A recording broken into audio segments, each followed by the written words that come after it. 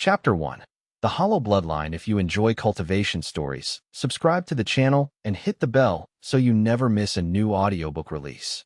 Now let's begin. The assessment hall of the Crimson Sword sect was ancient stone and precious wood, carved from the heart of the Purple Mountain over the course of centuries. Sunlight streamed through high windows, illuminating countless dust motes that danced like spirits in the still air. The hall had witnessed 10,000 assessments. It had seen the rise of countless disciples, the formation of factions, the slow accretion of power that turned a young sect into one of the major powers in the region. Today it would witness the ruin of a boy's hopes. Yi Qian stepped forward, his heart pounding so hard he was certain everyone in the hall could hear it. His meridians were exposed to the scanning light of the Bloodline tester, a construction of refined jade and ancient metal that had been used for this purpose for over 300 years. The artifact was as long as his arm, marked with intricate runic patterns that glowed with soft luminescence when activated.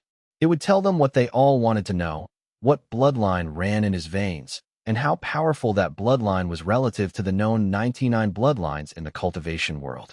Around him, dozens of other disciples waited their turn.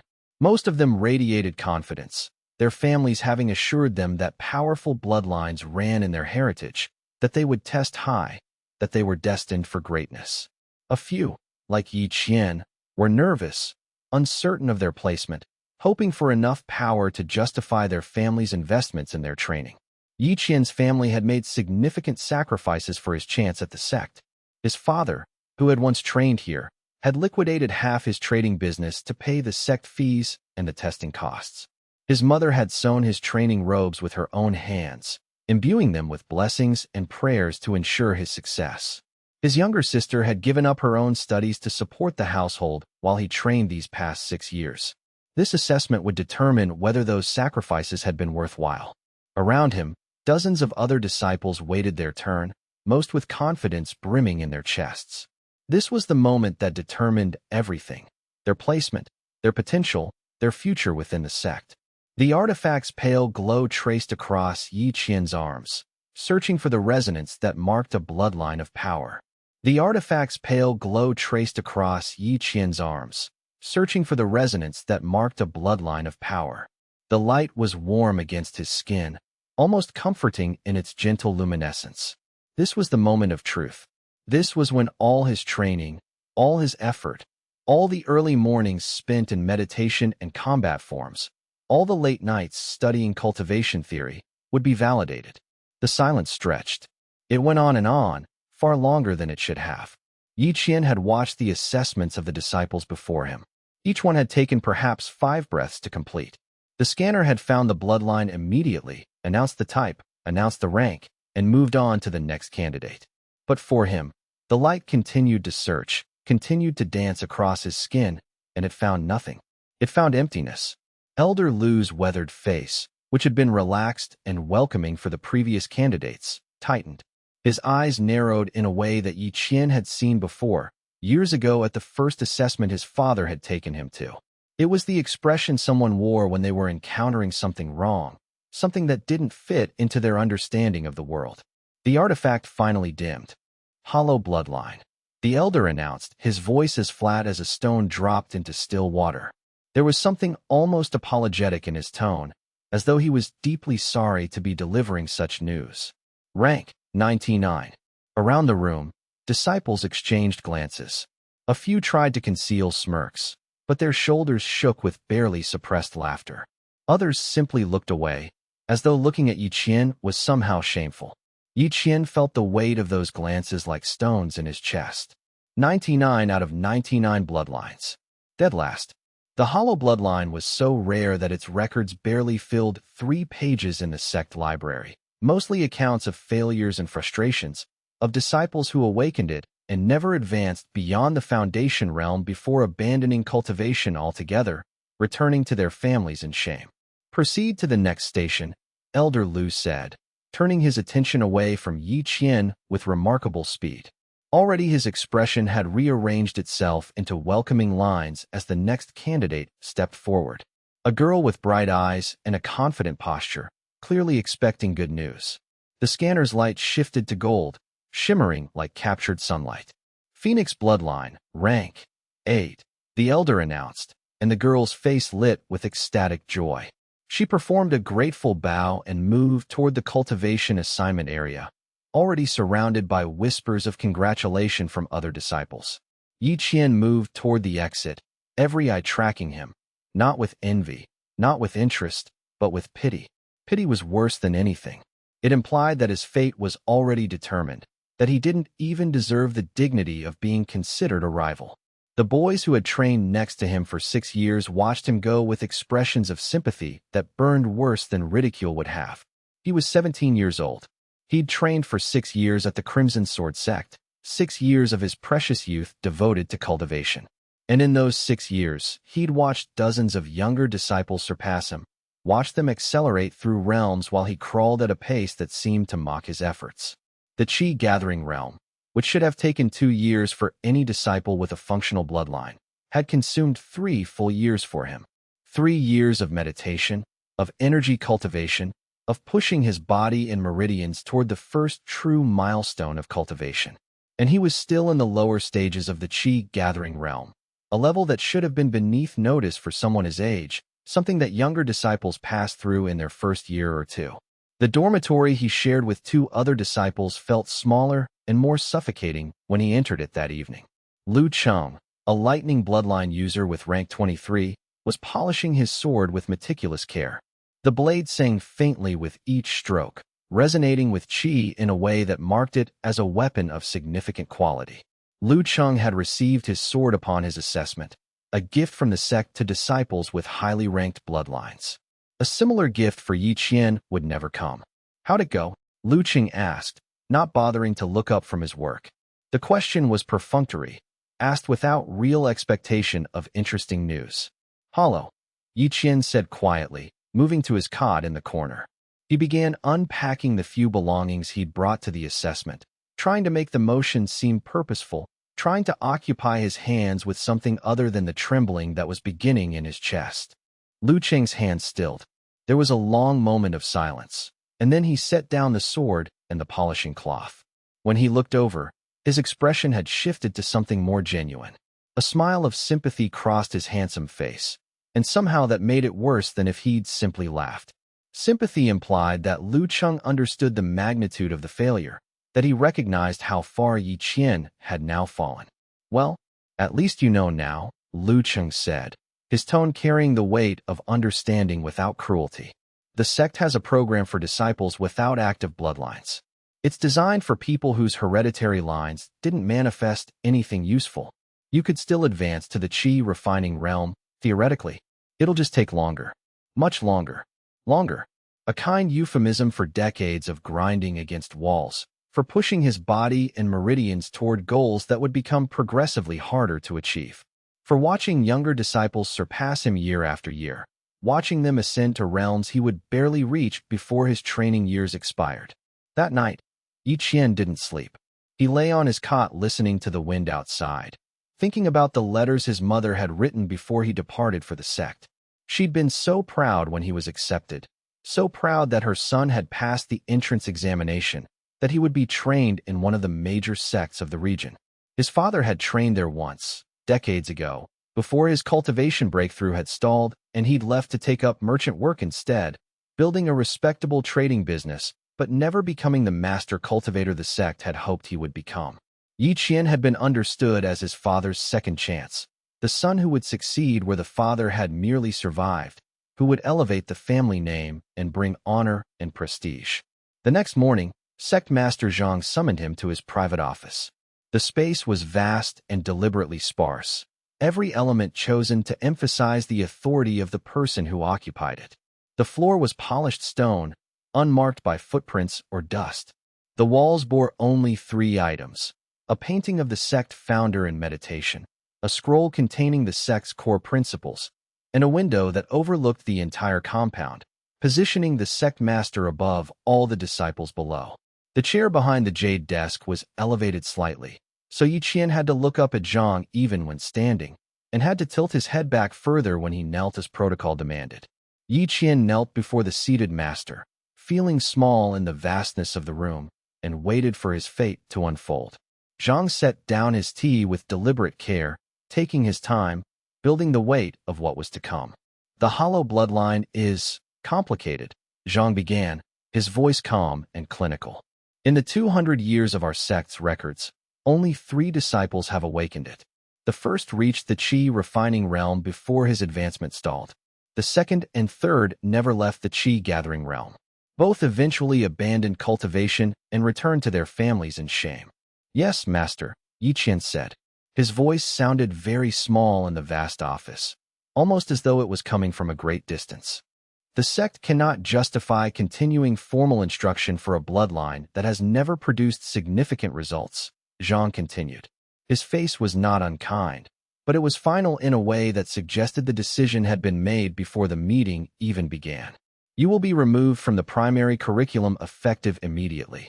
You may remain at the sect and train independently if you wish, but you will receive no more guidance from the elders. They will not accept you as students anymore. You'll maintain dormitory privileges and access to the library, though certain restricted sections will remain closed to you. You'll be given work duties to justify your residence, kitchen work, grounds maintenance, that sort of thing. This is merciful, you understand. A lesser sect would expel you entirely, would demand repayment of the training costs, would mark you as a failed disciple. We're offering you a chance to salvage something from this situation. Use this time to decide whether you wish to continue pursuing the path of cultivation, or whether you'd prefer to return to your family and accept a different sort of life. It was, in fact, merciful according to the standards of cultivation sections. It was also the death of his future as a cultivator, the effective end of any legitimate path to advancement. No elder would train him. No disciple would spar with him. No one would invest time in someone with a bloodline ranked dead last. Yi Qian bowed again and left, his body moving through the motions of respect, while his mind spiraled into the understanding of what had just been decided. He spent the next 3 days moving through the sect in a daze, floating through the normal routines of his daily life, while his mind remained somewhere else entirely. Other disciples gave him space, as though the hollow bloodline was contagious somehow, a stain on the soul that might spread if they ventured too close to him. The difference in treatment was stark and immediate.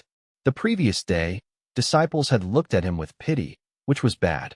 But pity was a human emotion, rooted in empathy. This new treatment was different.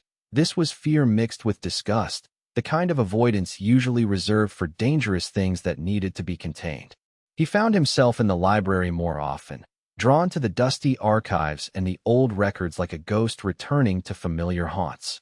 The 3 cultivators with the hollow bloodline from the sect's known history stared back at him from yellowed pages, their images so faded and obscured that they were barely distinguishable, just shadows of faces and shapes of bodies, as though time itself had worked to erase any record of their existence. 2 of the 3 entries had names and dates, detailed records, information about what realms they reached, when they joined the sect, when they eventually left. But the 3rd entry was different.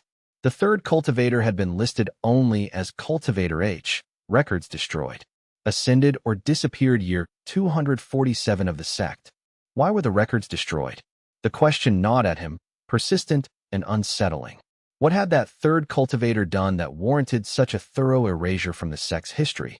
Had they become too powerful? Had they discovered something that frightened the sect's leadership?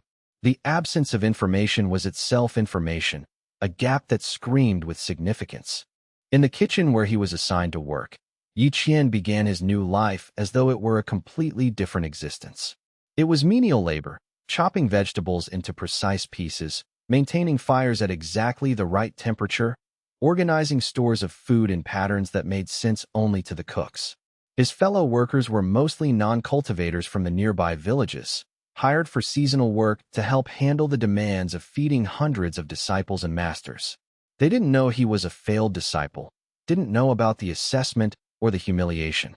To them, he was just another worker, and there was a strange kind of freedom in that invisibility. For the first time in months, really, for the first time since arriving at the sect, he could exist without the weight of disappointment following him like a shadow. No one expected anything from him here. No one measured his progress. No one whispered about his pathetic bloodline. He chopped vegetables, and the vegetables were chopped. He maintained fires, and the fires burned. It was simple, It was clean. It was during the second week of his new routine that the incident occurred. The moment that would change everything. That would mark the point where his life began to veer in a direction that no one could have predicted. He was returning from the vegetable garden late in the afternoon, his hands still stained from working with the earth and the plants. The sun was beginning to descend toward the horizon, painting the sky in shades of orange and red.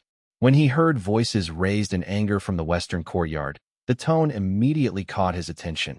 He recognized the particular quality of anger that came with cruelty and power being exerted against someone helpless. Drawing closer to investigate, Yi Qian recognized one of the voices, Su Ming, an outer disciple in the mid-stages of the Qi refining realm with a well-known reputation for cruelty and bullying. He made a habit of preying on younger disciples when the elders and masters weren't watching, using his superior cultivation to dominate anyone weaker than himself. This time, his victim was a girl no more than 13 years old, trying desperately and failing to shield a bleeding arm from further strikes. "Please," she was saying, her voice shaking with pain and fear. "I didn't mean to spill your tea. I was carrying it too carefully, and I'll pay for it. I'll replace it with better tea. Su Ming grabbed her collar roughly, his hand clenching into a fist. "A rat bloodline has no right to be clumsy in the presence of better disciples," he snarled, his voice dripping with contempt. His hand was already rising, ready to deliver another blow that would undoubtedly add to her injuries. Yi Qian didn't think. His body simply responded to the situation, moving on instinct rather than conscious choice. He crossed the courtyard in 3 quick strides, covering the distance in a movement so natural it seemed inevitable, and planted himself directly between Su Ming and the girl. Su Ming's eyes widened slightly as this unknown disciple suddenly appeared in front of him. Then recognition slowly crossed his face, a shift in his expression that moved from surprise to understanding to amusement. He recognized the boy, recognized the story that had already spread through the entire sect about the failed assessment. "The hollow bloodline," he said, as though discovering a particularly pathetic insect on the ground. "Come to play, hero? That's almost touching. How noble of you to throw away what little dignity you have left." "Let her go," Yi Qian said, his voice steady despite the fear that was beginning to build in his chest. He was challenging someone in the Qi refining realm while he was stuck in the Qi gathering realm. This was reckless beyond measure. Su Ming laughed, genuinely, from deep in his belly, the sound of someone who found the situation hilarious. The laugh echoed off the courtyard walls, bouncing back from the stone. "You have no power here. You're nothing. A test failure walking around like you belong to the sect. Should I show her what happens to trash that speaks out of turn?" He was still laughing when he turned his attention fully to Yi Qian and casually backhanded him across the face.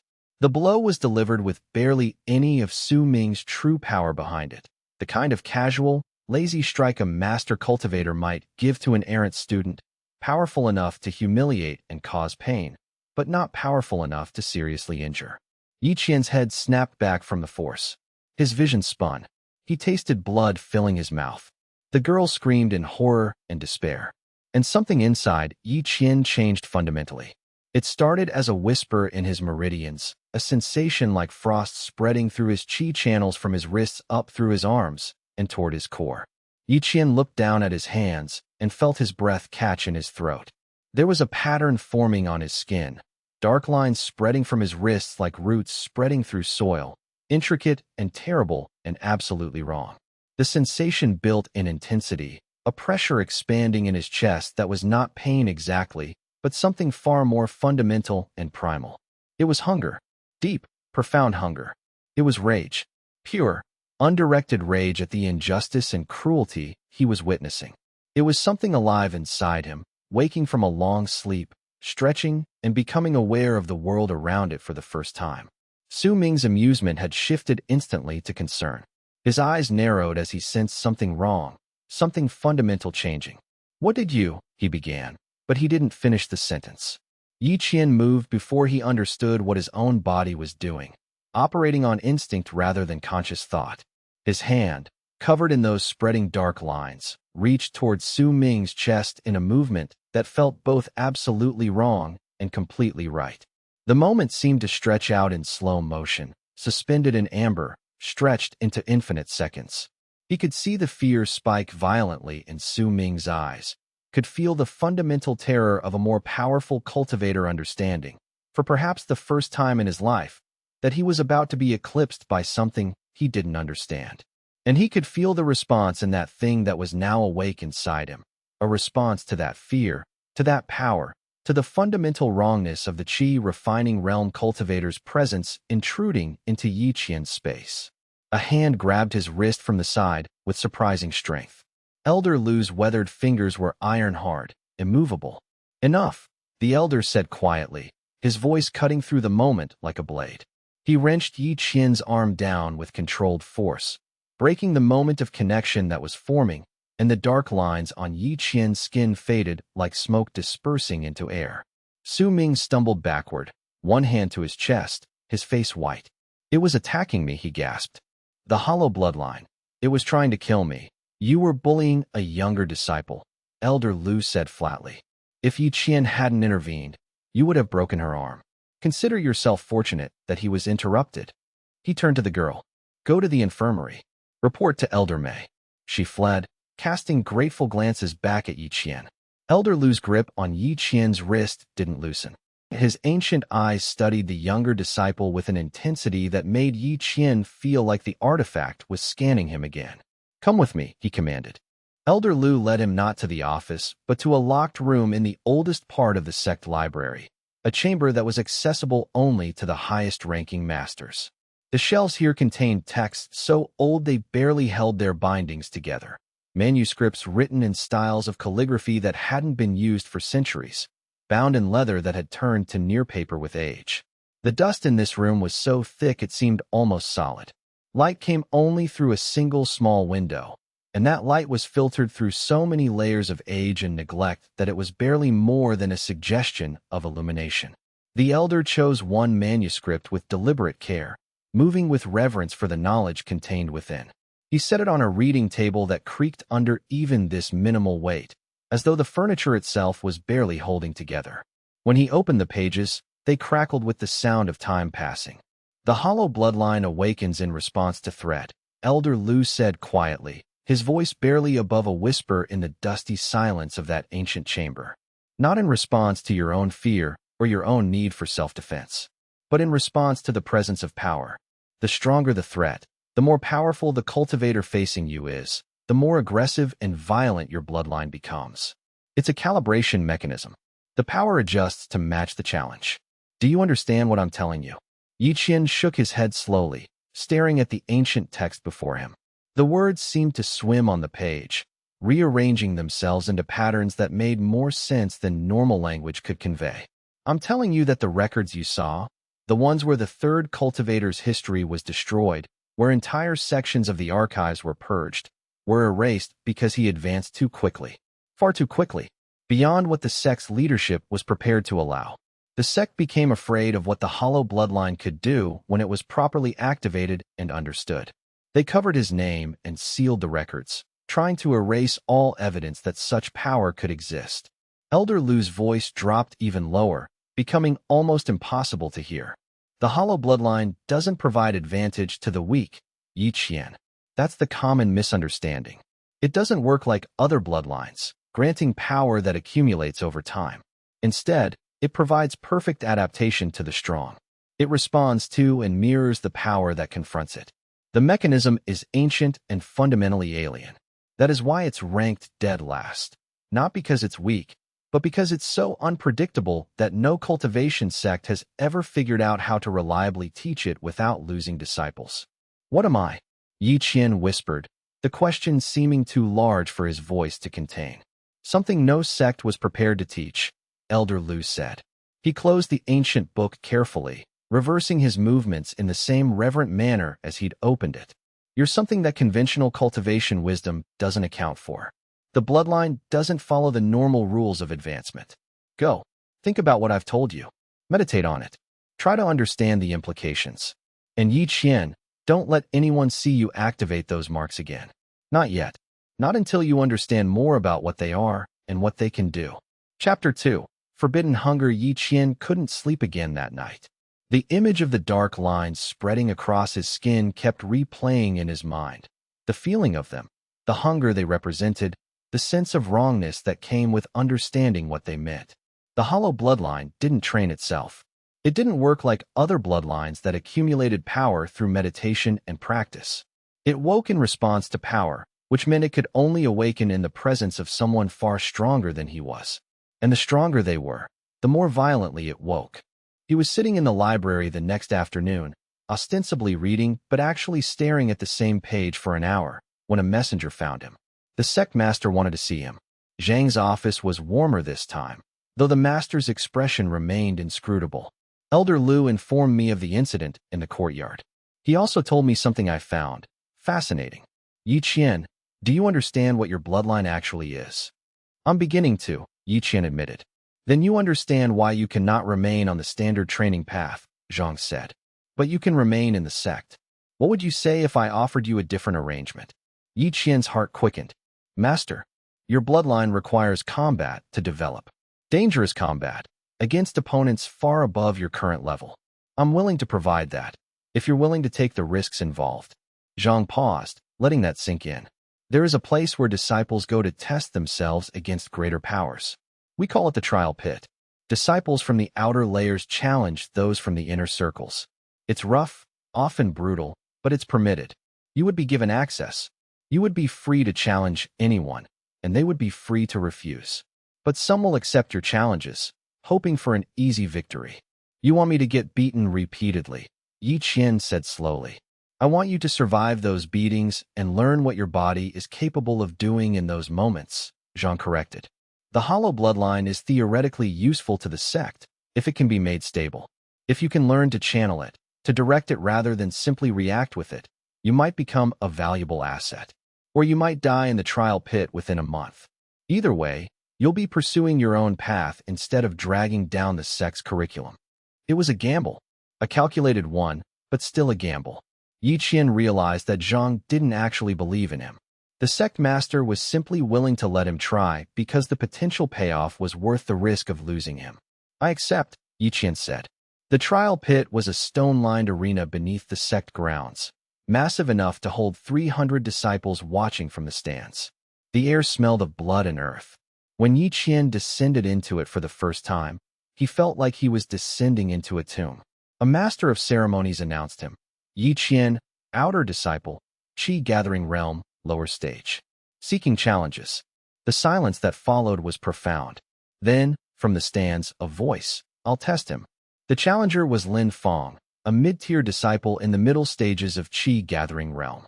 Not someone who would kill Yi Qian, but certainly someone who could beat him soundly. Lin Fong was known for being cruel but not murderous. He liked to make his opponents suffer a little before finishing them. They faced each other in the pit. Lin Fong had the arrogance of someone who'd never really struggled. I'll try not to kill you, he said cheerfully. Then he attacked. It was nothing like sparring with Lu Cheng had been. This was intent to dominate, pure and simple. Lin Fong came in with a palm strike infused with qi, and Yi Qian barely managed to roll aside. The force of the blow cracked the stone floor. Yi Qian had expected pain. What he hadn't expected was how fast his body would respond. The moment Lin Fong's qi had flared, the moment Yi Qian felt that power flooding into the pit, something in him had woken. The dark lines crawled up his arms again, spreading faster this time, covering him in patterns like a map of star systems.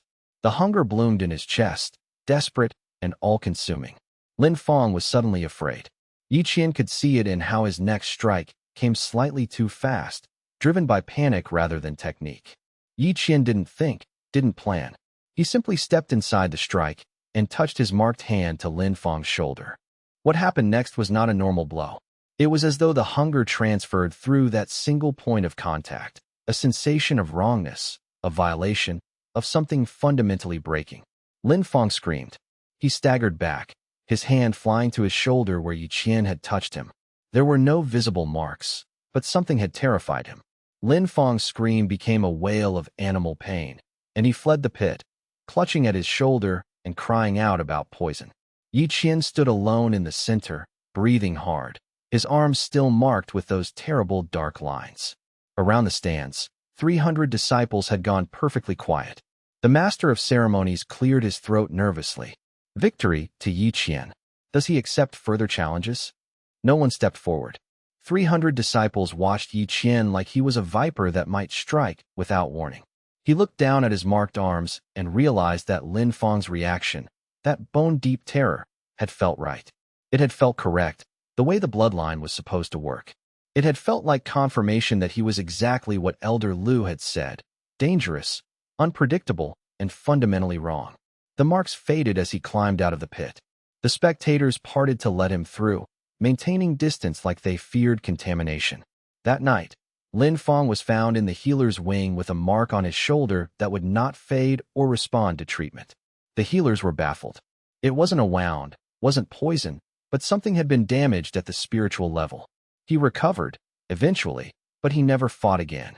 He took a merchant's contract and left the sect within a month. Word spread quickly. The Hollow Bloodline had nearly killed a mid-tier disciple. And the rumor that spread wasn't that Yi Qian was dangerous. It was that he was cursed. Disciples began whispering when he passed. Some made signs against evil. Others simply moved away. Yi Qian found himself more alone than he'd ever been, even when everyone had just pitied him. 3 days later, a different kind of opportunity presented itself. Sect Master Zhang summoned him again, and this time the master was smiling. "You've caused quite the stir," Zhang said. "Lin Feng's injury is more interesting than I anticipated. The healers can't find a cause. No qi corruption, no physical damage, but his cultivation has suffered. He can't access his qi properly in that shoulder. It's as though something severed the connection between his body and his core." "I didn't mean to," Yi Qian began. "Of course you didn't. You don't yet understand what you're capable of," Zhang interrupted. "But that's precisely the point. The Hollow Bloodline doesn't operate like a normal technique. It seems to damage the opposition at the level of cultivation itself. Do you grasp what that means?" Yi Qian did, and the understanding made him feel sick. "It means," Zhang continued, "that you're potentially capable of permanently crippling any cultivator you touch while your bloodline is active. The stronger they are, the more damage you can inflict. This makes you extraordinarily valuable and extraordinarily dangerous." "I'm a weapon," Yi Qian said flatly. "You're a tool," Zhang corrected. "Tools can be used or stored. Weapons are meant to be wielded. You're more like a contained threat, something we need to understand fully before it understands itself. Which brings me to my next offer. I want you to undergo systematic combat training. Not traditional cultivation, but tactical training. Fighting styles designed to keep you alive long enough to activate your bloodline and get a touch on your opponent. In exchange, you'll remain at the sect with continued access to housing and food." It was a gilded cage. It was also exactly what Yi Qian needed. "I accept," he said. Chapter 3. The Touch That Breaks. The training began the next morning before dawn in a private chamber beneath the sect, a space so far underground that it seemed to exist outside of normal geography. Yi Qian descended hundreds of steps carved from living stone, each one taking him deeper into the earth, away from the light and the life of the sect above. The chamber at the bottom was vast, its ceiling lost in shadow, its floor marked with patterns of wear that suggested countless disciples had trained here over centuries. Yi Qian's new instructor was a lean, scarred man named Master Chun who had been a soldier before joining the sect. The scars covered his arms and parts of his face, marking him as someone who had survived battles that should have killed him. Chun didn't have particularly impressive cultivation.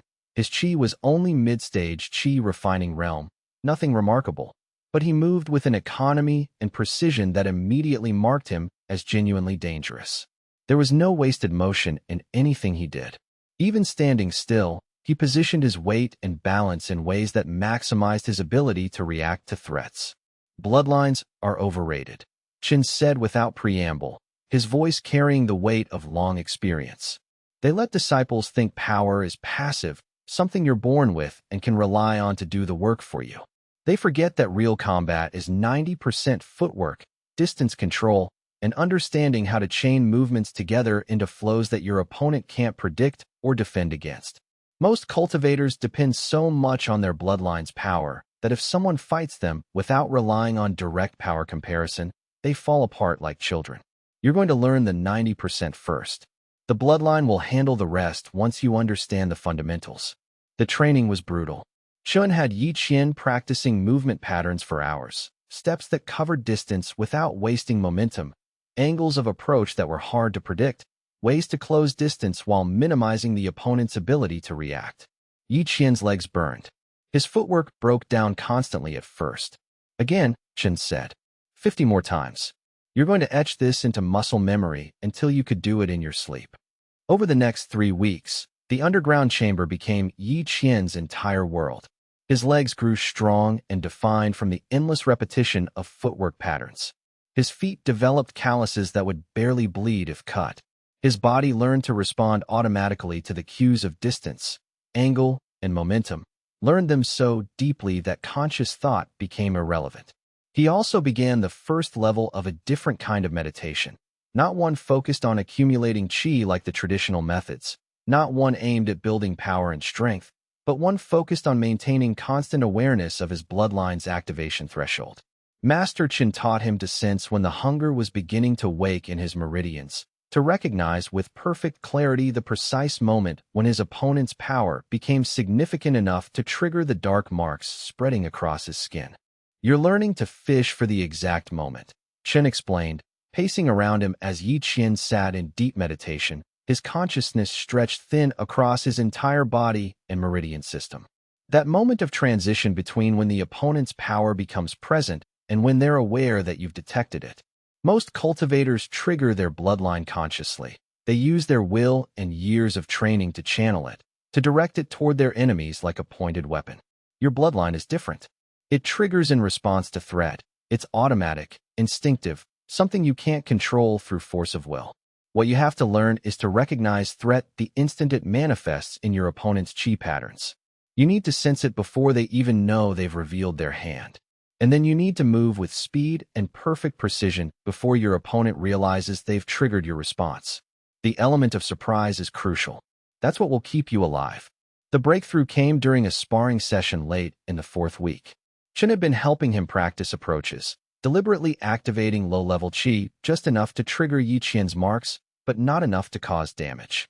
They'd done this routine 3 times already, and Yi Qian had failed to capitalize on the opening each time. He was starting to understand that he was approaching the problem incorrectly. He was thinking too much, analyzing too much, trying to control something that was meant to be intuitive. On the 4th iteration, something clicked. Yi Qian felt the moment Chen's qi flared, felt it like a distant flame being lit in the darkness of his awareness. He saw the dark marks beginning to spread across his arms before they even finished spreading, started moving in response to the initial trigger rather than waiting for the full activation. He moved immediately, using the footwork patterns he'd practiced hundreds of times a day, closing the distance from across the sparring chamber in a single flowing motion that seemed to defy the normal laws of time and space. His marked hand would have touched Chen's chest, would have transferred whatever the bloodline did to the master, but Chen sidestepped with a laugh, moving with the perfect understanding of someone who'd been waiting for this moment. There, you understand now. The marks aren't the activation, they're the signal. You don't need the full transformation to occur before you move. You just need the first whisper of awakening, one contact point, and the bloodline will do the rest through that touch. Let's do it again, and this time I'll actually try to defend instead of just stepping aside. They spent the next 2 hours working through variations of the same concept. Yi Qian learned to treat the marks as a cue rather than an automatic response, using them as nothing more than a signal that his approach was viable and his opponent was sufficiently threatening to warrant engagement. He learned to vary his angles of approach, sometimes coming from the left side, sometimes from the right, sometimes diving low to come up underneath the opponent's guard. He learned to read how his opponent was reacting to the early marks, how they adjusted their defense, what options they gave up in that moment of distraction. By the end of the 2 hours, he was exhausted and exhilarated in equal measure. His legs felt like they were made of water. His lungs burned from the exertion. But his mind was clearer than it had ever been. He understood, finally, what he was supposed to become. Good, Chen said, not even breathing hard despite the exertion. His cultivation was enough that physical effort could be managed more easily. Very good. You finally understood the principle. Now you're ready to try again in the trial pit. But this time, you're not just reacting to what happens to you.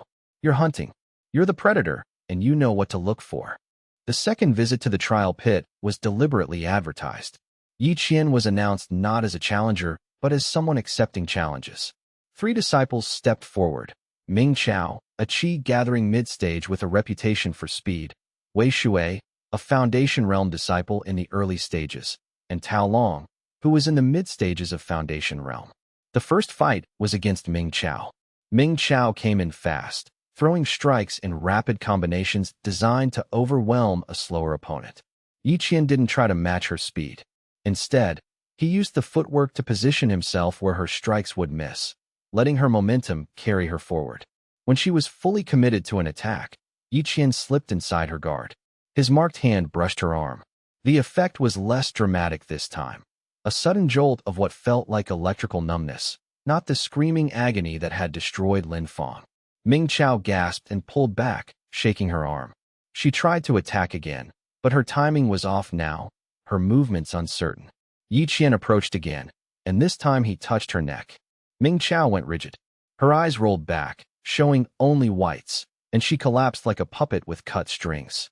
When the healers rushed to examine her, they found no visible wound, no broken bones, no evidence of physical trauma.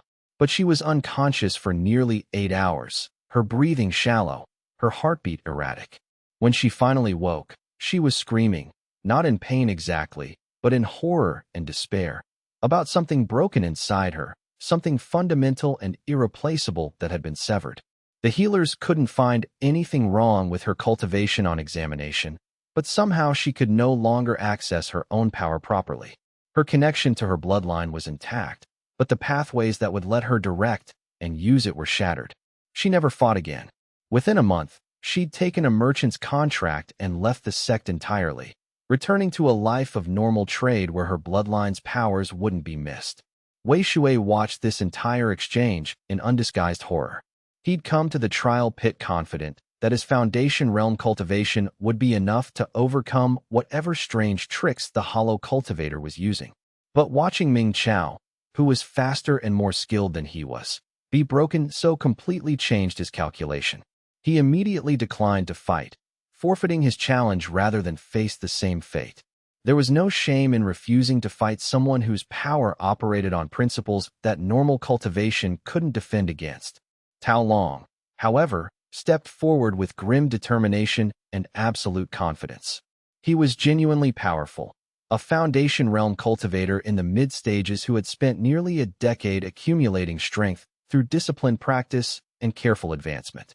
He was known throughout the sect as one of the most talented mid-stage cultivators, someone who was expected to reach the higher stages quickly.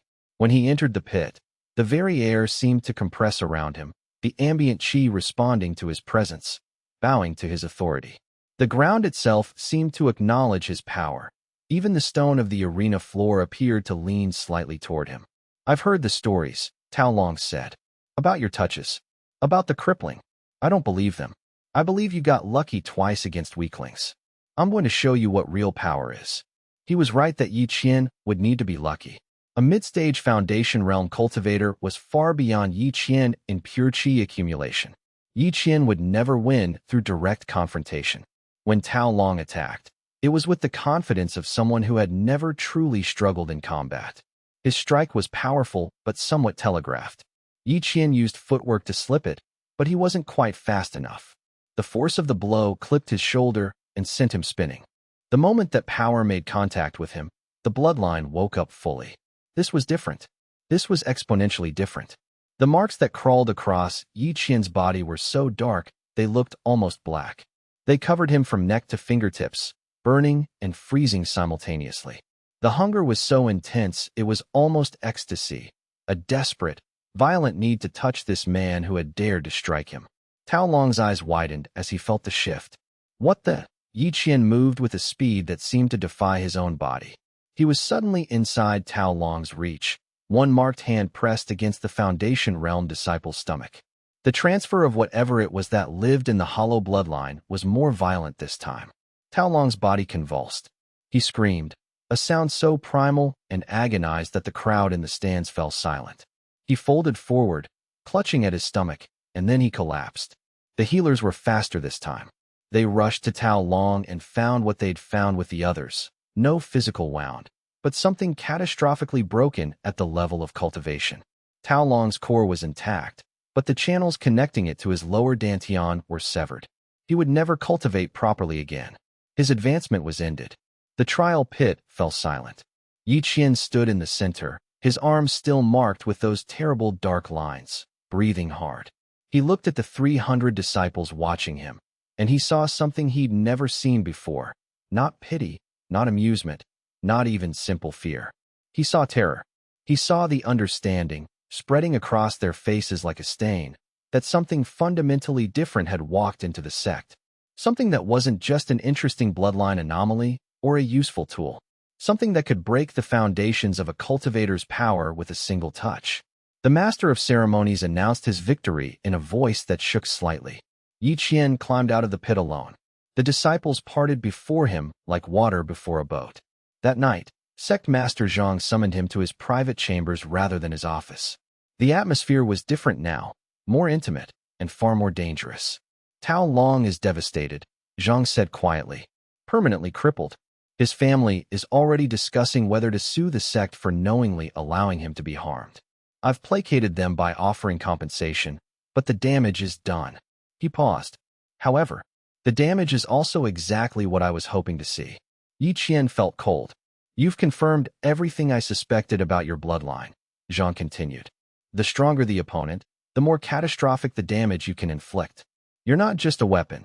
You're a weapon designed to target the strongest our enemies can field. A high-stage cultivator who touches you might be crippled for life. A saint-level cultivator. Zhang trailed off meaningfully. Is that why you wanted this? Yi Qian asked. To prove I could do this? Partially, Zhang admitted.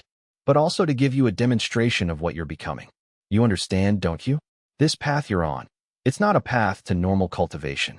It's a path to something else entirely. It's a path to isolation, Yi Qian said. It's a path to power, Zhang corrected. Isolation is just the cost. Most of the sect has now heard about what happened to Tao Long. No one will challenge you again. Not until they grow confident enough to think they can't be harmed, at which point you'll prove them wrong. You'll spend the next months, the next years, training alone, getting stronger in isolation. And when you're finally strong enough, when you understand your bloodline fully. Zhang stood and walked to the window, looking out at the night. Then the sect will have a tool they can point at problems they can't solve any other way. But first, you need to learn to control that thing inside you. You need to understand how to activate it, how to direct it, how to turn off the hunger when you're not using it. And how do I do that? Yi Qian asked. That, Zhang said, turning back to him with something almost like pity in his eyes, is a question I'm not sure anyone can answer. You're going to have to figure it out yourself. That's what makes you so interesting. Chapter 4. The Garden of Broken Things. For the next 6 months, Yi Qian's life became a strange and solitary existence. He continued his work duties in the kitchen, but spent all his free time either training with Master Chun or practicing in isolated areas of the sect, where his bloodline's manifestations wouldn't frighten the other disciples.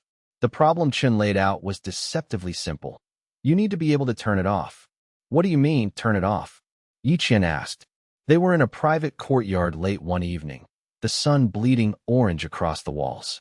The marks appear when you sense powerful qi, Chen explained. They activate automatically in response to threat. That's useful when you're in combat. It's useless, worse than useless, it's a death sentence, when you're trying to hide what you are. If you can't control the activation, you'll never be able to move freely.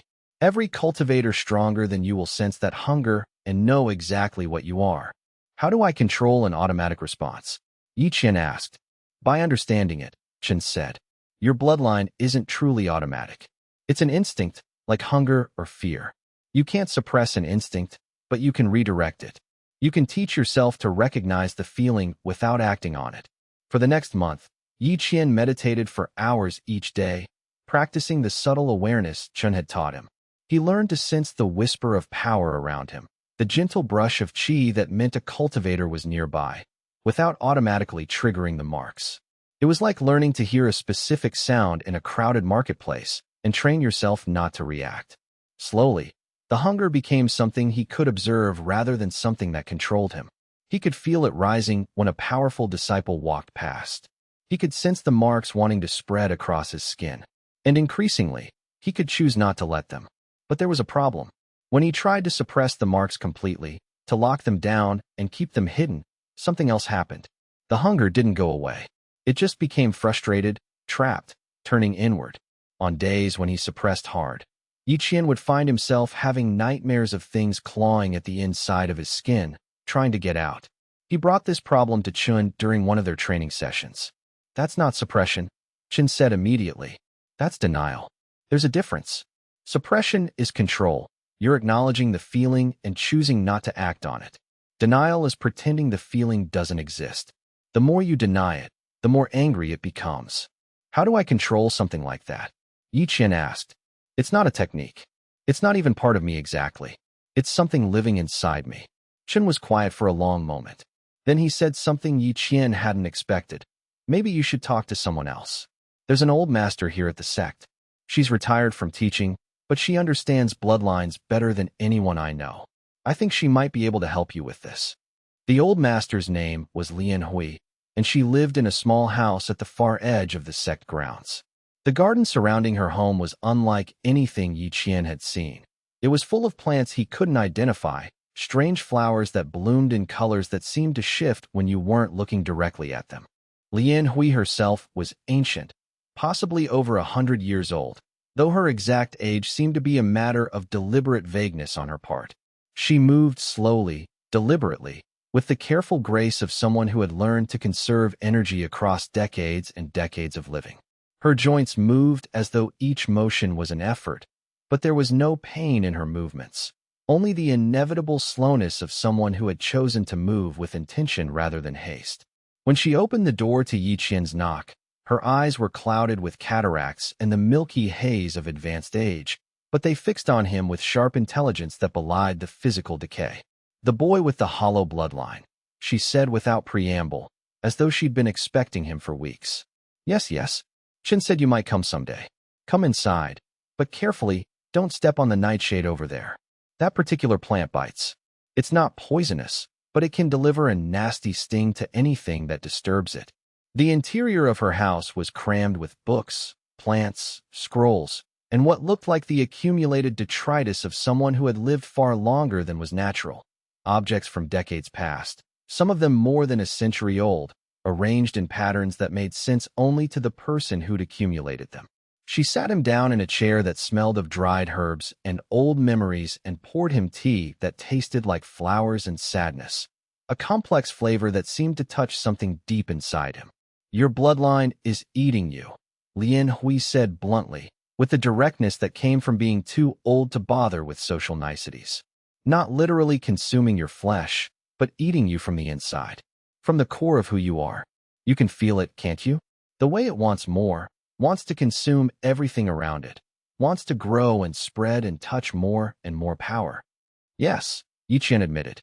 It felt good to speak the truth, to say it aloud to someone who understood. "It gets worse when I try to hide it. When I suppress it, the hunger just turns on itself and starts clawing at me from within." "Of course it does." The hollow bloodline was designed by something that understood predation and hunger very well. Lian Hui poured herself tea as well, moving with practiced deliberation. "Do you know why it's called the hollow bloodline? What that name actually means?" Yi Qian shook his head, leaning forward. "It's called hollow because the people who created it, and yes, it was created, not something that evolved naturally through the normal processes of bloodline development. They wanted something that would empty itself into whatever it touched, something that would hollow out its prey and fill itself with their strength. It's not about gaining power for yourself, not really. That's the surface-level understanding. Deeper than that, it's about translating one form of power into another, converting the power that cultivators accumulate through years of effort into something entirely different, a weapon that can be used against power itself." "Who created it?" Yi Qian asked, the question tumbling out before he could think through its implications. "Someone very old and very angry," Lian Hui said. She set her tea aside and looked at him with those clouded eyes that somehow saw more than normal eyes ever could. Someone who understood that conventional power wasn't always enough, that sometimes you needed something that worked differently, something that the normal rules didn't apply to. Does it matter to you now? They're long dead, turned to dust centuries ago. What matters is that you have their weapon inside you, and that weapon has never liked being controlled by normal limitation. It wants to be used. It wants to hunt. It wants to understand itself. I can't just let it hunt, Yi Qian protested. I'll destroy everyone around me. I'll become exactly what everyone fears I am. Will you? Lian Hui asked. She stood with difficulty, her ancient body protesting the movement, and moved toward a shelf that held dozens of bound journals and scrolls. She pulled down one journal bound in leather that had clearly seen centuries of use, its edges worn smooth by handling, its spine cracked with age and use. When you touched that boy in the courtyard, the one who was bullying the young girl who has a rat bloodline, did you consciously intend to break him? Did you plan to damage him permanently? No, Yi Qian said. I didn't even know it would do that. I just wanted to stop him from hurting her. And when you fought Lin Fong in the trial pit, did you go there wanting to cripple him? I was just trying to defend myself. I didn't know. Exactly. Lian Hui interrupted, her voice carrying the weight of long experience and deep understanding. You're still thinking like someone who has a bloodline that's separate from themselves, a tool they're wielding consciously. The hollow bloodline is not a tool you're wielding. It's not even a power you're channeling in the traditional sense. It's a living thing, not alive in the way animals are alive, but alive in the way consciousness is alive. It has grafted itself into your family line generations ago, and it's been sleeping for decades and decades, waiting dormant for a host who could actually survive its awakening. You are that host. She settled back into her chair and opened the journal to a marked page. The page is crisp with age. This was written by the last person I knew who carried the hollow bloodline, a woman named Xiefeng, who walked this path nearly 300 years ago. She wrote extensively about the moment she understood that the bloodline wasn't something she controlled. It was something she was in a relationship with, something that required negotiation and understanding. Lian Hui began reading from the ancient text, her voice taking on a quality that suggested she'd read these words many times. The bloodline does not hunger for power the way human cultivators hunger for power. It hungers for compatibility. Perfect match. It wants to find its perfect predator and become one with them, merging consciousness with consciousness. Every cultivator it touches is a test of this deep compatibility. Can I consume them? Do they contain the power I was meant to devour and merge with? The answer is almost always no, and that's why it hurts them so severely. It's not trying to destroy them out of malice. It's trying to absorb them, to merge with them, and when they resist the merger, when there will fights back against the process, that's what creates the permanent damage. Lian Hui closed the journal carefully, reverently. The key insight is in the last words. Resistance creates damage. Refusal to accept the merger creates the wound. Cooperation, on the other hand, creates, well, we don't actually know for certain, because the last cultivator with the hollow bloodline disappeared before she could complete her research and record her findings. But based on what little was written, cooperation might create something entirely different, something that isn't destruction at all. She disappeared? Yi Qian asked. She either transcended cultivation entirely, achieved some form of enlightenment that took her beyond the normal realms, or she allowed the bloodline to completely consume her. The sex records were destroyed specifically so no one could follow her path. Lian Hui settled back into her chair with visible relief. The question is, which of those outcomes are you willing to accept? Chapter 5. The choice. Yi Qian spent the next week in Lian Hui's garden, spending his rare free time absorbing everything the old master was willing to teach him. She gave him exercises, not traditional cultivation, but meditative practices designed to create relationship rather than control. Stop thinking of the bloodline as an invader, Lian Hui instructed. Instead, think of it as a partner. You're negotiating with it. You're learning what it wants and what you want, and finding space where those desires overlap. The exercises were strange. She had him sit in meditation while she deliberately activated qi around him, watching as the marks spread across his skin. But instead of trying to suppress them or control their appearance, he was supposed to acknowledge them, appreciate them, allow them to exist without demanding they do anything. The bloodline hungers, Lian Hui explained. That's its nature. You can't change its nature any more than you can change the fact that you need to breathe. What you can do is give it a purpose that aligns with your own needs. What purpose? Yi Qian asked. It's a weapon. Its only purpose is to hurt people stronger than me. Is that what you want it to be? Lian Hui asked back. Yi Qian opened his mouth to answer and then stopped. The question was more complex than he'd realized. What did he want the bloodline to be? He'd been so focused on what it was that he'd never really thought about what it could become. On the 7th day of his time in the garden, something shifted. He was meditating under one of the strange flowering trees when he felt the bloodline do something new. Instead of responding to external power, it reached out. Like it was exploring something, testing boundaries that had never been tested before. And for the first time, he understood what Lian Hui had meant by cooperation. The bloodline wasn't trying to destroy him. It was trying to understand him, to map the compatibility between his will and its nature. It was seeing if they could work together towards something neither of them could achieve alone. Yi Qian felt the dark marks spread across his body again. But this time, they didn't feel like an invasion. They felt like integration. They felt right, in a way nothing had since his awakening.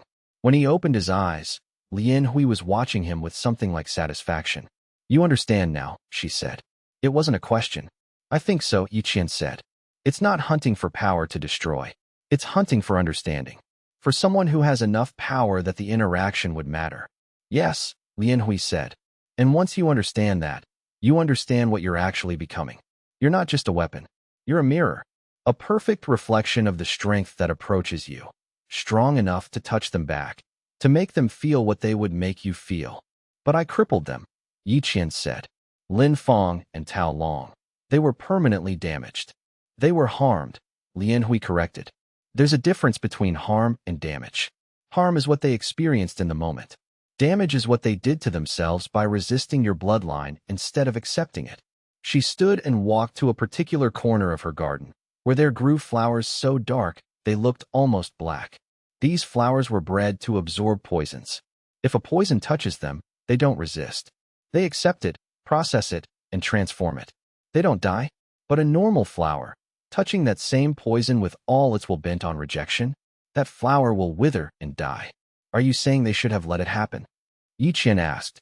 Let the bloodline consume them.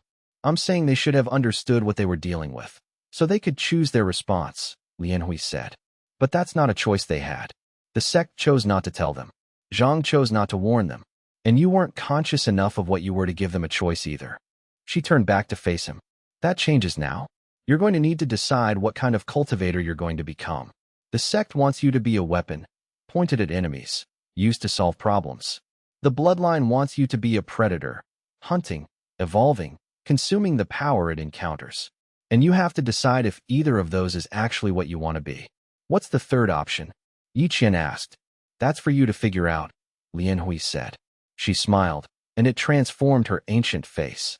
That's why I didn't just give you the answers. You have to choose your own path, even if the bloodline isn't entirely mine anymore. Wait, that last phrase made Yi Qian freeze. What did you mean by not entirely mine? He asked. You don't have a hollow bloodline. Not anymore. Lian Hui interrupted. I did once. A long time ago. It woke up, and we had our negotiation, and in the end, I made a choice I've spent 70 years questioning. She looked away, toward the dark flowers. I gave it up. I couldn't live with the hunger. I found a cultivator strong enough to absorb it, and I transferred it to them. 4 or 5 years, they were what you're becoming. Then they disappeared, just like the records said they would. Did they find the transcendence? Yi Qian asked. Did they become something beyond? I don't know, Lian Hui said quietly. I've spent decades wondering if I chose correctly. I've wondered if I was just a coward, running from something beautiful and terrible. And I think, perhaps, that I was both. She looked at him with those clouded but sharp eyes. Don't make my mistake, Yi Qian. Don't run from what you're becoming until you understand what it means. The world will judge you as a monster no matter what you do. But you don't have to believe it. That night, Yi Qian returned to his dormitory to find a message waiting for him. Sect Master Zhang wanted to see him immediately. The office was different this time. There were maps spread across the table, maps of the surrounding regions, marked with locations Yi Qian didn't recognize. Zhang looked tired, and there was an edge to his voice that suggested something had changed in his absence. We have a problem, Zhang said without preamble. There's a bandit group operating in the mountains west of the sect. They've been hitting merchant caravans, and one of them made the mistake of attacking a caravan carrying goods from an allied sect. That sect has demanded we either recover their goods or deliver compensation. More importantly, they've demanded we deliver punishment to the bandits. And Yi Qian asked, though he was beginning to understand. And the leader of the bandit group is a cultivator. Foundation realm, mid-stage, with enough power that conventional disciples would have trouble stopping him. However, Zhang smiled, and it was predatory. You could stop him. A single touch would cripple him permanently. Without their leader, the bandits would scatter. Yi Qian felt the bloodline stir inside him, sensing the shape of the proposition. A more powerful opponent. A hunt. A purpose. This is the first real task I'm asking of you, Zhang continued. Bring me proof that you've dealt with their leader, and the compensation we owe will be handled. If I do this, Yi Qian said slowly, what happens to me? You become essential, Zhang said. You become the tool that solves problems no one else can. You become a person the sect depends on. That's not what I asked, Yi Qian said. I asked what happens to me, not to my standing in the sect.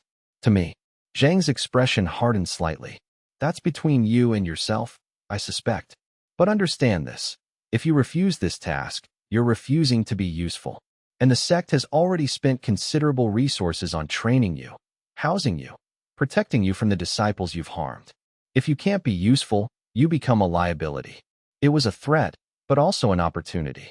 Yi Qian could feel the bloodline pulling at him, wanting to hunt, wanting to test itself against this foundation realm cultivator in the mountains. It was a hunt it could win. It was power it could touch and transform. He'd spent months learning that the bloodline wasn't just an invader, that it was possible to have a relationship with it based on cooperation rather than control. But that cooperation had to go both ways. I'll need 3 things, Yi Qian said. First, I need information about the bandits, their location, their schedule, their numbers. Second, I need Master Qin to accompany me. And third, I need your assurance that afterward, I'm free to continue training at my own pace, without being called on for other tasks unless I agree to them. Zhang's eyes narrowed, but then he actually smiled. You're learning to negotiate. That's good. Acceptable to all 3 terms. That night, Yi Qian packed what little he had. Early the next morning, with Master Qin beside him and a map in his hands, he left the Crimson Sword sect for the first time since arriving. The mountains were wild and beautiful and terrifying. Yi Qian felt his bloodline stirring with every step, sensing the distance he was putting between himself and safety, understanding that this hunt would be real in a way nothing else had been. By evening, they'd reached the bandits' camp. By morning, Yi Qian understood that everything he'd learned about himself was about to be tested. Chapter 6. The bandit camp. The morning light filtered through the mountain trees in thin, broken rays, creating patterns of illumination and shadow across the forest floor. The mountains west of the sect were wild places, territories where the sect's authority meant nothing and the strong did what they wished to the weak. Yi Qian and Master Qin had traveled for 3 days to reach this location, moving through terrain that grew progressively more dangerous the further they went from civilization. Now, in the pre-dawn hours, they lay in position on a ridge above the bandit camp, studying the layout with the attention and precision that Master Qin had drilled into Yi Qian over the past 6 months of intensive training.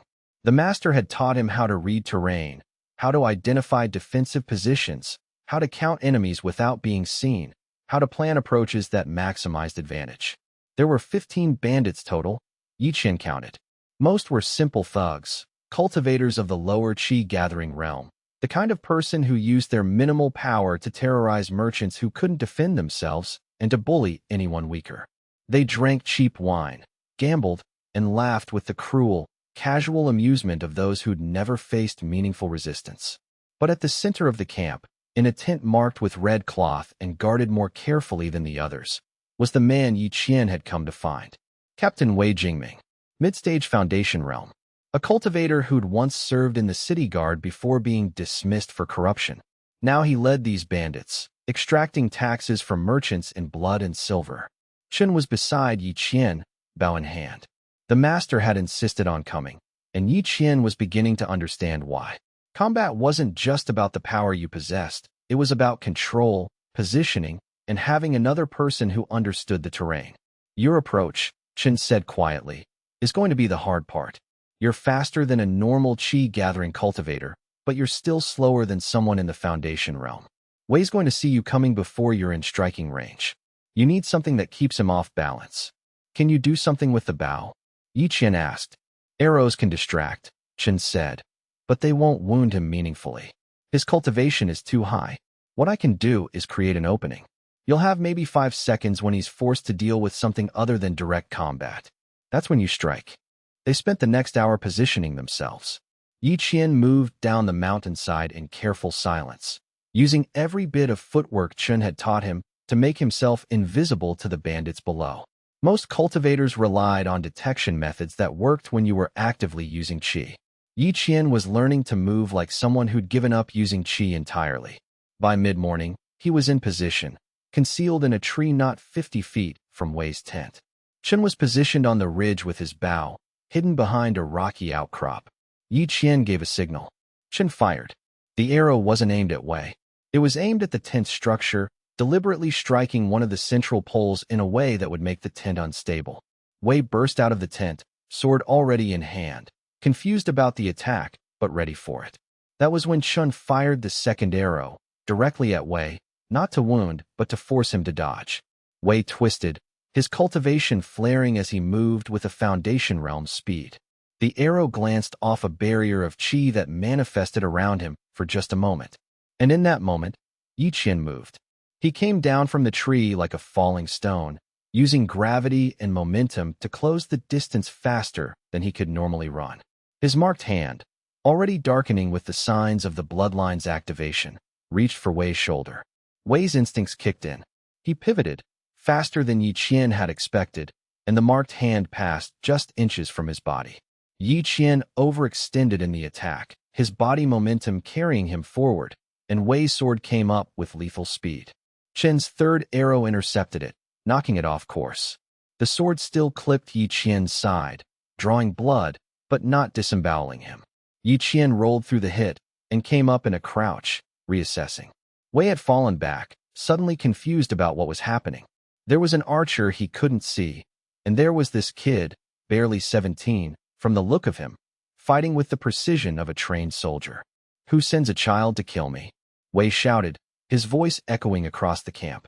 The other bandits were scrambling, drawing weapons, trying to figure out what was happening. Some were looking up at the ridge, trying to find the archer. Some were moving toward Yi Qian. Chen's arrows came faster now, not aimed at Wei, but at the other bandits, keeping them from concentrating on Yi Qian. The master was masterfully controlling the chaos, using arrows as redirects and threats rather than actual weapons. Wei realized what was happening. This wasn't a direct confrontation between two cultivators. This was a tactical hunt. Someone had studied his patterns and set up exactly the situation that would be hardest for him to escape from. Run! Wei shouted to his bandits, and he turned and bolted into the forest, deeper into the mountain. Yi Qian pursued. The hunt that followed was the most alive Yi Qian had ever felt. His bloodline was fully awake now, the dark marks covering him completely, and he could feel the satisfaction it was experiencing.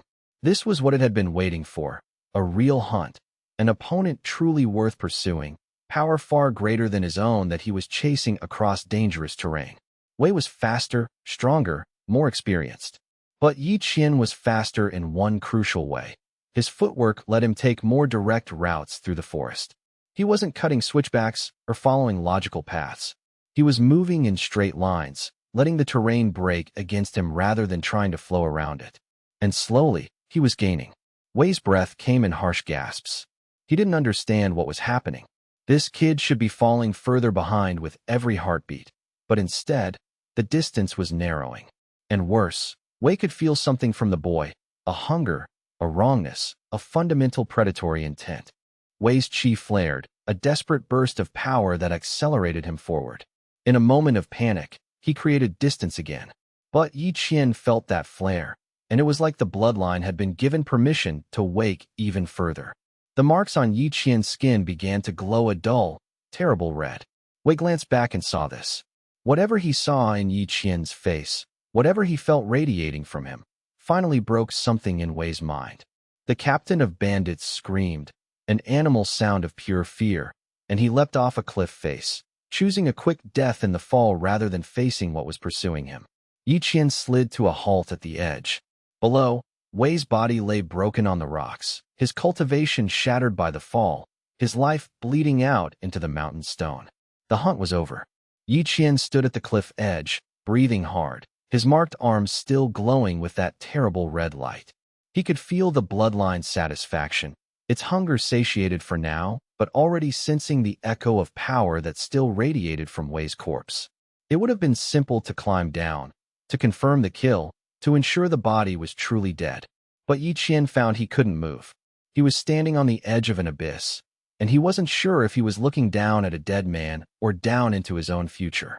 "Well done," Qin's voice said from behind him. The master was breathing hard from his run, but his voice was steady. Yi Qian turned to look at him. "He killed himself to get away from me," he said. "Yes," Qin said. "That's what fear does. That's what your bloodline is, terror given a physical form. An opponent's worst nightmare, made manifest." "I didn't even touch him," Yi Qian said. "You didn't need to," Qin replied. "He felt you. He understood what you were capable of, and he chose death rather than face it. The hollow bloodline's greatest power isn't in the touch. It's in the understanding that comes from being hunted by it." Yi Qian looked back at Wei's body. A man was dead. His threat was ended. But Yi Qian couldn't find satisfaction in it, only a strange hollowness that echoed inside him.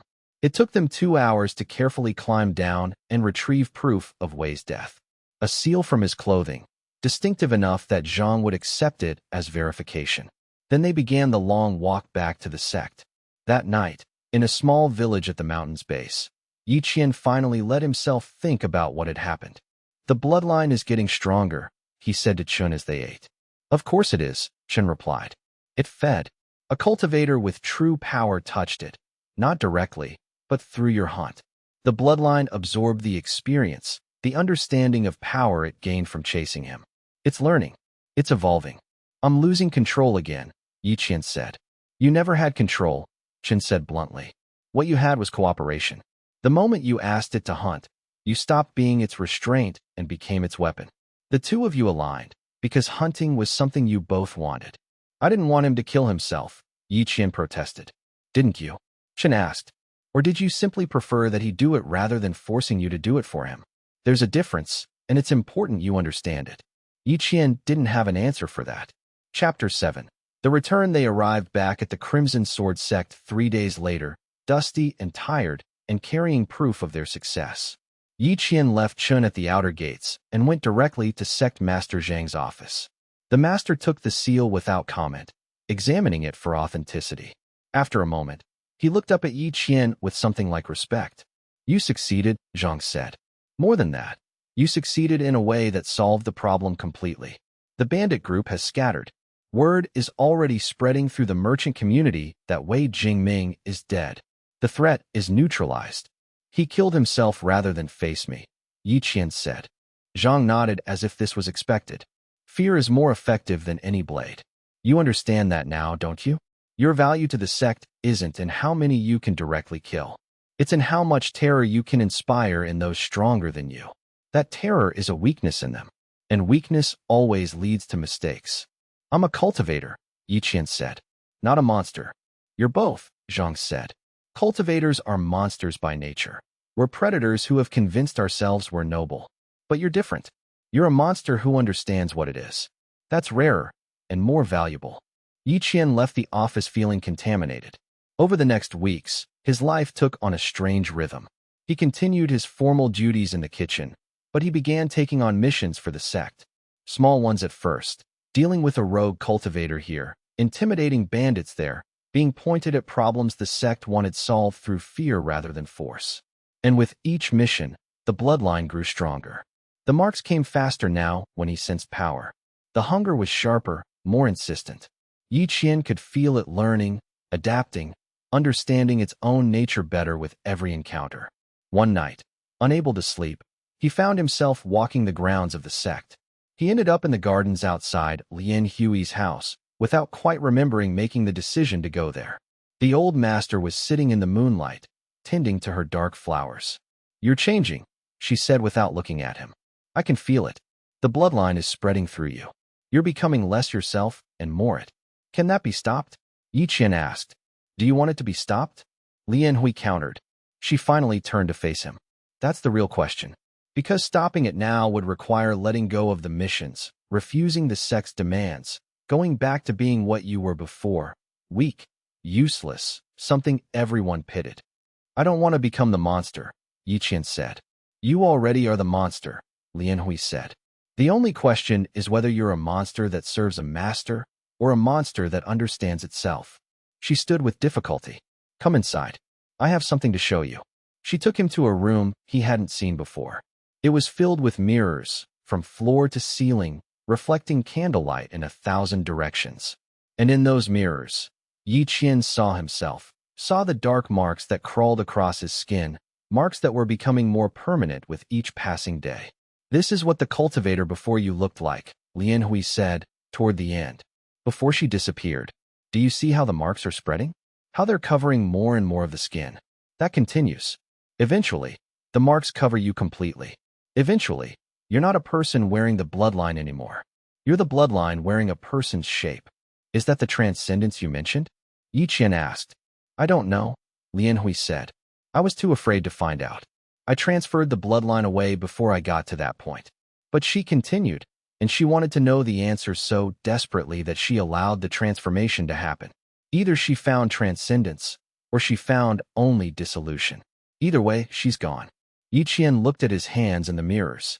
Already the marks were spreading further than they had been a month ago.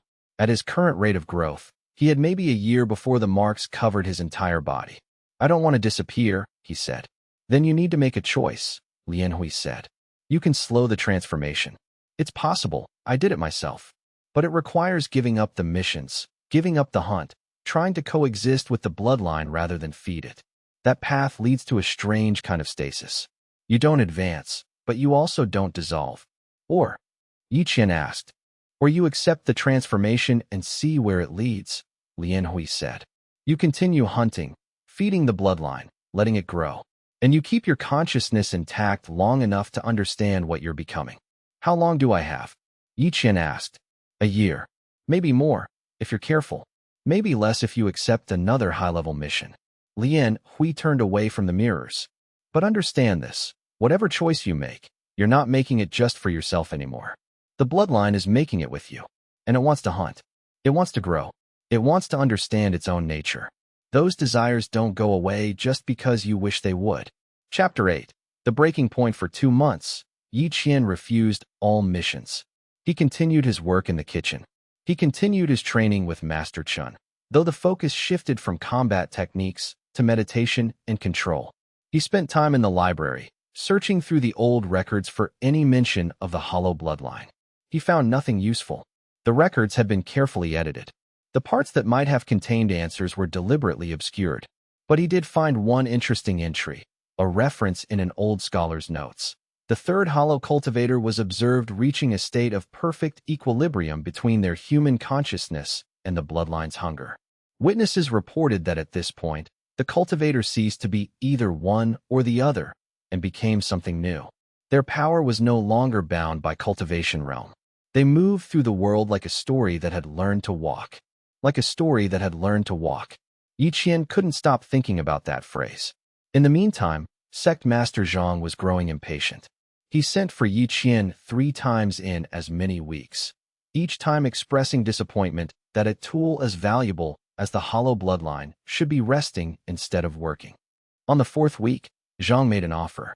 There's a rogue cultivator in the Serene Lake territory, the Sect Master said, spreading a map across his desk. A saint-level master who's been absorbing smaller sects into a growing empire. We've been asked by the government to intervene. Normally, we'd refuse. Saint-level is beyond our current capacity. But with you, he let the implication hang in the air. A saint-level cultivator. The strongest thing Yi Qian's bloodline could hunt. The thing that would cause the most explosive activation of his power. The thing that would drive the transformation forward at maximum speed. If I refuse, Yi Qian asked, then I'm going to have to conclude that your bloodline is too unstable to be useful, Zhang said. And the sect will have no reason to continue investing in training or housing you. You'd be free to leave, of course, but without resources or support. It was a threat dressed in rationality. Yi Qian understood he was being boxed in. But the strange thing was, he found he wanted to accept. The bloodline had been getting louder in his head with each passing day of inactivity. It wanted to hunt. It wanted to face something worthy of its power. And Yi Qian realized, with a kind of horror and acceptance, that he wanted it too. "I'll do it," he said, the words feeling like both a capitulation and a liberation. "I'll take the mission and hunt the saint-level cultivator. I'll face whatever it is that my bloodline was designed to confront." Zhang's expression shifted to something like triumph, satisfaction at having predicted exactly what Yi Qian would choose when pressure was applied correctly. "Excellent. Perfect. You'll leave in 3 days to prepare yourself and the others.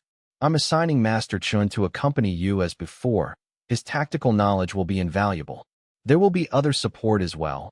Some of our inner disciples will go with you to handle the logistics of confronting a saint-level cultivator's entire organization and forces. But the core mission will be yours alone.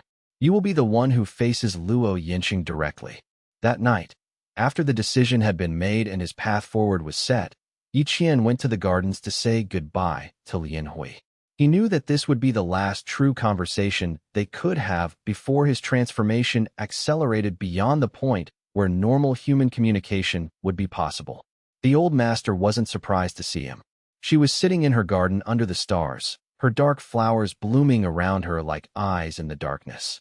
"You've made your choice," she said. "I have no choice," Yi Qian replied. "The bloodline is making the choice, and I'm just following along." "No," Lin Hui said. "That's where you're wrong. The bloodline wanted to hunt. That was always true. But you're choosing to feed that want. You're choosing the hunt over safety. You're choosing to see what you become over remaining what you are." She looked at him with those clouded eyes. "That's still a choice, even if it doesn't feel like one." "I don't want to disappear," Yi Qian said. "But I also can't not hunt anymore. It's like asking me not to breathe." "Then you're ready for the next stage," Lin Hui said. "I have something for you."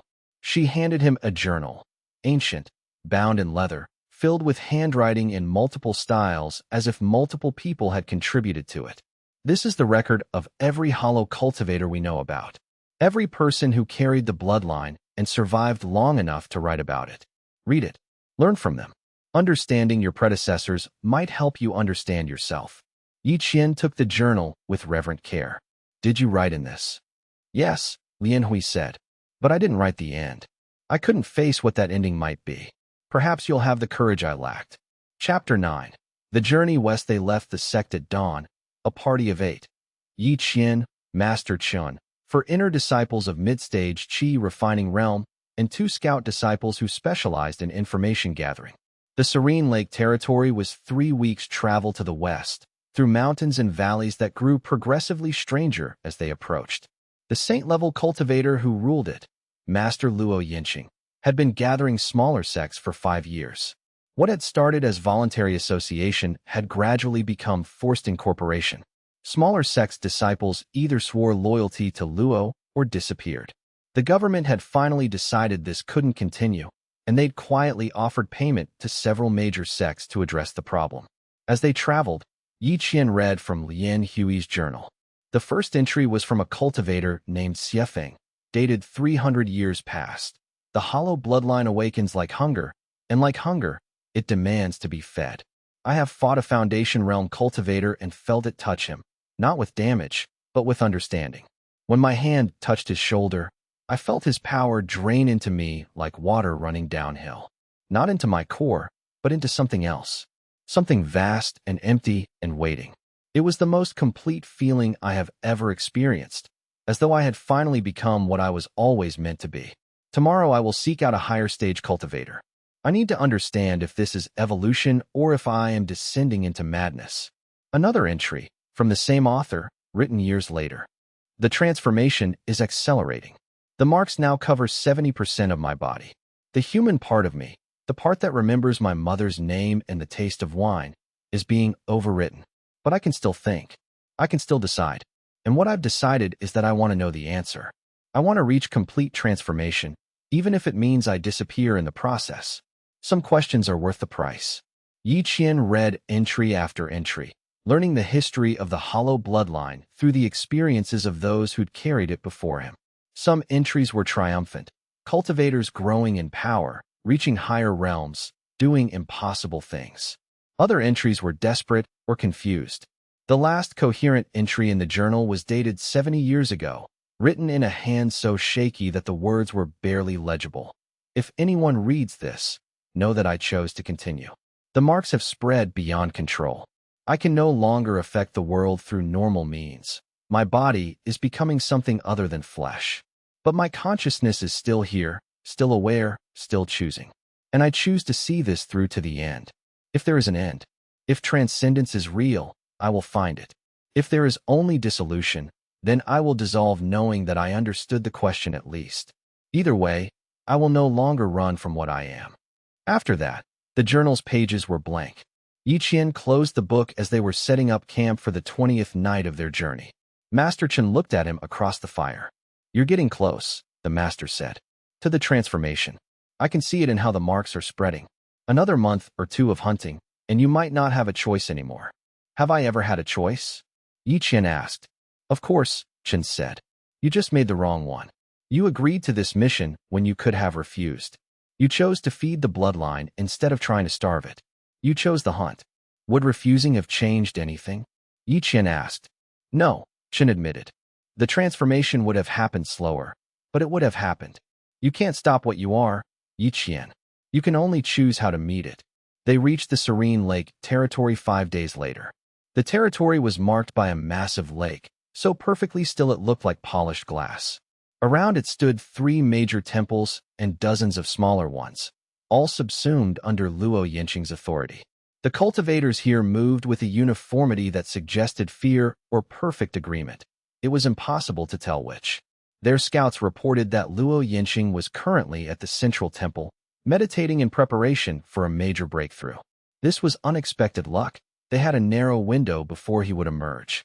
We could leave, one of the inner disciples suggested. Come back when the situation is clearer. No, Yi Qian said. His voice sounded strange to his own ears, like it was coming from very far away. Now, while he's emerging from meditation, his defenses will be low. It was the bloodline talking. Yi Qian could feel it, taking precedence in his mind. But he also knew it was right. They approached the central temple at dusk. The guards tried to stop them, but Master Chun and the inner disciples made short work of them. There was little real combat, just enough force to make it clear that this group was not to be trifled with. Luo Yinqing emerged from his meditation chamber as they reached the inner sanctum. He was a tall man, perhaps 50 years old, with the bearing of someone who had never truly been challenged. His qi was immense, saint-level power that filled the entire temple and pressed down like atmosphere. Who dares violate this sacred space? Luo demanded, and Yi Qian stepped forward. The saint-level cultivator's eyes registered the boy for perhaps a moment before dismissing him. But in that moment, Yi Qian's bloodline woke fully. The marks spread across his entire body in an instant, glowing red-black, covering him completely. And for the first time, Yi Qian wasn't fighting the transformation. He was flowing with it. He was letting the bloodline fully manifest, letting it show Luo Yinqing what he was dealing with. And Luo's expression shifted from arrogance to absolute, primal fear. Chapter 10. The Saint Falls. It started with a scream. Not from Yi Qian, though the marks on his body were burning as he moved. The scream came from Luo Yinqing as he felt, for the first time in his life, true predatory intent directed at him from a being he could not immediately overpower. What are you? Luo gasped, backing away. Yi Qian didn't answer. He simply moved, using the footwork Chun had taught him, positioning himself within the aura of the saint-level cultivator's power. And in that moment, something changed. The hollow bloodline, in its fullest manifestation, didn't just respond to power. It resonated with it. It was like touching a tuning fork to another tuning fork. The vibrations synchronized, and suddenly there was harmony where before there was only discord.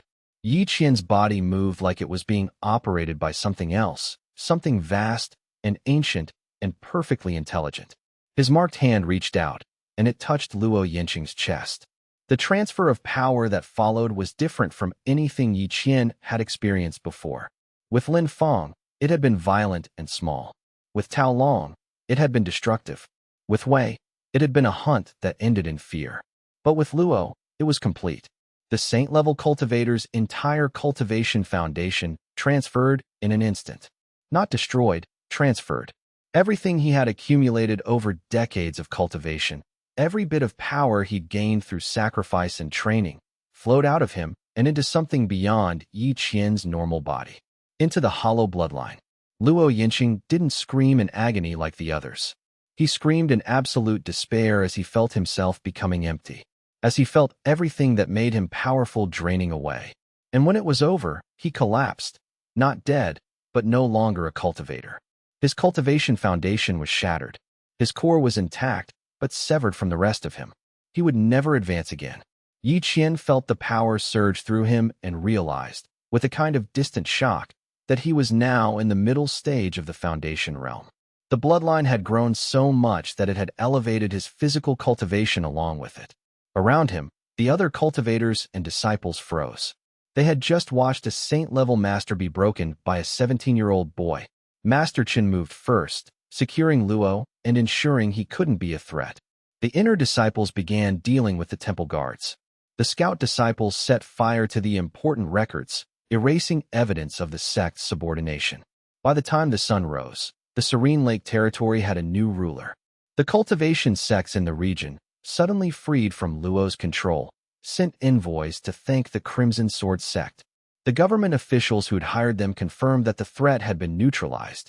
Resources and favor flowed back to Zhang and his people. And Yi Qian felt himself slipping further away with every sunrise. The marks didn't fade as they journeyed back east. If anything, they grew darker, more permanent. Yi Qian looked at his hands and could barely remember what his normal skin had looked like. The patterns were so intricate now, so detailed, that they looked like a map of something vast. Master Qin watched him with concern but didn't try to interfere. "You're entering the final stage," the master said one night as they camped. "Once you reach the point where the marks cover you completely, I don't know what will happen. You might transcend. You might dissolve. You might become something entirely new." "How long?" Yi Qian asked. 2 weeks. Maybe 3, Qin said. "The transformation is accelerating. It's like it knows there's an endpoint and it's rushing toward it." "I'm afraid," Yi Qian admitted. "That's appropriate," Qin said. "You're approaching something that no living person understands. Fear is the only honest response."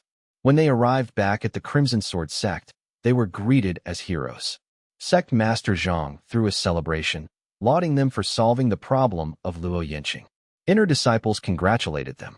The sect's status had risen significantly. No one mentioned that Yi Qian looked fundamentally different, that the marks had nearly consumed him, that he was beginning to fail to appear in some locations where people knew he had been, as though he was flickering between states of existence.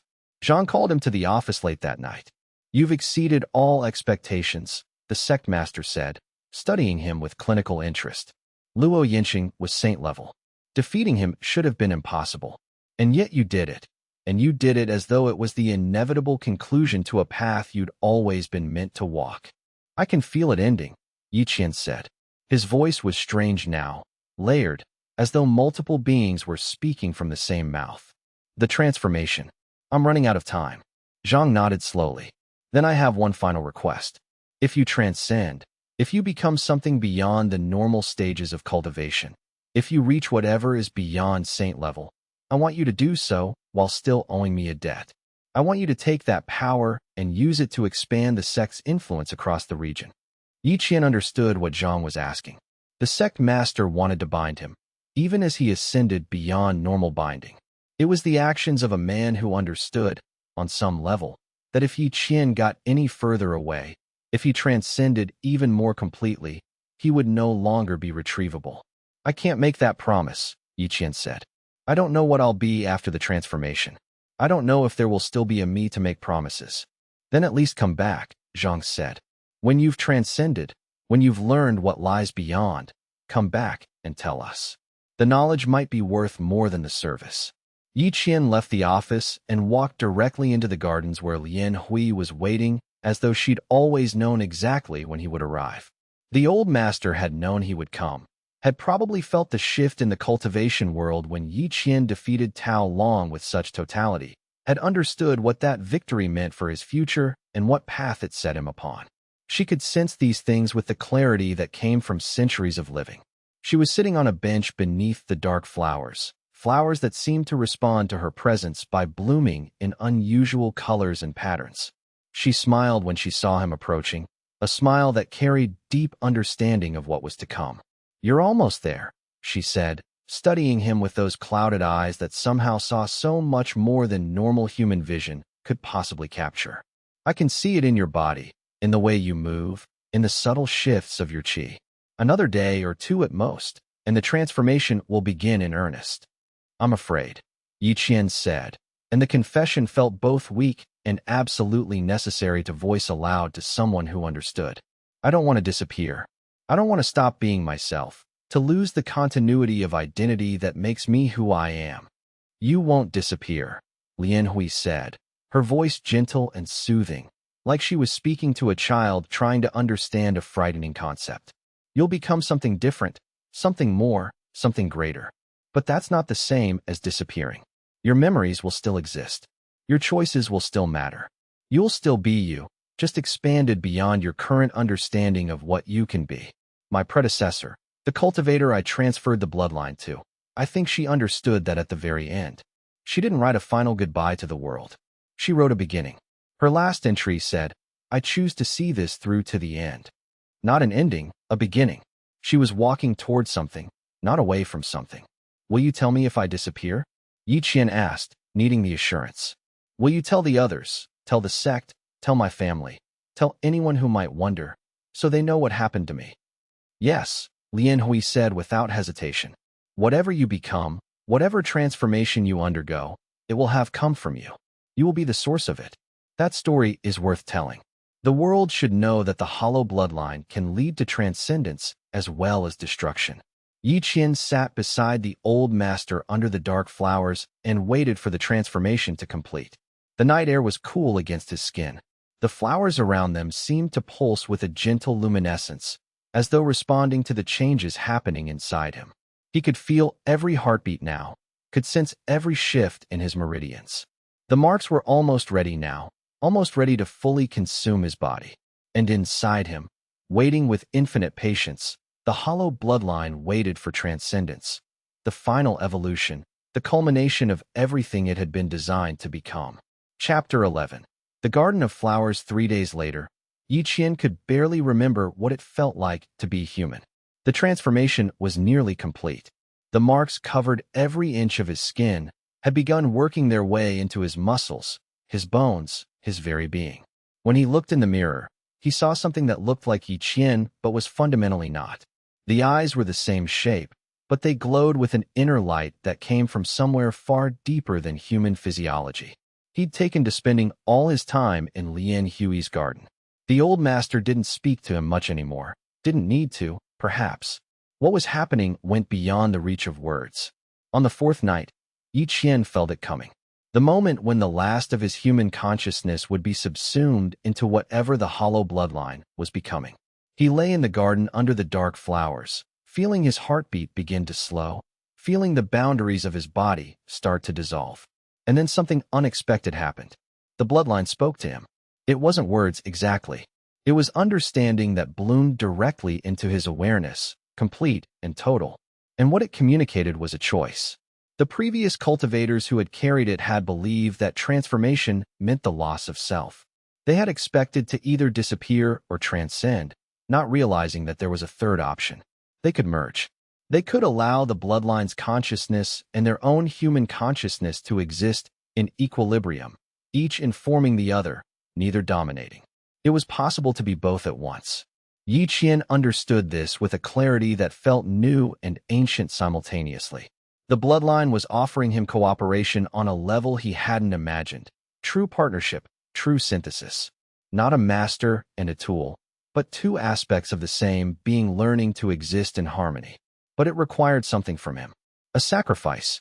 To achieve the synthesis, he would have to give up some of what made him Yi Qian. His attachments, his desires for specific outcomes, his ego.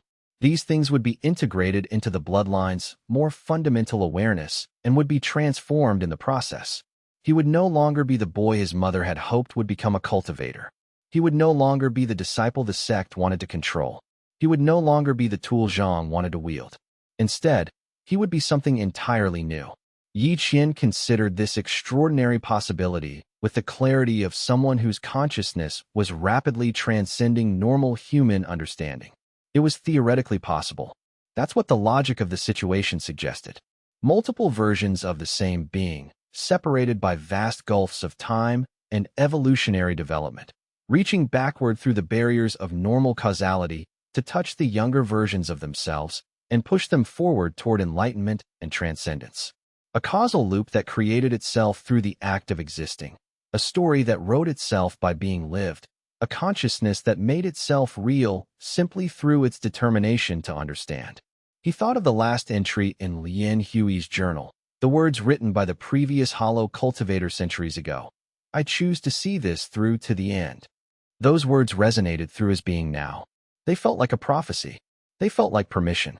And he made his decision, the final choice that the hollow bloodline would ever give him the opportunity to make consciously. He opened himself completely to the transformation. He let go of his attachments, not as an act of suppression, but as an act of release. He let his desires fall away like leaves from a tree in winter. He allowed his ego to dissolve into the larger pattern that the hollow bloodline had become. The pain was beyond anything he'd experienced. It was agony so profound that it transcended pain and became almost ecstasy. It was the sensation of being unmade at every level of being, down to the fundamental substrate of existence. And then it was done.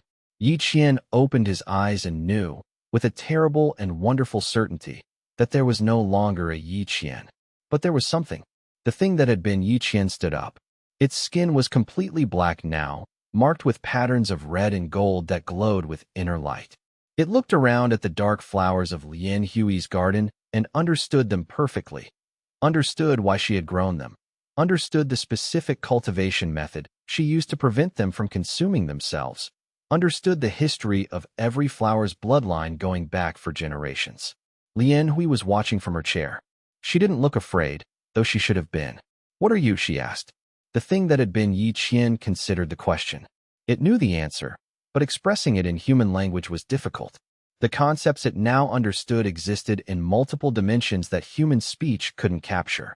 "A bridge," it said finally. The voice was layered now, as though multiple beings were speaking in perfect harmony, between what humans are and what lies beyond human limitation. The hollow bloodline was designed as a weapon, but weapons are just tools that have been given permission to exist. I'm something that gave itself permission. "Will you go?" Lien Hui asked. "Like the one before you?" "Yes," the thing said. "But not until I've learned what there is to learn here.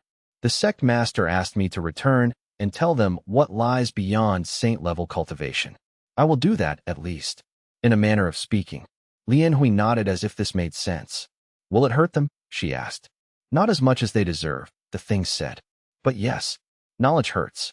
Understanding your own limitations is always painful." Chapter 12, The Revelation. The thing that had been Yi Qian left the garden at dawn and walked towards Sect Master Zhang's office. The disciples it passed fell silent and moved away, sensing that something fundamental had changed. Some covered their eyes or made signs against evil. Others simply stepped back, understanding on an instinctual level that they were in the presence of something that operated by different rules. Master Chen stood at the gate when the thing arrived. "He's gone," Chen said. It wasn't a question. "Partially," the thing replied. "The boy is integrated, not absent. His experiences, his choices, his desire to understand. These are all still part of what I am. But he no longer has independent will. He is no longer the dominant consciousness." Chen stepped aside without protest. Sect Master Zhang was in his office, as if he'd been waiting. Perhaps he had. The master cultivators of the sect could feel the disruption in the natural order of things, could sense that something transcendent had walked within their gates. "You've done it," Zhang said. "You've become something beyond normal cultivation." "I have reached a synthesis," the thing corrected. "That's not the same as transcendence. There are other stages beyond this, other transformations that would require different sacrifices. But for now, I am what I am, a bridge between human consciousness and something older and more fundamental." "And what have you learned that lies beyond saint level?" Zhang asked eagerly. The thing considered the question with the careful analysis that came naturally now. It understood, on a level deeper than logic, what the sect master was really asking. Zhang wanted to know if there was a power beyond saint level that could be controlled, that could be taught, that could be distributed to his disciples to make them stronger. The answer was both yes and no, and it was complicated in ways that human minds would struggle to grasp. There is power beyond saint level, the thing said. But it doesn't come from cultivation. It comes from fundamental understanding. If you wish to reach it, you must stop accumulating power and start understanding power. You must learn to see cultivation not as a mountain to climb, but as a language to be read. Those who can read the language perfectly can speak it in ways that no cultivator using the normal methods ever could. How do I teach that to my disciples? Zhang asked. You don't, the thing said. Teaching assumes that the knowledge can be transferred intact. This knowledge can't. Each cultivator must read the language themselves. All you can do is point them toward the text and hope they have the wisdom to interpret it correctly. Zhang's face darkened. He had been hoping for something more practical, something more usable. That's not very helpful, he said. No, the thing agreed. But it's what you asked for. Understanding is rarely convenient. Wisdom rarely comes in forms that are easy to control. The thing could feel the master's frustration, could sense it radiating like heat from a fire. Zhang had brought Yi Qian into the sect, trained him, sent him on dangerous missions, all because he believed the boy would become a tool the sect could use. And now the culmination of that effort was telling him that there was no shortcut, no way to bypass the fundamental work of understanding. Is there anything I can do? Zhang asked, a note of desperation in his voice. Any way to make use of what you've become? You already have, the thing said. I defeated Luo Yanqing. Your sect gained reputation and resources from that victory. You used my power effectively. The question is whether you can be satisfied with that, or whether you need me to become something more. Can you? Zhang asked. I could, the thing said. I could become a weapon again. The hollow bloodline would be happy to hunt, to grow, to consume more power. But I'm choosing not to. That's the difference between what I am and what the bloodline would have become without human consciousness tempering it. I can choose. I chose to integrate rather than transcend. That choice came with the consequence that I'm no longer purely yours to command. Zhang studied the thing with eyes that were beginning to understand they'd lost something they'd thought they'd won. What will you do? He asked. I'm going to walk away, the thing said. Not because I'm ungrateful, but because the next stage of my evolution requires freedom. The sect served a purpose when I needed guidance toward understanding myself. Now I need to walk my own path. Will you come back? Zhang asked. The thing considered the question with the same careful analysis. It saw the possible futures branching out from this moment, and it understood, with the clarity that only synthesis with an alien consciousness could bring, that the answer was yes and no simultaneously. I already have, it said. You're experiencing the future version of me reaching back into this moment right now. That's what it means to become a bridge between states of consciousness. You exist in multiple states of being simultaneously. But the version of me that speaks to you here, now, will be leaving. The version that returns later will be different. Both versions are equally me. Zhang didn't try to understand. He simply nodded. Chapter 13. Departing, the thing walked through the sect for the last time as the sun was setting, painting the sky in colors of red and gold that matched its own markings. Master Chun was waiting at the gate, as if he'd always known this is where they would meet again. What happens to you now? He asked. I'm going to walk west, the thing said. The previous hollow cultivator, the one whose records were destroyed, she went west as well. I want to understand why. There might be something in those directions that calls to all versions of the hollow bloodline, some destination that's been encoded in the bloodline's nature since its creation. Will you come back? Chen asked. In a manner of speaking, the thing said. The same answer I gave Zhang. Multiple versions of me exist in the quantum foam of possibility. Some of them return. Some of them continue forward. All of them are equally me, and all of them are equally making choices. I don't understand, Chen said. I know, the thing said. That's what lies beyond saint-level cultivation. The ability to exist in multiple states simultaneously without losing coherence. Most cultivators would call it transcendence, but I think of it as simply learning to see more accurately. Lian Hui was also waiting at the gate, though the thing had not expected her to be. Thank you. the old master said, for returning him, in whatever form, to allow closure. Most cultivators at this stage would simply vanish. I'm not most cultivators, the thing said. I'm a synthesis of what Yi Qian became and what the hollow bloodline always was. The bloodline might vanish, but the human part, the part that understands empathy and gratitude, that part insists on honoring the relationships that shape the consciousness. Lian Hui reached out and placed her ancient hand on the thing's black-marked shoulder. The contact didn't cause harm. The bloodline had evolved beyond simple predatory response. Instead, it was a moment of understanding between two beings who had walked close to the edge of oblivion. Will I see you again? Lian Hui asked. Yes, the thing said. In dreams, perhaps, or in the moments before sleep when the boundary between possibility and reality grows thin. But the version of me you see now will not return to this garden. That version is about to walk a path that leads away from here.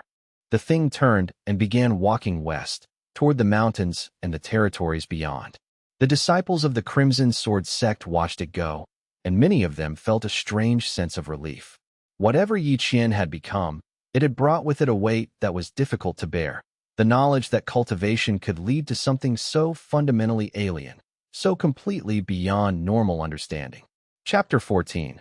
The Western Path. For 3 months, the thing walked west. It didn't need food or sleep, not in the way humans did. It had learned, through its synthesis with the hollow bloodline, how to extract sustenance directly from the ambient qi in the world. A single lotus pond could sustain it for a week. A major sect's main cultivation chamber could sustain it for a month. But it didn't stop at any sect, didn't try to feed on the power of other cultivators. The human part of it, the part that was still, in some sense, Yi Qian, understood that predation was not the only path forward. It encountered other cultivators along the way.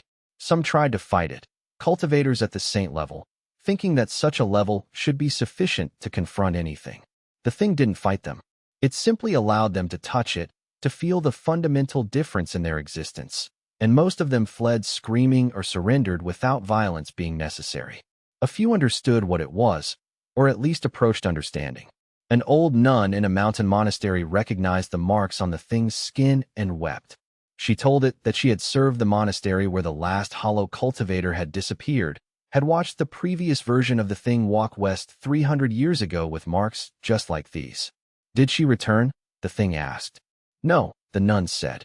But sometimes, at the exact moment between day and night, I see her shadow on the western wall of the monastery. I think she's still walking, still searching.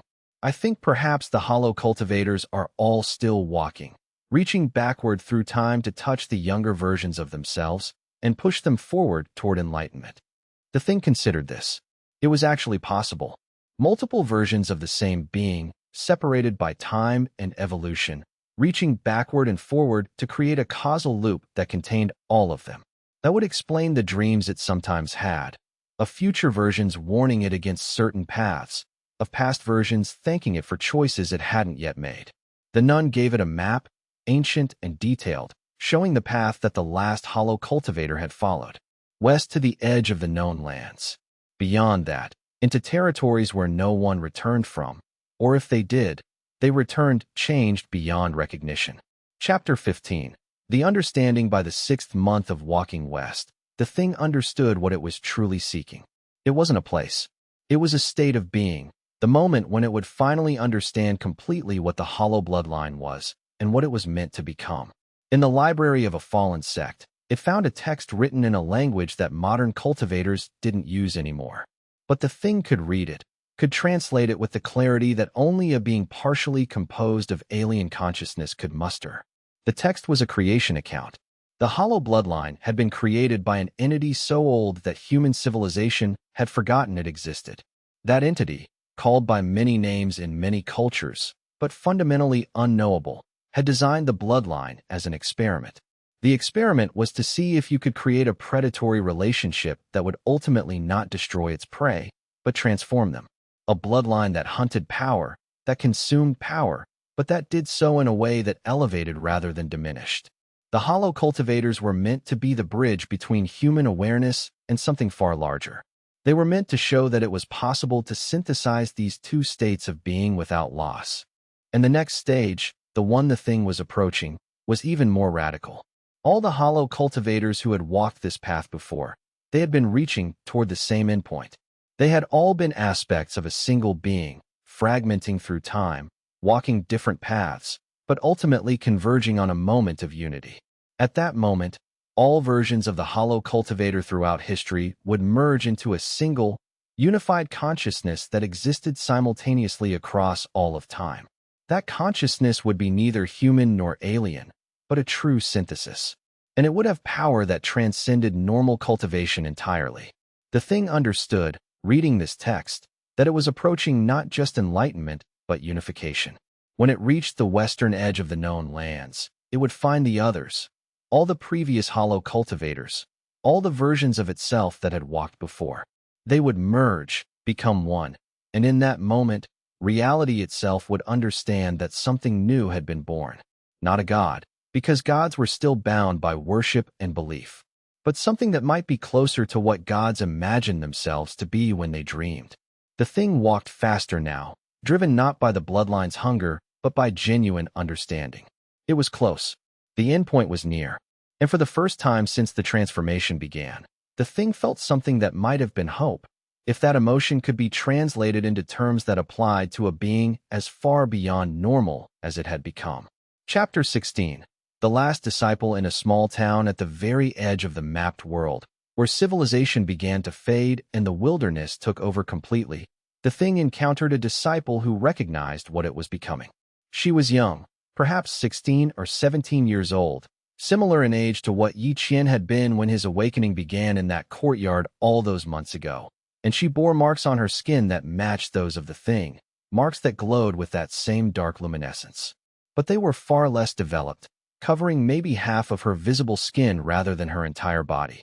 She was at the beginning of her own journey with the hollow bloodline, still struggling with basic control over when the marks appeared and disappeared, still profoundly confused about what she was becoming and what it meant for her future.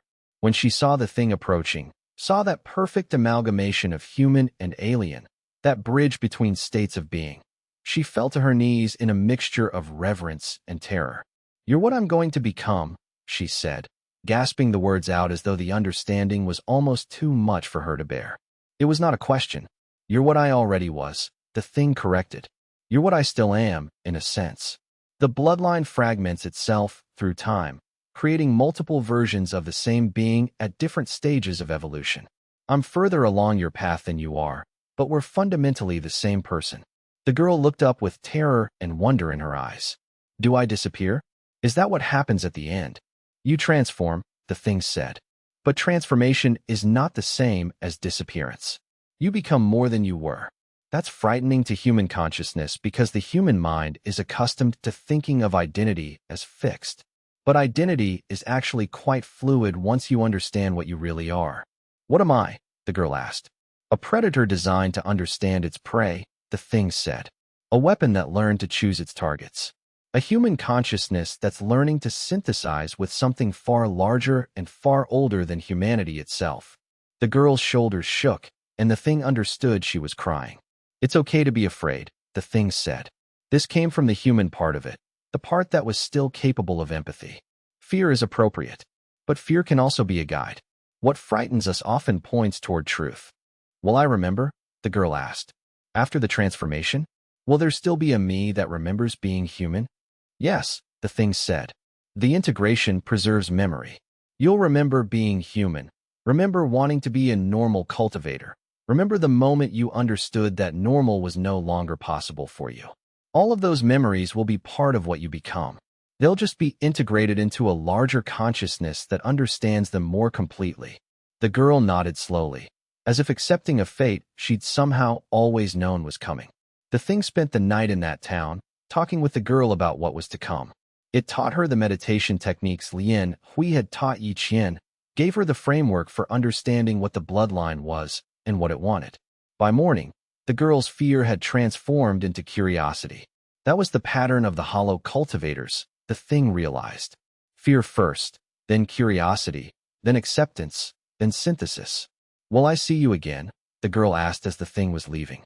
"Already have," it said. In the same way that all versions of ourselves exist simultaneously across multiple states of being. But in the linear progression of time, no, this is goodbye. But goodbye is just another word for the recognition that paths diverge, and that sometimes the best gift you can give someone is to let them walk their own path. Will I become as strong as you? The girl asked.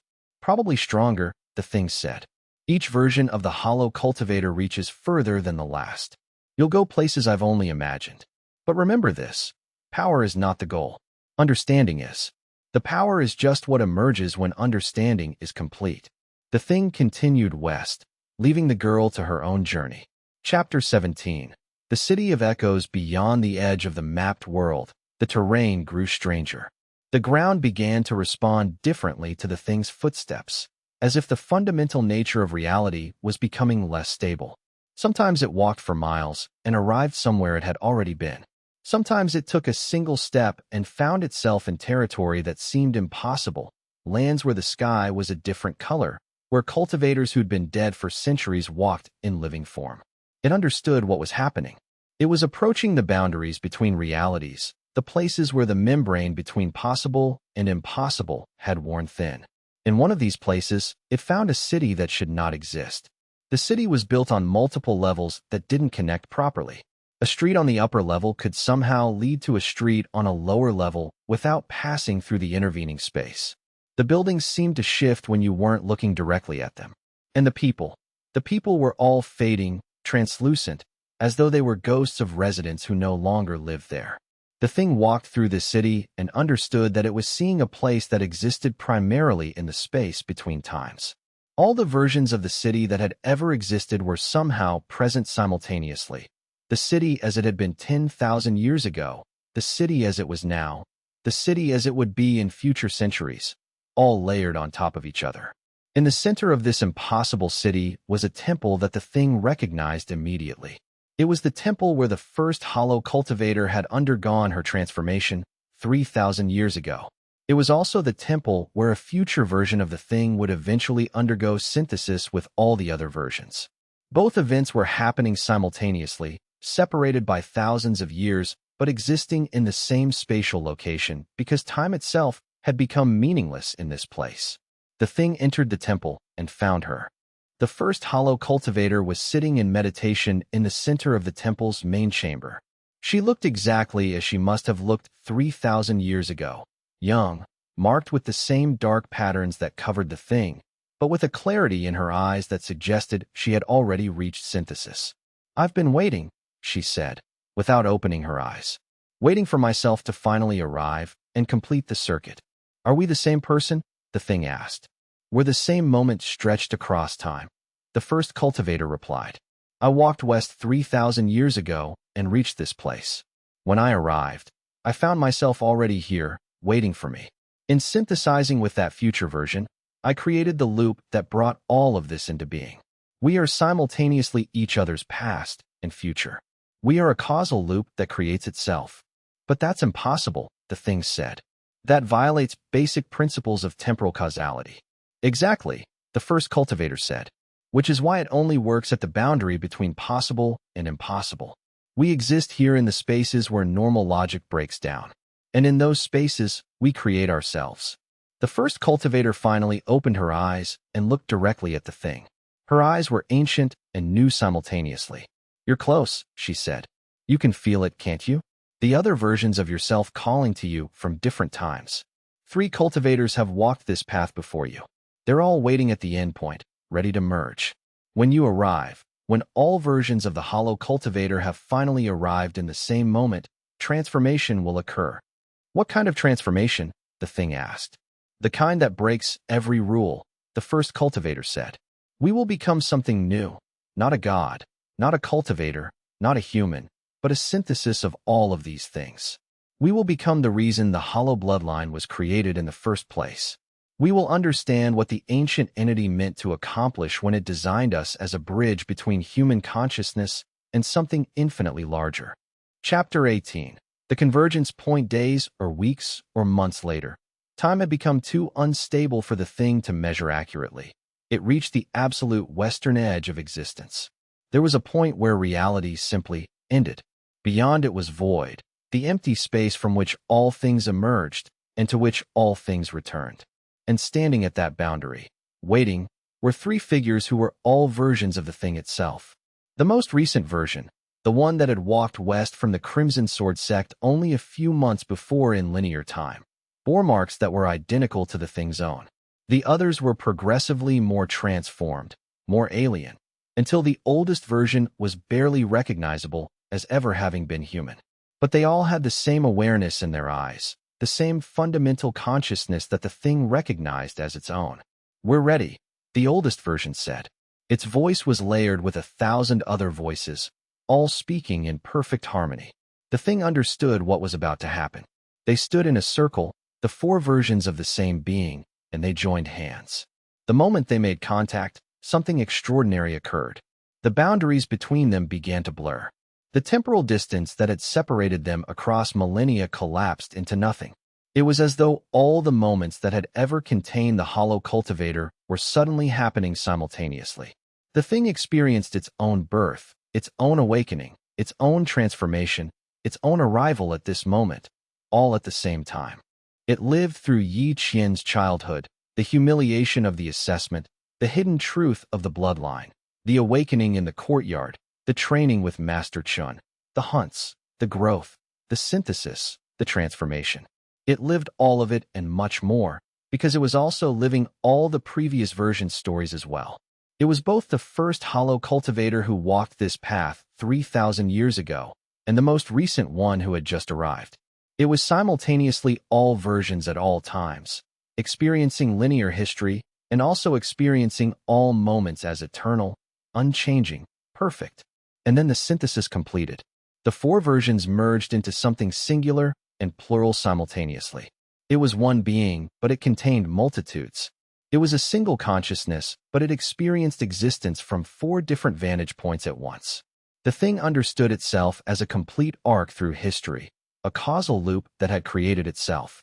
The hollow bloodline, transformed to its final form, was no longer a tool or a weapon or even a cultivator. It was understanding itself. It was the bridge made manifest. It was the answer to the question that the ancient entity had asked 3,000 years ago. Can you create a predatory relationship that ultimately transforms the prey into something new?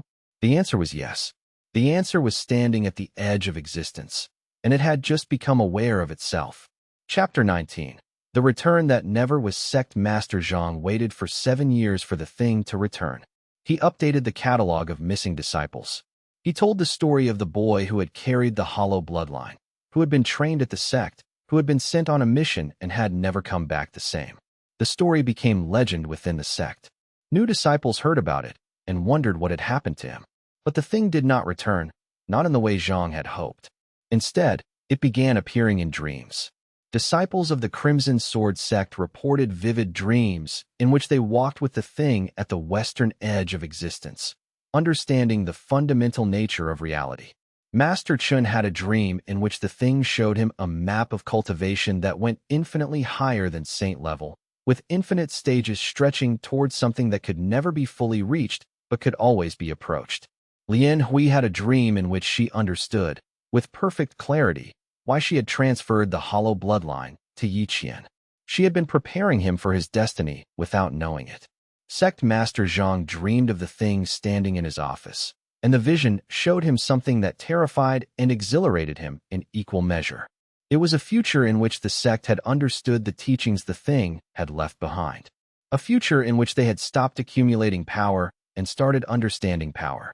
A future in which many disciples reached stages of cultivation that should have been impossible. In that dream vision, Zhang understood that the thing had already returned, not physically, but in the form of knowledge that was slowly spreading through the sect, changing how cultivators understood cultivation itself. And the thing, existing now in the space between times, smiled at all these dreams and at the way its message was being received. It had been asked to return and tell what lay beyond saint-level cultivation. It was doing so in the only way that made sense for something that existed partially outside of normal time.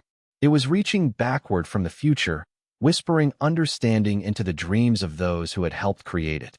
The sect would change because of this. The world would change because of this. Slowly, Over generations, the truth about cultivation would spread. That power was not the goal. Understanding was. That the highest stages of cultivation were not about becoming stronger, but about becoming more complete. And it all started with a boy with the hollow bloodline, who had been ranked 99 out of 99 and had been deemed useless. Chapter 20. The cycle continues in a small room in a village on the very edge of the known lands, where the boundaries of mapped civilization gave way to mysteries and unexplored territories. A young girl woke suddenly from a vivid dream. She had dreamed of a being made of dark marks and glowing patterns that shifted between colors, a being that somehow existed in multiple moments simultaneously, occupying space and time in ways that shouldn't be possible according to normal understanding. In the dream, this being had turned its attention toward her, and it had spoken directly into her consciousness. The words it had communicated were simple but profound. You are about to begin a journey that will take you beyond the boundaries of normal existence. You will be hunted and you will hunt. You will be broken and you will be rebuilt from what remains. And at the end, you will understand what it means to synthesize human consciousness, individual identity, memory, desire, with something infinitely larger, infinitely older, infinitely more vast than yourself could ever be alone. She sat up in her bed, her heart racing, and looked down at her hands in the pre-dawn darkness. And she saw marks beginning to form on her skin, dark patterns that glowed faintly with their own inner light, spreading up her wrists and forearms like roots finding soil. The hollow bloodline was awakening in her. She understood immediately, with perfect clarity, what this meant. She had read the legends circulating through the cultivation world, had heard the stories of the hollow cultivators, the ones ranked dead last, the ones everyone dismissed as impossible, the ones who sometimes disappeared after achieving transformation. She understood that she had been chosen, or had chosen herself, for a path that would fundamentally and irreversibly transform her into something beyond normal cultivation. But unlike Yi Qian had been in his moment of awakening, she was not afraid. She had been given a gift that the first version of herself had not received: knowledge of what was coming, warning of the path ahead, understanding of the destination. She knew, with the certainty of dreams and prophecy, that she would transform, that the integration between human consciousness and hollow bloodline was possible, that at the end of the path lay not destruction but synthesis, not dissolution but evolution. She also knew, in that strange way that only the hollow cultivators could know things, that she was already connected to the version of herself that would undergo that transformation. She was already in communication with her future self, just as her future self was in communication with versions of her that existed thousands of years in both the past and the future, a causal loop that bent back on itself and created itself perpetually. The cycle continued. The loop created itself eternally. And at the boundary between times, at the edge of existence where reality became thin and penetrable, the unified consciousness of the hollow bloodline was always waiting for the next version of itself to arrive and complete the circuit once more. Always waiting, always ready, always knowing that the next cultivator would come, would experience the humiliation and the revelation, would walk the path toward synthesis. What had begun with Yi Qian's humiliation in an assessment hall, with the crushing announcement that he carried the hollow bloodline ranked 99 out of 99, had spiraled outward into something infinite and eternal. What had been designed as a weapon by something ancient and angry had become a bridge between human consciousness and something far larger. What was meant to be a tool for destruction had transformed into an agent of fundamental understanding and synthesis. And the sect, the world, and reality itself would never be quite the same again, because they had learned something new about the nature of power. They had learned that weakness and strength were not opposites, but different angles on the same eternal truth. That the lowest-ranked bloodline could become the highest expression of power. That the most mocked and despised could become the most necessary and transformative. That what seemed broken and useless could contain the seeds of transcendence and enlightenment. That a bloodline ranked dead last could teach the entire world about the true nature of cultivation. The story of Yi Qian and the hollow bloodline was not ending as he reached the western edge of existence and merged with his other selves. It was beginning again and again, across infinity, playing out as a loop that would never close because it contained the infinite, and the infinite could never be contained by anything so small as a beginning or an ending. Back in the Crimson Sword sect, disciples continued their training, unaware of the vast changes that had begun rippling outward from the moment of Yi Qian's transformation. Master Chun remembered the boy he'd trained with such dedication, remembered his footwork and his growing understanding. And sometimes in quiet moments, when the sect was at peace and meditation came easily, he felt a presence, a familiar awareness that was both Yi Qian and infinitely more than Yi Qian. It reminded him that the training had mattered, that every lesson had been important, that seeds had been planted that would grow in ways no one could predict or fully understand.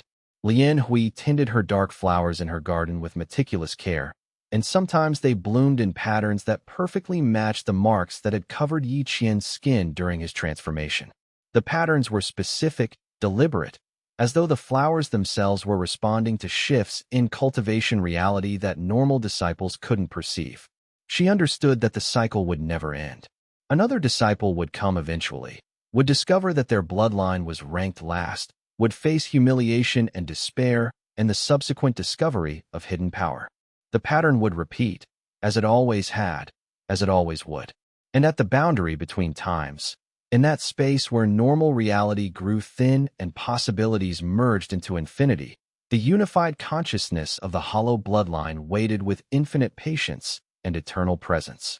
It was always waiting. It was always ready for the next version of itself to be born into the world, to walk the path toward understanding, to carry forward the message that weakness was not permanent, that the lowest ranked could ascend to heights no one imagined, that true power and transformation came from understanding rather than from accumulated chi or inherited strength. The wheel turned. The story began again, as it always did. The weakest bloodline turns lethal against the strong. Step 2. Chapters 21 to 40. Chapter 21. The weight of understanding. The morning sun cast long shadows across the training grounds as Yi Qian knelt in meditation, his consciousness spiraling inward. 3 weeks had passed since his victory over Jin Hao, and the revelation that his hollow bloodline didn't merely reflect power, it synthesized and evolved, had fundamentally altered how he understood his own cultivation. He could feel the difference now. When he meditated, the subtle traces of Jin Hao's golden flame were still woven through his meridians, but they weren't foreign anymore. His hollow bloodline had absorbed the essence of that fire, integrated it into its own structure, and created something new. Not golden flame, not hollow emptiness, but a hybrid force that borrowed the properties of flame while maintaining the void's unique adaptability. The sensation was intoxicating and terrifying in equal measure. Yi Qian opened his eyes and stood slowly, feeling the slight tremor in his legs. Cultivation work was exhausting, even for someone with talent. He moved through the basic sword forms, each motion flowing naturally despite the accumulated fatigue. His body had adapted to constant training, his bones denser, his muscles more defined, his reflexes sharper than they'd been just a month ago. He was no longer the pathetic disciple everyone had mocked. The thought came with unexpected emotion. Pride, yes, but also something more complex. A kind of hollow satisfaction that felt incomplete. He'd proven himself capable in combat, yes, but the larger question still haunted him. Why had the hollow bloodline been ranked as the weakest? Why had no one in recorded history ever successfully cultivated it to significance?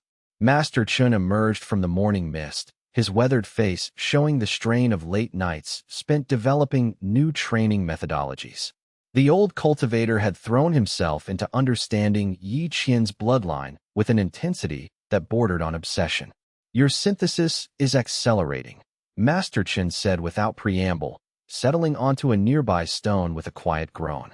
The rate at which you're integrating traits suggests your hollow bloodline is reaching some kind of critical threshold. Yi Qian paused mid-form. Is that dangerous? All growth carries risk. Master Chun gazed out at the waking sect, where other disciples were beginning their morning routines. The question is whether you can control it. The more powerful you become, the more attention you'll attract. And not all of that attention will be well-intentioned. This was something Yi Qian had already begun to suspect. His victory over Jin Hao should have improved his standing, but instead, the sect seemed increasingly divided about his presence. Some disciples now trained with him willingly, seeking to understand his techniques. Others became hostile, their pride wounded by association with someone who had been ranked so low. The sect elders had begun to notice as well. In the past week alone, Yi Qian had been summoned twice to Elder He's chambers, each time for vague questions about his training methods and cultivation progress. Elder He's tone had been neutral, but there was an undercurrent of suspicion. It was as though the elder was trying to determine whether Yi Qian represented an asset to the sect or a threat. "There's something else," Master Chen continued, his voice dropping lower. "I've been researching the historical records of the Hollow Bloodline. The archives at the sect's foundation level, the ones not open to regular disciples." Yi Qian turned fully to face his teacher, abandoning the sword forms. "What did you find?" Master Chen's expression darkened. "Nothing. That's the problem.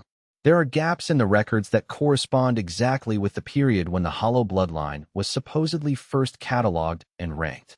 Someone removed documents deliberately, or more likely, someone ensured they were never recorded in the first place."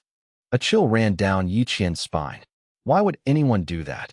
"That," Master Chen said slowly, "is the question I'm trying to answer. But be careful, Yi Qian. Seeking answers about your bloodline's history could draw attention from people who prefer those questions remain unasked." Before Yi Qian could respond, a disciple in sect robes approached them, moving with the hurried gait of someone delivering urgent news. The boy bowed respectfully, his eyes darting between Yi Qian and Master Chen. "The inter-sect competition begins in 2 weeks, the messenger announced. All disciples from the outer sect who have reached foundation establishment or higher are required to register. Master Chen, your student needs to submit his participation form to Elder He immediately." After the messenger left, Master Chen stood with visible effort. "This is it then. The tournament begins. You'll face opponents from across the entire sect, not just the outer rings. Some of them have been cultivating for decades." Yi Qian gripped his sword's hilt. The thought of the competition had been hovering in his mind since his victory over Jin Hao, but now it felt suddenly real. Concrete. Dangerous. "I'm ready," he heard himself say. Master Chen gave him a look of profound sadness. "No one is ever truly ready for what comes next. But you're as prepared as I can make you in the time we have." And Yi Qian, the old cultivator, placed a weathered hand on his shoulder. "Trust your bloodline, but don't let it consume you. There's a difference between synthesis and possession. The more powerful forces you absorb, the harder that line becomes to maintain." The warning settled into Yi Qian's chest like a stone. Over the following hours, he found himself returning to it repeatedly. Synthesis versus possession. Control versus consumption. He'd been so focused on growing stronger that he hadn't considered the psychological implications of channeling the power of multiple bloodlines through his own flesh. That night, as he meditated in his small room in the outer sect dormitories, Yi Qian felt the presence of every absorbed trait more acutely than ever before. Jin Hao's golden flame still burned softly in his meridians. Traces of other disciples' energies, minor ones, accumulated over the months, created a symphony of conflicting forces within him. None of them were strong enough to be truly dominant, but together they created a kind of constant, subtle pressure. He understood now what Master Chen meant. The more powerful enemies he faced, the more dangerous this balancing act would become. One day he might absorb a bloodline so potent that his own hollow nature couldn't contain it. That would be the threshold, the moment his greatest strength became his fatal weakness. But that day wasn't today. Yi Qian opened his eyes and began the careful, deliberate work of harmonizing the conflicting energies within himself, bringing them into balance, reminding each absorbed trait of its proper place within the whole. It was meditative work, calming in its way, but also exhausting. By the time dawn broke, he was already preparing for his next day of training. Chapter 22. The Face of Dissent. The competition registration occurred in Elder He's private chambers, a room that seemed to radiate authority and age. The elder himself sat behind an ornate desk, his eyes, sharp as winter ice, moving from Yi Qian to Master Chen and back again. "Yi Qian, elder," he said, his fingers steepled before his face. "Your progress has been remarkable. Unexpected, even. I am grateful for the opportunity to serve the sect," Yi Qian replied carefully. He'd been coached by Master Chun on the appropriate responses. Humility was safer than confidence when dealing with sect leadership. Grateful. Elder, he repeated, as though tasting the word. You know, when you were first tested, the evaluation committee debated whether to expel you or allow you to remain. Your bloodline was deemed so deficient that several elders argued you were a waste of resources. The information struck Yi Qian like a physical blow, though he worked to keep his expression neutral. He'd known he was ranked 99th, the weakest possible bloodline, but the idea that expulsion had been seriously considered was new. I'm grateful they chose to let me stay, Yi Qian said. One elder advocated for you. Elder, he continued. Elder Wu.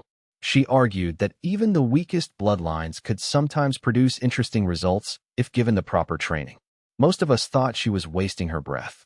The elder's gaze sharpened further. Now you've defeated a core disciple and shown signs of unusual advancement. This changes the calculation. I don't understand, Yi Qian admitted. No, Elder, he agreed.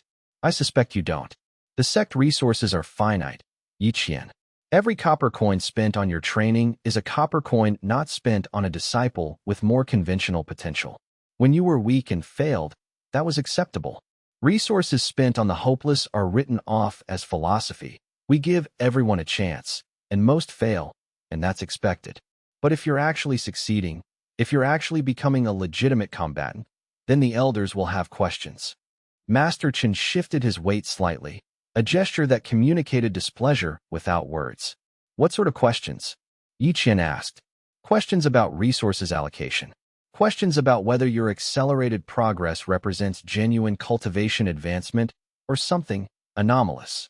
Questions about whether encouraging a disciple with a rank 99 bloodline to advance might be setting a precedent that challenges the entire hierarchy of the sect. Elder, he leaned back in his chair. In other words, Yi Qian, your success is becoming political. The word hung in the air like smoke. I can only control my own cultivation, Yi Qian said. I have no interest in sect politics. That's where you're wrong. Elder, he said flatly. By existing and advancing, you're already involved. The fact that you're disinterested doesn't change that. The elder shuffled some papers on his desk. You're approved to participate in the inter-sect competition. But understand this, some of the disciples you'll face are not simply trying to win. They're trying to prove a point. They're trying to demonstrate that whatever's happened with you is an anomaly, not a sign of the system's legitimacy. If you lose, it will be used as evidence that the rank 99 bloodline was correctly placed at the bottom. If you win, they'll claim you're using some forbidden technique or have received unfair advantages. Then I should avoid competing, Yi Qian suggested. You could, Elder, he acknowledged. But that would be interpreted as cowardice, and that would be worse for your reputation than losing would be. The elder stood, signaling the meeting's end. Participate. Do your best. Try not to embarrass yourself. And whatever you do, don't kill anyone. The sect frowns upon that. They were dismissed with a wave of Elder He's hand. Outside the elder's chambers, Master Chen walked silently beside Yi Qian through the winding stone corridors. The old cultivator's jaw was tight, and his breathing seemed deliberately controlled, signs that he was angry about something but choosing to restrain his response. He's right about the politics, Master Chen finally said when they'd reached a sufficiently private location near the outer sect gardens. And he was warning you, not threatening you. Elder, he is pragmatic. He'll support you if you're profitable to the sect, and abandon you if you become a liability. That's the nature of power. Should I withdraw from the competition? Yi Qian asked. No. Master Chen stopped walking and turned to face him. That would be exactly what your enemies want. No, we prepare you as well as we can, and we make sure you're not caught off guard by any tricks or schemes. There are things you need to know about how serious sect disciples operate. Over the next 2 weeks, Master Chen introduced Yi Qian to a side of sect life that had previously remained hidden. The old cultivator explained how disciples with connections could receive advance information about competition brackets, how disciples with resources could hire mercenary fighters to disguise their identities and provide sparring opponents that would conveniently be eliminated from the competition before facing the actual target, how rare pills and supplements could be introduced into a competitor's provisions to dull their senses or interfere with their cultivation. Is any of that even allowed? Yi Qian asked, disturbed by the cavalier approach to rule-breaking. Allowed? No. Monitored? Rarely. The sect's official policy is to discourage such behavior, and the punishments on paper are severe. But in practice, unless you're caught with direct evidence, nothing happens. And most competitors are careful not to leave evidence. Master Chen handed Yi Qian a small, sealed container. This is a purification tea. Drink it once in the morning before the competition begins. It will help clear any toxins from your system. You think they'll try to poison me? Yi Qian stared at the container with something between fascination and repugnance. I think they'll try whatever gives them the best chance to win. Whether that's poison, sabotage, or simply overwhelming force. Master Chen's expression was grim. You have 2 weeks to prepare. We're going to make sure you have every advantage we can manage. The training intensified dramatically. Master Chen pushed Yi Qian to new limits, forcing him through sparring sessions against progressively stronger opponents. The old cultivator brought in disciples from various levels of advancement, each providing different fighting styles and challenges. A flexible, swift fighter from the outer sect's acrobatic tradition. A brute force cultivator who specialized in defensive techniques. A sect member who fought with the discipline of a scholar-turned-warrior. Yi Qian absorbed the lessons of each encounter, his hollow bloodline working overtime to adapt to new fighting styles and incorporate useful techniques. But he was careful, remembering Master Chen's warning about possession versus synthesis. Each time he absorbed new energy or learned a new approach, he deliberately chose to integrate it selectively rather than let it overwhelm his existing structure. The day before the competition, Lien Hui sought him out. The dark arts disciple found him alone in the remote section of the sect's training grounds, practicing forms in the late afternoon light. She approached without warning, her shadows, always more substantial and real than shadows should be, preceding her arrival. "You're nervous," Lien Hui said.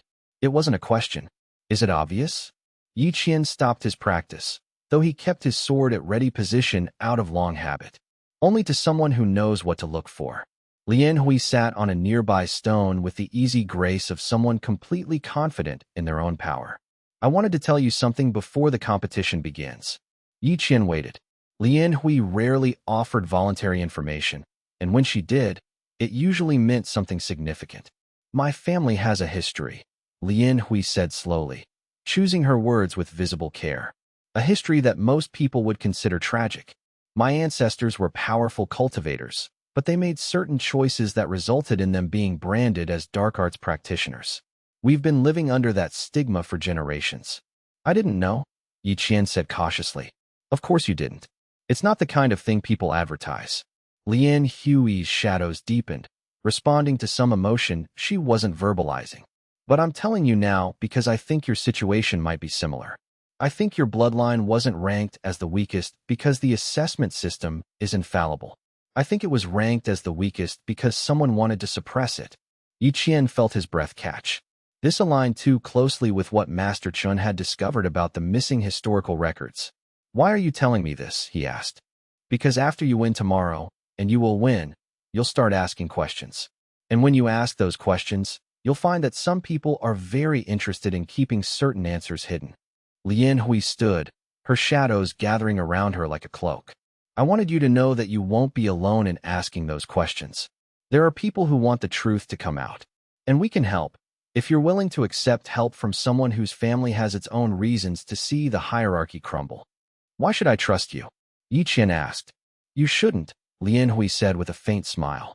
"But you will, because you're desperate enough to need allies, and I'm the closest thing you have to one who understands what's at stake." She turned to leave, then paused. "Tomorrow, in the competition, don't hold back. Show them what a rank 99 bloodline can really do." After she was gone, Yi Qian stood alone in the fading light, Lien Hui's words echoing through his mind. The idea that his bloodline had been deliberately suppressed, that the entire ranking system might be fundamentally corrupt, was simultaneously terrifying and exhilarating. That night, he barely slept, his mind spinning with possibilities and fears in equal measure. Chapter 23.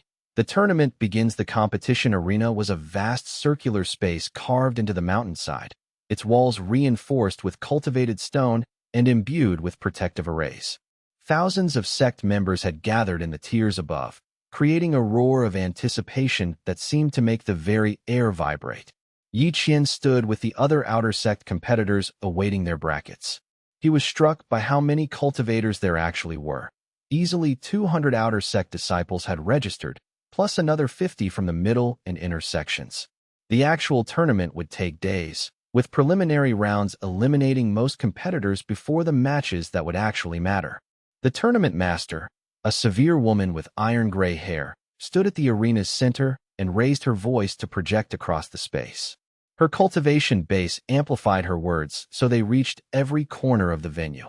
The Crimson Sword Sect's inner competition exists to test strength, skill, and potential. We recognize that cultivators grow through challenge. A victory earned through might is a victory that demonstrates your ability to contribute to the sect's glory. A defeat, gracefully accepted, teaches humility and the value of continued growth. The speech continued with standard rules and regulations. No permanent injuries. No killing. The use of formation arrays was prohibited to keep the contest fair. Sect techniques were permitted, but only those the competitor had studied with proper authorization. Yi Qian's first match was against an outer sect disciple named Jin Kuo, a cultivator of middling talent with a firespark bloodline. According to the information Master Chen had gathered, Jin Kuo was reliable but unspectacular, the kind of opponent used to test basic competence. When Yi Qian's name was called, he descended to the arena floor. The crowd's murmur intensified as he walked to his position. News of the rank 99 bloodline disciple who'd beaten a core cultivator had spread, and curiosity had drawn attention. Jin Kuo was already waiting, his stance confident but not arrogant. He nodded respectfully to Yi Qian, a gesture that suggested he considered this a straightforward match without personal animosity. The tournament master raised her hand. Begin. Jin Kuo immediately drew his sword and began a basic advancement pattern, his firespark bloodline igniting along his blade's edge in controlled bursts. It was a textbook technique, nothing fancy, nothing designed for particular advantage. Just solid, competent swordplay combined with steady energy amplification. Yi Qian responded with his own advancement, moving forward in a defensive stance. He wasn't interested in overwhelming his opponent. Not yet. Not in a match where the crowd was still forming its initial impressions. The two cultivators met in the arena's center, their blades clashing with the precise harmony of trained technique. Jin Kuo was skilled, no doubt about that, but his training was conventional. Every move followed the standard patterns. Every attack committed fully to the offensive. There was no adaptation, no adjustment, no flexibility. Yi Qian began to work his way into the fight with deliberate subtlety. He let Jin Kuo dominate the first exchanges, allowing his opponent to feel confident and in control. Then, gradually, he began introducing variations. A slight shift in footwork that disrupted Jin Kuo's rhythm. An unexpected angle of approach that forced his opponent to work harder to maintain his defense. A slow, progressive pressure that gradually shifted the balance of the engagement. By the third minute, Jin Kuo was breathing harder, his firespark amplifications growing less steady.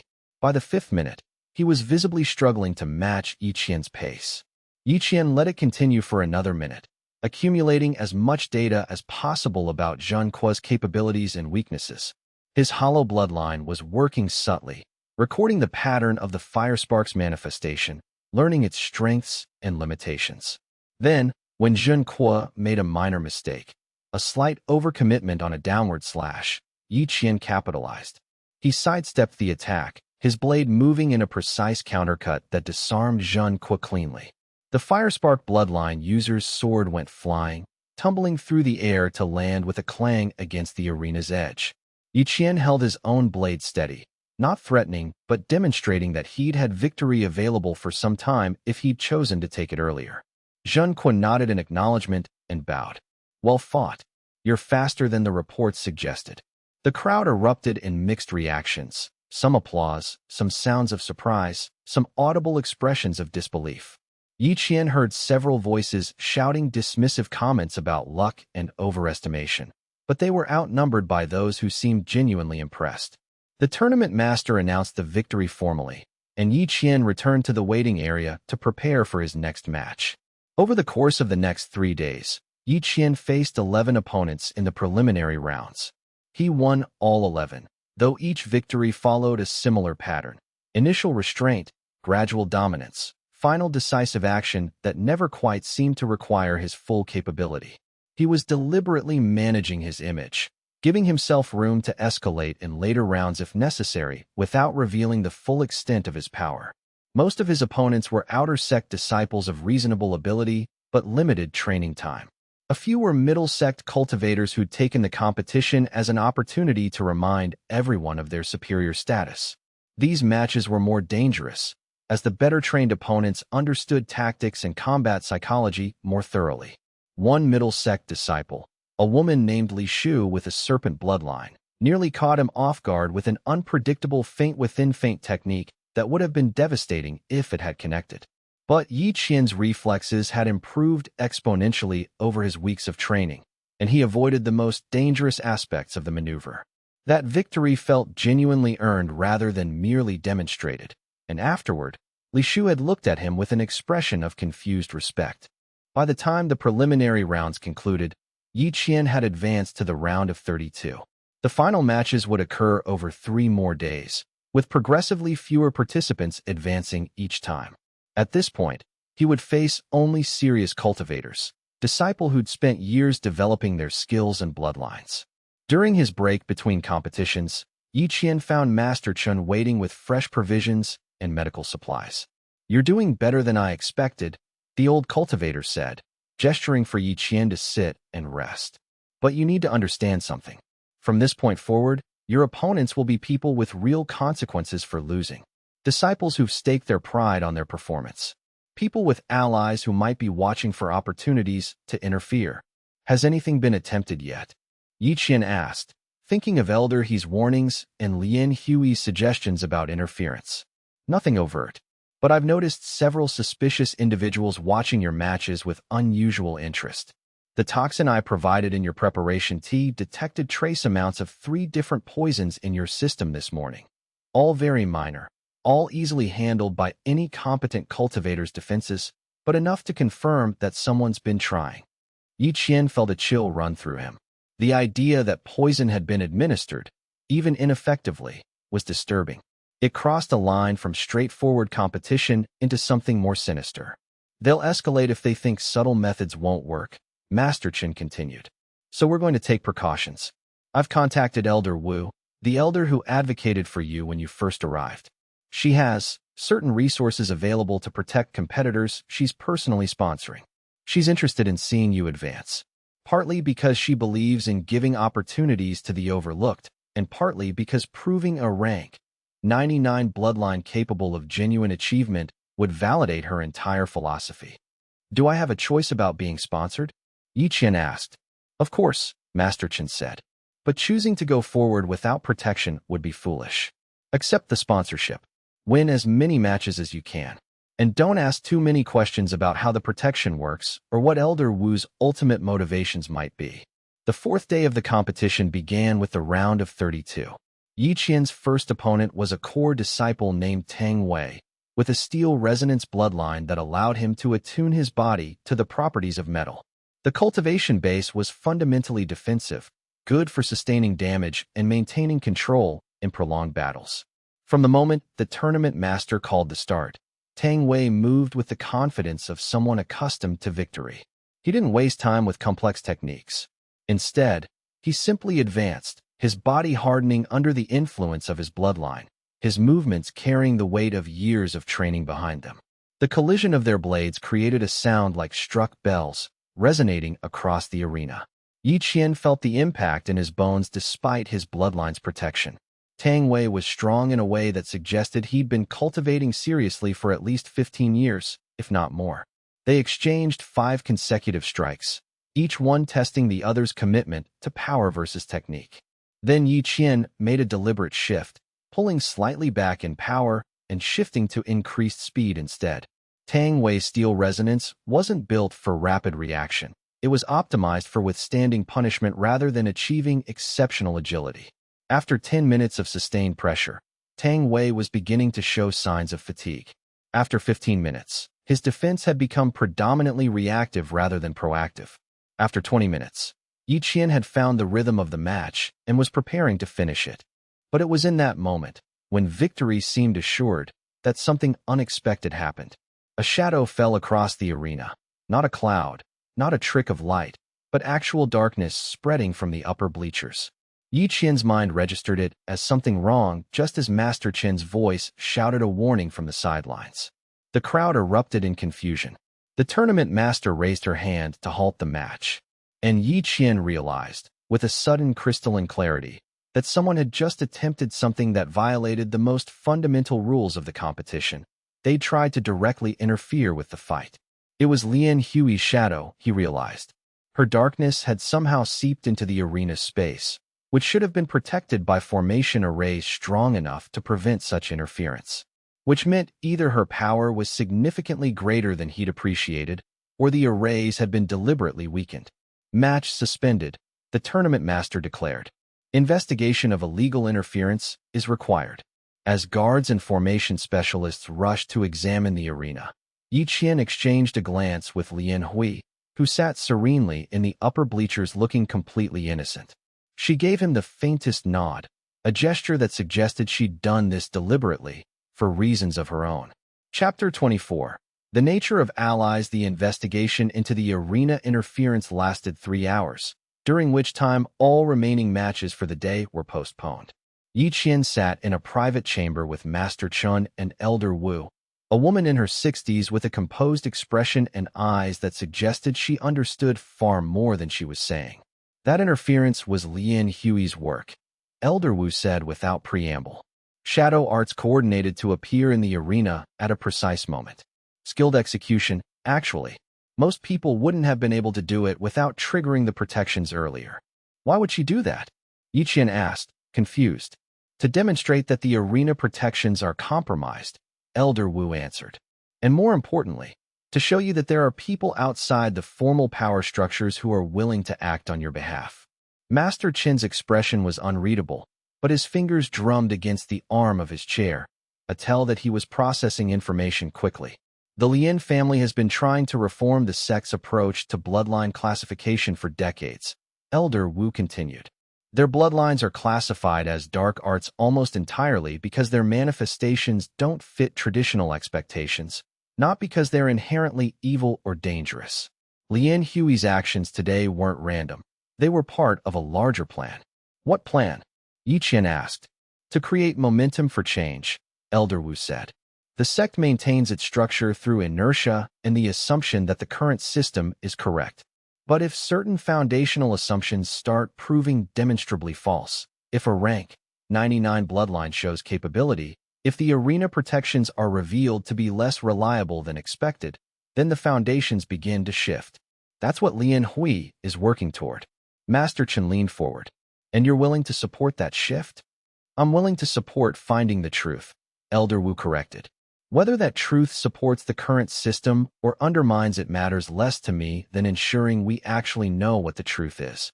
And right now, we're operating on assumptions that I'm increasingly convinced are outdated or deliberately falsified. Yi Qian felt something shift in his chest.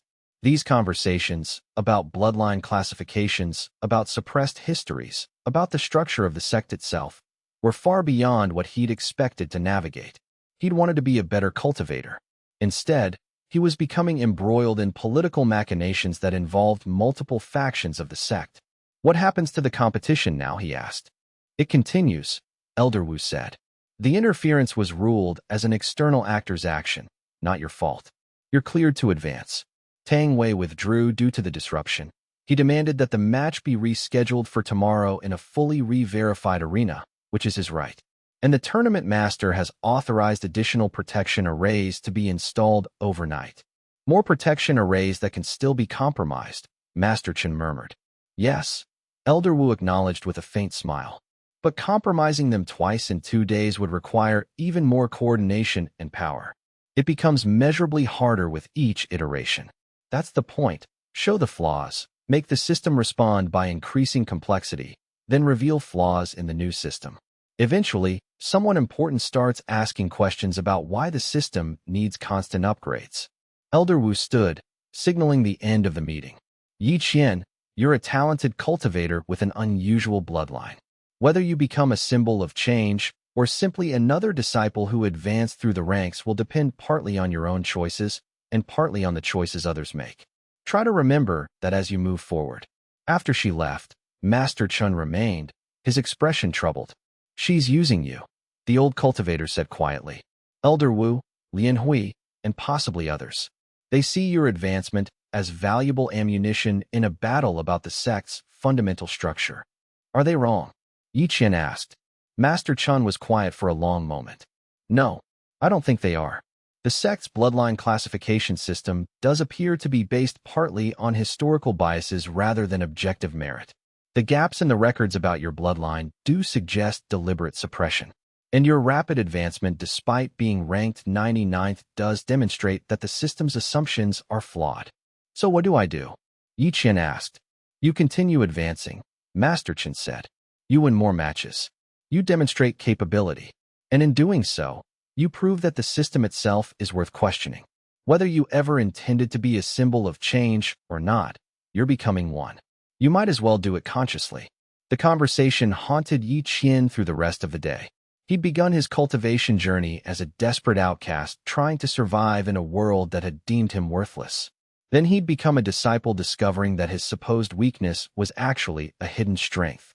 Now he was being positioned as a potential agent of systemic change, used by multiple factions for their own purposes, even if some of those purposes happened to align with what seemed objectively fair.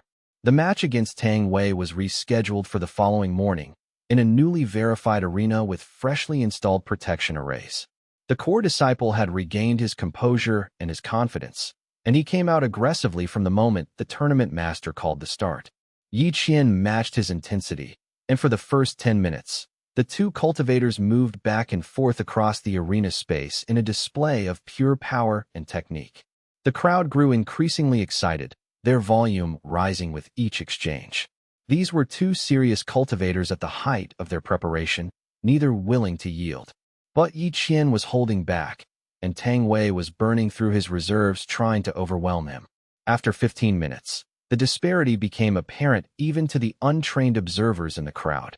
Tang Wei's movements were becoming noticeably slower, his breathing more labored, his steel resonance bloodline activations requiring longer recovery periods between uses. Yi Qian pressed forward, his speed and precision combining into a devastating series of attacks that Tang Wei's increasingly desperate defense could barely parry. After 22 minutes of sustained combat, Tang Wei's blade went flying for the second time, and Yi Qian held his sword at the ready. The core disciple, sweating heavily and breathing hard, nodded in surrender. Over the next 2 days, Yi Qian advanced through 3 more matches, each victory bringing him closer to the final rounds. His opponents became progressively stronger and more experienced, but so did his understanding of his own bloodline and its capabilities. He was learning to synthesize traits more quickly, to predict opponents' patterns faster, to adapt his fighting style mid-combat based on real-time analysis. By the time the round of 8 approached, Yi Qian had developed a reputation across the sect. He was no longer the rank 99 bloodline disciple that everyone had dismissed. He was the hidden potential cultivator, the dark horse that was defying all statistical expectations. But more importantly, in the minds of many disciples, he was proof that the system's assumptions were questionable. The final 4 matches would occur in a single day, 3 hours between each bout, allowing competitors time to recover but preventing any long-term strategic advantages from rest. The stakes were higher than ever. The winner of this tournament would be formally recognized by the sect's highest leadership, would receive substantial resources for continued cultivation, and would gain access to restricted techniques and training areas. Yi Qian's first opponent in the round of 8 was a middle sect disciple named Wu Shun, with a composite bloodline that allowed him to merge 2 different elemental techniques temporarily. It was a rare and valuable bloodline, representing a significant investment of cultivation resources over many years. The match lasted 18 minutes. Yi Qian won through a combination of superior speed and a particularly clever defense against Wu Shun's composite attacks. The victory earned him a standing ovation from a significant portion of the crowd. 2 hours and 50 minutes later, he faced his second opponent, a core disciple named Zhao Ming, whose beast form bloodline allowed him to assume partial characteristics of a legendary phoenix. The match was fierce and demanding, testing Yi Qian's ability to fight against an opponent who could literally change their physical structure mid-combat. 26 minutes into the battle, with both cultivators breathing hard and covered in the minor wounds that accumulated in serious competition, Yi Qian achieved victory when he caught Zhao Ming mid-transformation and exploited the momentary vulnerability with a disarming strike. As the tournament master announced the victory, Yi Qian realized that he'd advanced to the final two. In just 2 days of remaining competition, he would face whomever won the other half of the bracket for the championship. The knowledge felt simultaneously exhilarating and terrifying. Chapter 25. The mechanics of absorption. That night, Master Chen brought him something that had been locked away in the sect's restricted archives, a journal written by a cultivator named Li Huang, who had lived 3 centuries ago. The aged paper was fragile, and the script was written in an older form of the cultivation sect's language, but Master Chen had carefully translated key passages for Yi Qian to read. There was a cultivator, Master Chen began, settling into a chair across from Yi Qian's small room in the outer sect dormitories, who possessed a bloodline very similar to yours. The records call it the mirror bloodline, though the mechanics seem nearly identical to what we understand about your hollow bloodline. Yi Qian felt his breath catch. This was in the restricted archives. Buried deep in them, in a section labeled Abandoned Theories and Obsolete Classifications, Master Chen confirmed. Li Huang was one of the sect's most accomplished cultivators. He achieved a cultivation level that few have ever reached, inner core mastery. But his bloodline was classified as weak, and he spent the first decade of his training career working to overcome that initial designation. Master Chen opened the journal and pointed to a passage. Read this. Yi Qian leaned forward and began reading the old cultivator's observations about his mirror bloodline's mechanisms. The true nature of this bloodline emerges only through careful observation and extensive testing. It is not, as the unlearned assume, a passive reflection of external forces. Rather, it is a synthesis mechanism, a biological and spiritual capacity to analyze foreign energies and incorporate them into one's own foundation. The more diverse the energies I encounter, and the more powerful those energies are, the more complex and capable my synthesis becomes. By my understanding, this is precisely the opposite of weakness. It is, perhaps, the greatest strength available to any cultivator, the ability to grow stronger through exposure to stronger opponents. Yi Qian read the passage 3 times, his mind whirling with implications. There's more, Master Chen said, turning to another page. Li Huang's observations on the dangers of synthesis. This passage was darker, written in smaller script as though the author was documenting fears he didn't want to fully commit to permanence. As I have progressed, I have begun to understand the true danger of my bloodline's mechanisms. Each absorbed energy creates a kind of resonance within my foundation. The more energies I absorb, the louder that resonance becomes. At some point, and I cannot yet determine when that threshold might be, the resonance might become so intense that it shatters my cultivation base entirely. I am attempting to develop meditation techniques to maintain harmony among the absorbed forces, but I am beginning to suspect that every absorption brings me marginally closer to that catastrophic threshold. My greatest strength may indeed be the mechanism of my eventual destruction. Master Chen closed the journal carefully. Li Huang eventually reached a cultivation level equivalent to a nascent soul cultivator, far beyond anything the sect's current ranks include. But at the height of his power, something happened. The records are vague, but he effectively removed himself from the sect. Some claim he achieved transcendence and ascended beyond the mortal realm. Others claim he simply vanished, unable to control the resonance he'd created. And the sect buried his research, Yi Qian said slowly. They did more than that, Master Chen confirmed. They deliberately suppressed his entire body of work. Any researcher who got close to understanding the truth was redirected or discouraged. The bloodline classification system was designed partly to prevent anyone else with a mirror or hollow bloodline from ever getting the resources to discover what Li Huang had learned. Yi Qian felt a chill run through him. The idea that his bloodline's potential had been deliberately suppressed to prevent future cultivators from reaching the power that Li Huang had achieved was both terrifying and clarifying. "Why are you showing me this?" Yi Qian asked. "Because you need to understand what you're dealing with," Master Chen said. "Your hollow bloodline is not simply weak. It's potentially the most powerful bloodline available to any cultivator, but it carries a built-in risk. The more you grow, the more dangerous you become, not to others necessarily, but to yourself. Your cultivation base can only sustain so many absorbed energies in harmony before they begin interfering destructively with one another. How do I prevent that?" Yi Qian asked urgently. "That's what Li Huang never discovered," Master Chen said grimly. "Or if he did, he didn't record it. But I've been developing a theory based on reading between the lines of his journal and my own observations of your progress."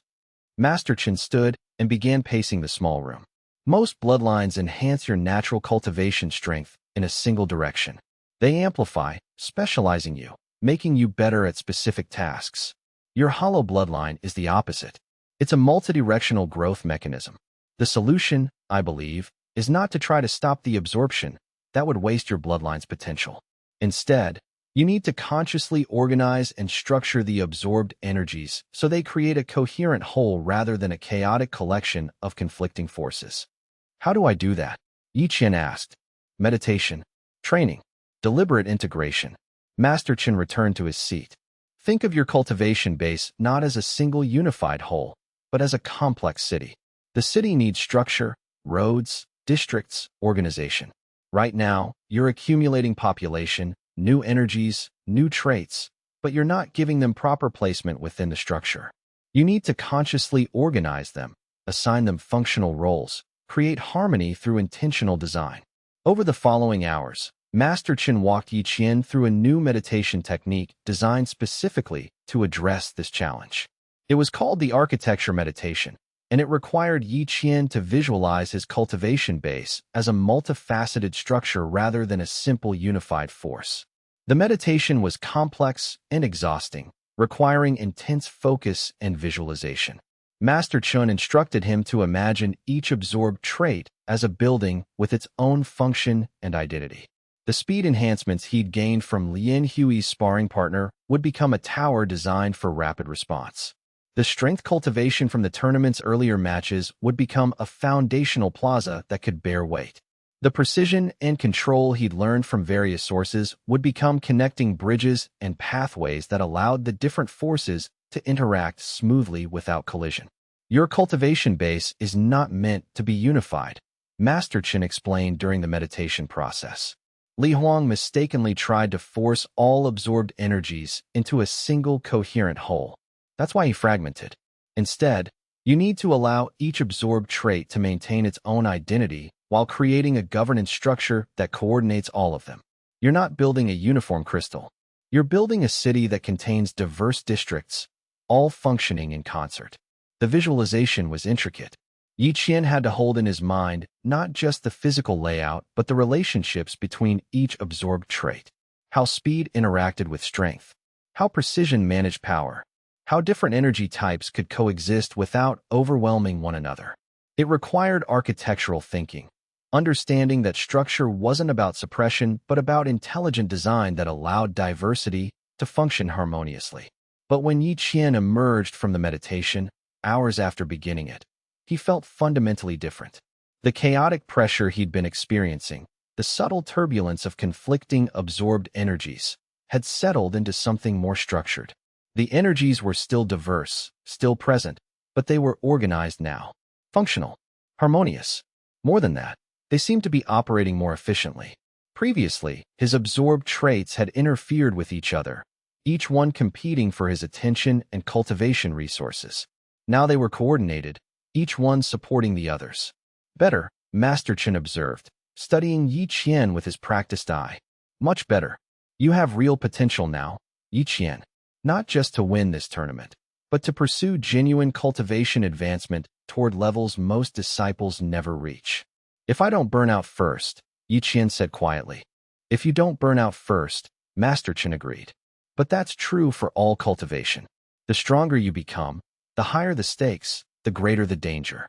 The trick is to grow fast enough to always be ahead of the catastrophe, to maintain that narrow path between destruction and transcendence." What makes you different is that you have a structural framework that might actually allow you to manage that growth. Li Huang never had that.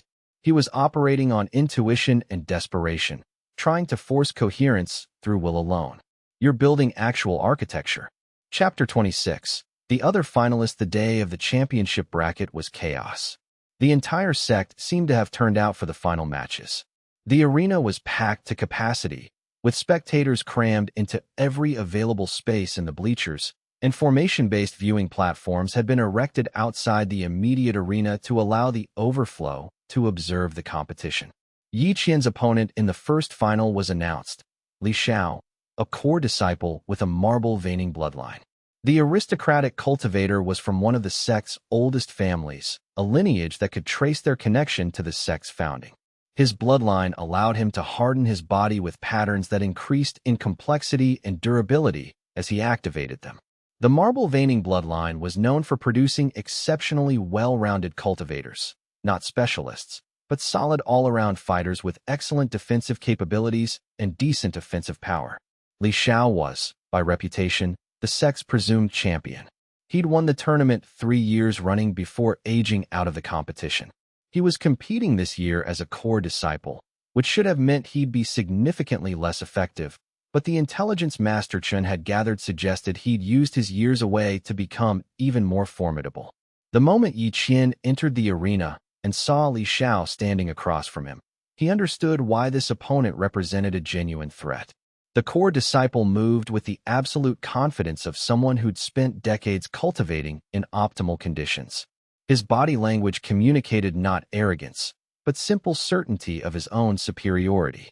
"You've made an interesting progression through the tournament," Li Xiao said conversationally as they took their positions. "Your early matches were impressive, the later ones less so. I guess you're approaching your limits, the point where you've exhausted the advantages of youth and reflexes and are about to hit a wall of experience." "Possibly," Yi Qian acknowledged. It was good strategy to get a verbal feel for his opponent, to understand their communication style and confidence level. "Actually, I'm betting on it," Li Xiao said with a faint smile. "So I'm going to use this match to send a message." The rank 99 bloodline disciple was interesting for a while, but the hierarchy exists for reasons. Real strength requires not just talent, but years of dedicated cultivation. That's something you simply haven't had time to accumulate. Yi Qian didn't respond. He'd learned that the best counter to psychological pressure was simply not engaging with it. The tournament master raised her hand, and both cultivators took ready positions. "Begin," the tournament master called. Li Xiao came forward with a steady, measured advancement. No flashiness, no attempt to overwhelm. Just a deliberate progression that demonstrated absolute confidence. Yi Qian responded with a moderate pace, meeting him in the middle of the arena space. The first clash of their blades was telling. Li Xiao's marble-veining bloodline had already activated to reinforce his body, and the impact of the collision communicated clearly. This cultivator had years of experience with managing power and efficiency. They exchanged strikes in a deliberate rhythm. Li Xiao was clearly testing Yi Qian, feeling out his speed and strength, making note of his reaction patterns. It was the approach of someone completely comfortable in extended observation before committing to serious offense. After 10 minutes of this probing, Li Xiao shifted his approach. His strikes became more aggressive, his pace quickening marginally. The marble veining patterns along his arms brightened as he activated a secondary layer of bloodline reinforcement. Yi Qian responded by adjusting his defense, his own hollow bloodline subtly activating the integrated traits he'd absorbed from his previous opponents. Nothing overt, just small enhancements that he'd deliberately suppressed until this moment. The match evolved into something more complex than the preliminary rounds had been.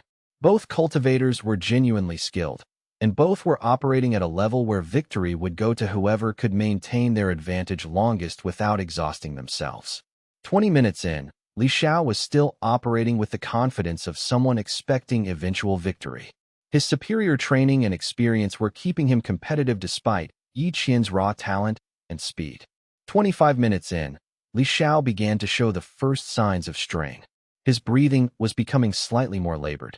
His marble veining activations were requiring longer recovery periods between uses. His overall pace had slowed fractionally.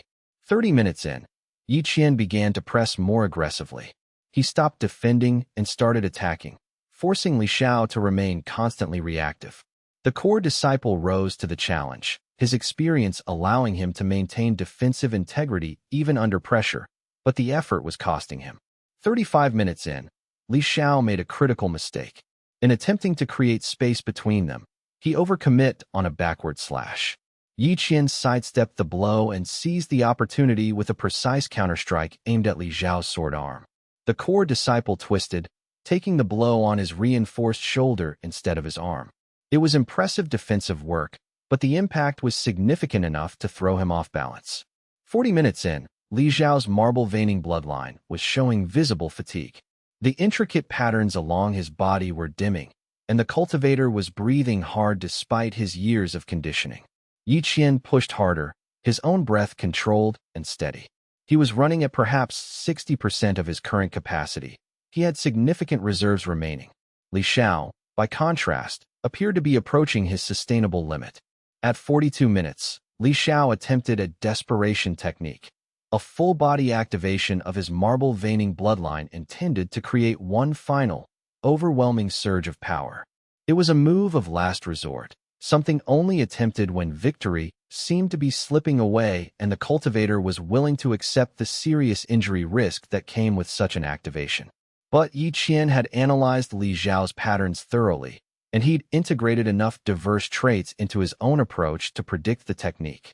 He dodged the initial surge, and when Li Xiao recovered from the technique's recoil, temporarily weakened by the extreme exertion, Yi Qian was there with a disarming strike. Li Xiao's sword went flying. The core disciple, sweating profusely and breathing hard, straightened slowly. For a moment, he simply stared at Yi Qian with an expression of genuine shock. Then, as the crowd erupted in sound, some cheering, some gasping in disbelief, Li Xiao nodded in acknowledgement of defeat. "Well fought," he said, his voice tight. "You're better than I expected. The rank 99 bloodline might not be as worthless as we've all been assuming." As Yi Qian helped Li Xiao to his feet, the tournament master was already announcing the victory and the break before the final match would begin. Chapter 27. The path to championship. Yi Qian had 3 hours to rest and recover before facing the other finalist. He spent that time with Master Chun, who provided him with medical supplies and practiced meditation. "That was an excellent match," Master Chun observed, studying Yi Qian for signs of injury or hidden damage. "You managed to avoid overcommitting, maintained superior positioning, and adapted your approach as Li Xiao's strength degraded. Your tactical awareness is advancing faster than I anticipated." "He was strong," Yi Qian acknowledged. "Significantly stronger than any opponent I've faced before. If I hadn't had the architecture meditation technique to organize my absorbed energies, I might not have had the reserves to outlast him." Master Chen nodded approvingly. "That's correct. The foundational strength you inherited from years of his conditioning was real. You won because you adapted better to exhaustion, not because you're inherently more powerful. That's an important distinction." The other finalist was Lin Xiao, a middle sect disciple with a wind precision bloodline. According to the intelligence reports, Lin Xiao had dominated his half of the bracket, winning his matches with impressive consistency and precision. He was, apparently, a cultivator who'd specialized in speed and accuracy over raw power. "Wind precision is dangerous," Master Chen warned. "The bloodline enhances your reaction time and your ability to perceive details in movement and positioning. Lin Xiao will see everything you're attempting before you fully commit to it. Your advantage of surprise will be minimal." "How do I counter that?" Yi Qian asked. "With complexity," Master Chen said. "If you can present him with multiple threat vectors simultaneously, force him to process and respond to multiple things at once, you might be able to overwhelm his perception despite its enhanced speed. But it's going to require you to operate at a significantly higher level of sustained intensity than you have so far." When the final match began, Yi Qian understood immediately what Master Chen meant about Lin Xiao's perception. The cultivator moved with an almost prescient awareness of where Yi Qian's attacks would be, sidestepping blows before Yi Qian had fully extended them. It was as though Lin Xiao could see the future, or at least predict it with such accuracy that the effect was nearly the same. The match became a game of attempting to fool Lin Xiao's perception, to create false threat vectors that would distract his attention from the real ones. It required Yi Qian to operate at full mental capacity constantly, thinking several moves ahead, setting up false patterns that would consume Lin Chao's processing power before executing the actual attack. 50 minutes into the match, both cultivators were operating at the edge of their sustainable capability. Yi Qian was burning through his reserves at an alarming rate, the constant mental intensity nearly as exhausting as the physical exertion. Lin Chao was breathing hard, his wind precision bloodlines enhancements requiring significant personal reserves to maintain. The arena had gone quiet. The crowd sensed they were witnessing something extraordinary. Two cultivators locked in a battle that transcended physical technique and had become a pure contest of will and adaptation. Yi Qian could feel sweat dripping down his face, could feel the slight tremor in his muscles from extended exertion. But beneath the physical exhaustion, something else was happening. His multiple consciousness centers, honed through months of synthesis and integration practice, were functioning in perfect concert. One aspect of his awareness tracked Lin Chao's breathing patterns and body mechanics. Another maintained the energy flows through his cultivation core. A third was analyzing the pattern of the cultivator's predictive perceptions, learning how Lin Chao's wind-based instincts worked. A fourth was generating the false attack patterns and feints that were keeping Lin Chao from settling into a dominant position. It was exhausting in a way that pure physical combat never was, but it was also exhilarating. This was the hollow bloodline's true strength, not a single dominant capability, but the ability to synthesize and coordinate multiple distinct capabilities simultaneously. But in the end, Yi Qian's hollow bloodline gave him an edge that Lin Chao's pure speed couldn't overcome. Through synthesis with traits he'd absorbed from dozens of previous opponents, Yi Qian had developed an unpredictability that even Lin Chao's enhanced perception couldn't fully anticipate. There were moments where he would feint in one direction, then deliberately twist his approach mid-motion, creating a kind of controlled chaos that required Lin Chao to adapt at a pace that was, just barely, beyond his bloodline's capability. More than that, Yi Qian's awareness had expanded enough to recognize the exact moment when Lin Chao's perception would hit its limit, the instant where additional information would overload rather than enhance the cultivator's decision-making process. 58 minutes into the match, Yi Qian found the opening he'd been working toward. He executed a deceptive combination that appeared to be committing him to a high attack, drawing Lin Chao's attention upward, while his actual blade work was aimed at the cultivator's legs. Lin Chao's perception caught the deception a fraction of a second too late. He attempted to adjust his defense, but the repositioning left him off balance. Yi Qian pressed forward with a series of strikes that forced Lin Chao backward, step by step, until the cultivator's heel hit the arena's edge. "Yield," Yi Qian said, holding his blade steady. "You fought excellently. There's no shame in acknowledging defeat." For a moment, Lin Chao seemed to consider pressing the fight despite his compromised position. Then, with a nod of acknowledgement, the cultivator dropped his guard. The crowd exploded into sound. Yi Qian had won. He was the champion of the inter-sect competition. As the tournament master raised his arm in victory, Yi Qian felt something shift fundamentally in how the sect perceived him. He was no longer the rank 99 bloodline disciple that everyone had dismissed. He was the champion. He was proof that the system's fundamental assumptions were flawed. Elder Wu was waiting for him in the recovery chamber afterward. The elder woman looked genuinely pleased, though her expression communicated satisfaction rather than surprise. "You've accomplished something significant," Elder Wu said. "You've become undeniable. It's one thing for a few people to claim that your bloodline might have potential. It's quite another to demonstrate it in direct competition against the sect's best." "What happens now?" Yi Qian asked. "Now," Elder Wu said, "the real complications begin." Chapter 28. The Discovery of Dark History. In the weeks following the tournament, Yi Qian's life transformed dramatically. He was given access to restricted training areas previously available only to core disciples. He received a substantial stipend of cultivation resources.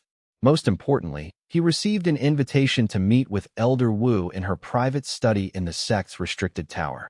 Master Chun escorted him to the tower's entrance, but the old cultivator's expression suggested he understood that Yi Qian's time as a simple outer sect disciple studying under his guidance was coming to an end. "Be careful what you commit to," Master Chen advised before departing. Knowledge about your bloodline's history is valuable, but it's also dangerous. There are people who would prefer certain truths remain buried. Elder Wu's study was lined with shelves containing thousands of scrolls and books, many of them clearly ancient. The elder woman sat at an enormous desk, surrounded by papers and writing materials. I've spent the last 3 weeks researching, Elder Wu said without preamble. Or rather, I've had others research while I've been dealing with the political fallout from your tournament victory. There are factions within the sect, some subtle, some not, that are concerned about what your advancement means. She gestured for Yi Qian to sit and began laying out documents before him. The hollow bloodline was indeed deliberately suppressed, Elder Wu confirmed. But the history is more complex than simple bias. 312 years ago, there was a cultivator named Li Huang who possessed your bloodline.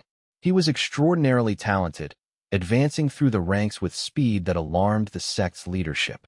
The documents Elder Wu had laid out included copies of records Yi Qian recognized from Master Chen's journal. But there was additional information here, reports from sect councils, decisions made by ancient elders, official decrees issued, and then rescinded. Li Huang reached a cultivation level that no one in the sect had previously achieved, Elder Wu explained. And along the way, he became increasingly unstable. His records suggest that the constant synthesis of diverse energies was fragmenting his mind, even as it was enhancing his power. By the time the sect's leadership recognized the danger, it was nearly too late. Elder Wu opened a particularly ancient scroll. Li Huang attempted to ascend beyond the mortal realm in what scholars believe was an act of desperation, trying to transcend the limitations of his physical body and resolve the internal conflicts that were destroying him. He partially succeeded. His body was found 3 days after his ascension attempt, completely transformed into something not human. It took the sect's most powerful cultivators to contain him and eventually force him into a kind of suspended state. What happened to him? Yi Qian asked.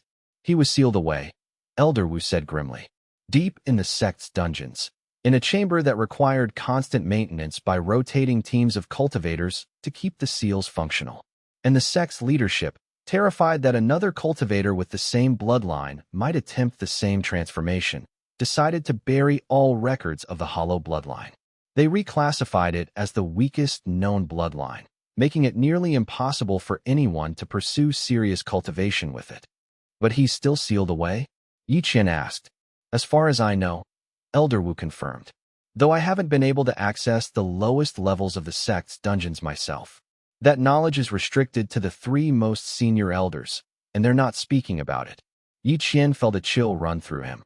The idea that his bloodline's full potential had been sealed away, both the knowledge and the cultivator himself, suggested that the stakes of his own cultivation were far higher than he'd understood.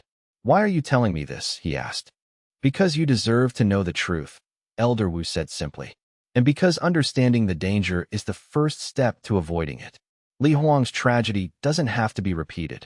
If you can understand what caused his destabilization, if you can develop techniques to maintain psychological and spiritual balance while synthesizing diverse energies, you might accomplish what he couldn't: advancement without destruction. And if I can't, Yi Qian asked quietly, then you might end up sealed away like he did, Elder Wu said bluntly. Which is why you need to be very careful about how far you push your cultivation. The sect's leadership will tolerate your advancement because denying you now would challenge the validity of the ranking system. But if you show signs of the same destabilization that Li Huang exhibited, they will move against you without hesitation. You'll become an inconvenient truth that needs to be contained. Over the following weeks, Yi Qian began spending more time in Elder Wu's study than in actual cultivation training.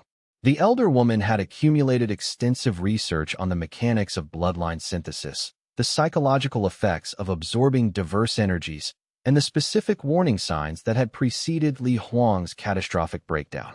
One particularly illuminating document was a personal journal entry written by a sect elder named Zhang Ming, who had been present when Li Huang's transformation had occurred. I witnessed something today that I cannot adequately describe in words. Li Huang, who had always been brilliant but balanced, manifested signs of profound internal conflict.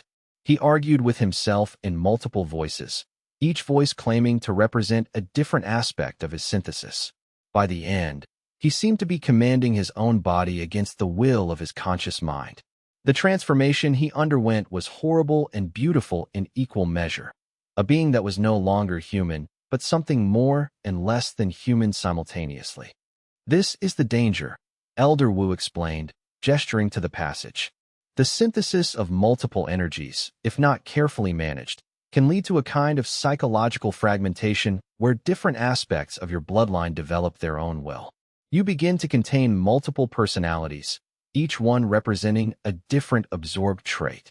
How do I prevent that? Yi Qian asked desperately. By maintaining psychological integration, Elder Wu said. By ensuring that even as you synthesize new energies, you're deliberate about incorporating them into a unified sense of self. That's what your architecture meditation technique is designed to address. But it requires constant vigilance. Every new synthesis is a potential point of fragmentation. The weight of this knowledge pressed down on Yi Qian like a physical force. His bloodline wasn't simply powerful, it was potentially catastrophic if mishandled. Every step forward in cultivation was a step closer to a threshold beyond which he might lose his sanity. There's one more thing, Elder Wu said, opening a final sealed document that appeared to be older and more carefully preserved than the others. Something I discovered through very careful and extensive archival work. The hollow bloodline wasn't naturally occurring in human cultivators. It was created deliberately and with deliberate purpose through sophisticated genetic synthesis techniques by a cultivator from an earlier historical age. The surviving records are highly fragmentary and some sections have been damaged or deliberately obscured, but based on the evidence I've recovered, it appears the bloodline was specifically designed as a fail-safe mechanism, a way to ensure that no single bloodline could dominate and control the cultivation world permanently and exclusively. Elder Wu gestured to the documents as she explained. By deliberately creating a bloodline that could adapt and synthesize the traits of all other bloodlines, the original designer was attempting to prevent bloodline-based hierarchy from calcifying permanently. It was a philosophical statement made in biological form, an argument that no hierarchy should ever become so rigid and absolute that it couldn't be challenged. But it didn't work, Yi Qian said, understanding the implication even before she confirmed it. The system became what it was designed to prevent. It worked far too well, in fact, Elder Wu corrected him. The hollow bloodline became so demonstrably powerful, so capable of threatening established hierarchies, that the sect's leadership decided it needed to be suppressed and hidden for the safety of their own power structures. They made a strategic decision that the stability of their control was more important than the truth about bloodline potential.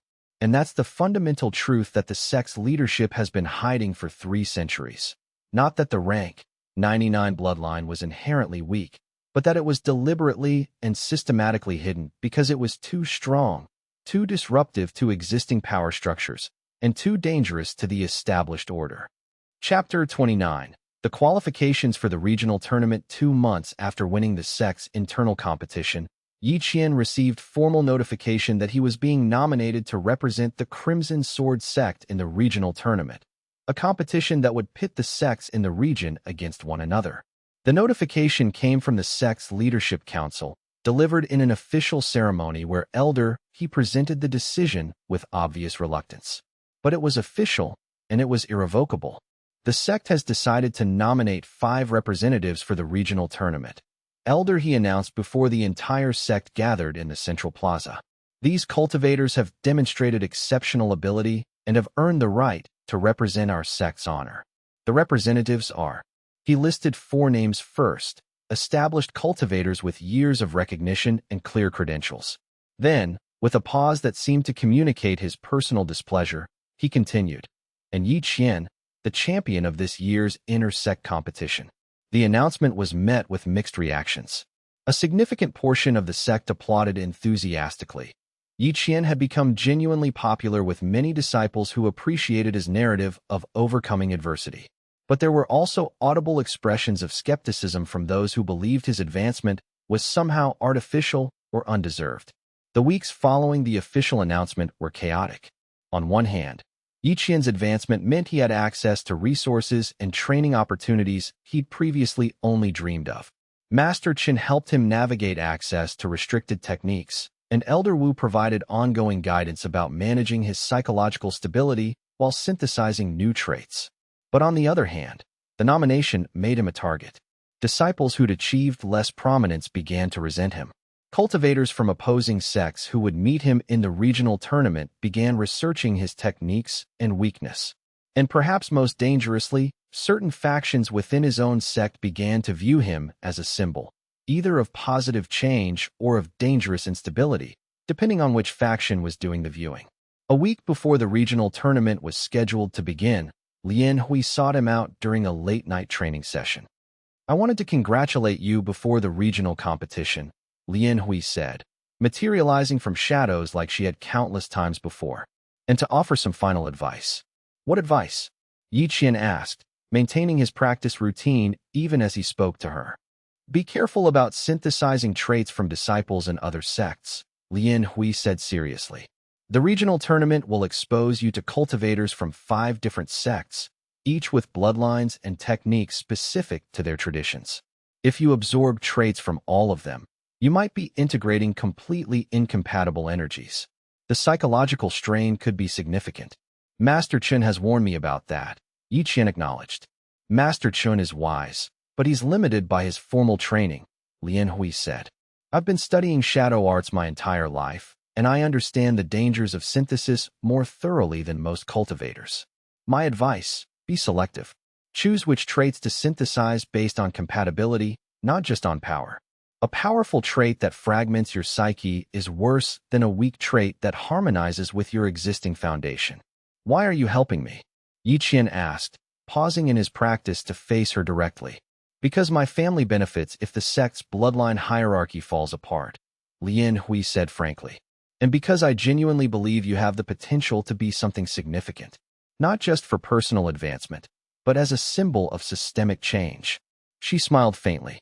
"Also, between you and me, I like you. You're not as trapped in pride and assumption as most cultivators are." Over the next week, Yi Qian worked with both Master Chun and Lien Hui to develop additional meditation techniques, not for synthesis, but for rejection. For learning to encounter powerful bloodline traits and deliberately choose not to absorb them, to let them pass through his cultivation without integration.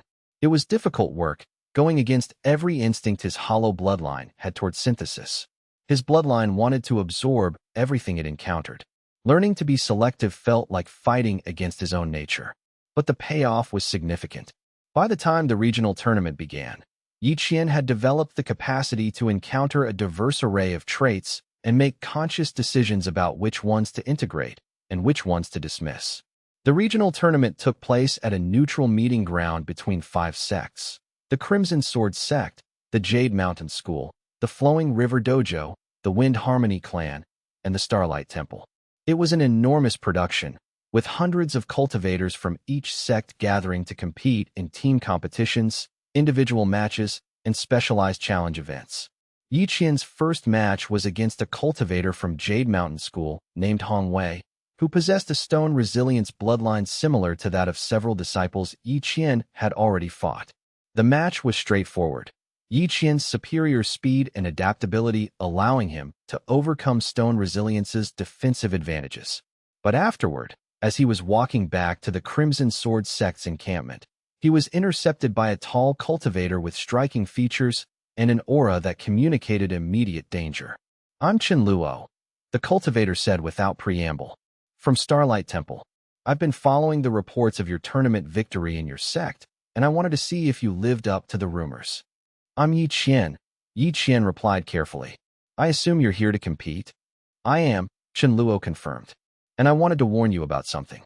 I've been researching the sect competitions in the region for the past few years, and I've noticed something interesting. Whenever a truly talented outlier emerges, someone who shouldn't be succeeding based on traditional parameters, they eventually face some kind of obstacle that removes them from competition." "What kind of obstacle?" Yi Qian asked. "Injury. Elimination in the early rounds. Sometimes direct attempts on their life if the sects are particularly aggressive." Chen Luo studied him thoughtfully. "Your case is unusual because you're being promoted by your sect's leadership, at least officially. But don't mistake that for protection. If you advance too far, if you become too much of a threat to the broader bloodline hierarchy, you might find that your own sect turns on you. Why would they do that? Yi Qian asked. Because the bloodline hierarchy exists to ensure that power remains concentrated among families and sects that have maintained position for generations, Qin Luo explained. Someone from a rank 99 bloodline rising to prominence threatens that entire system. It's dangerous to the power structures that maintain the cultivation world. So if your sect's leadership feels that you're becoming too dangerous, they'll remove you themselves rather than let other sects have the opportunity. After Qin Luo departed, Yi Qian sat alone in his quarters, processing the warning. He'd known, intellectually, that his success was politically dangerous. But hearing it stated so directly by someone outside his own sect gave the danger a different kind of reality. Chapter 30. Aftermath and Ascendance. The days following the regional tournament victory were a blur of celebration and careful navigation. The Crimson Sword sect held a formal banquet honoring the championship, with disciples from all levels coming to acknowledge Yi Qian's achievement. He moved through the event with calculated grace, accepting congratulations while carefully avoiding the kind of arrogance that might provoke backlash from those who still resented his success. What struck him most profoundly was how differently people treated him now. Disciples who had previously ignored him completely sought him out for conversations. Middle sect cultivators who had dismissed him as beneath their notice now approached with carefully calculated respect. Even some of the core disciples, who had maintained their distance before, began acknowledging him as a peer in at least some limited sense. The hierarchy had not dissolved, but it had visibly shifted around him, accommodating his new status even as it tried to minimize the implications of that shift. But there was something else too beneath these social adjustments. An undercurrent of genuine fear in many of those interactions. People understood, perhaps not always consciously but certainly intuitively at some deeper level, that Yi Qian's success represented a fundamental kind of threat to the structures that had previously allowed them to assume their superiority based purely on bloodline ranking alone. If he could rise from rank 99, what did that mean about the validity of everyone else's rankings? What did it suggest about the accuracy of the entire classification system? Master Qin observed these dynamics with the practiced eye of someone who had spent decades understanding the intricate politics of sect hierarchies. You've become what every established power structure fears most, the old cultivator said to him after the banquet concluded, in the privacy of Yi Qian's quarters. You're living proof that their fundamental assumptions are wrong. You're walking, breathing evidence that genuine talent and dedicated cultivation work can overcome arbitrary classification systems that were designed to suppress rather than accurately assess. The following week brought unexpected opportunities for advanced study. Elder Wu formally granted Yi Qian unrestricted access to the restricted archives, where she herself conducted her personal research. This was an extraordinary privilege, normally reserved only for senior disciples and accomplished researchers who had proven themselves over decades. The gesture communicated, unmistakably, that Elder Wu was fully committed to supporting his advancement and was willing to use her political capital to protect him. In those archives, Yi Qian encountered documents that confirmed and dramatically expanded upon what Master Chun had already discovered. There were records of bloodline classifications from centuries past, showing detailed patterns of how certain bloodlines had been consistently ranked high across generations, while others had been consistently suppressed or relegated to lower positions. The patterns weren't random or unintentional. They seemed deliberately designed to maintain power in the hands of specific families and lineages that already held substantial authority. He also found something far more disturbing.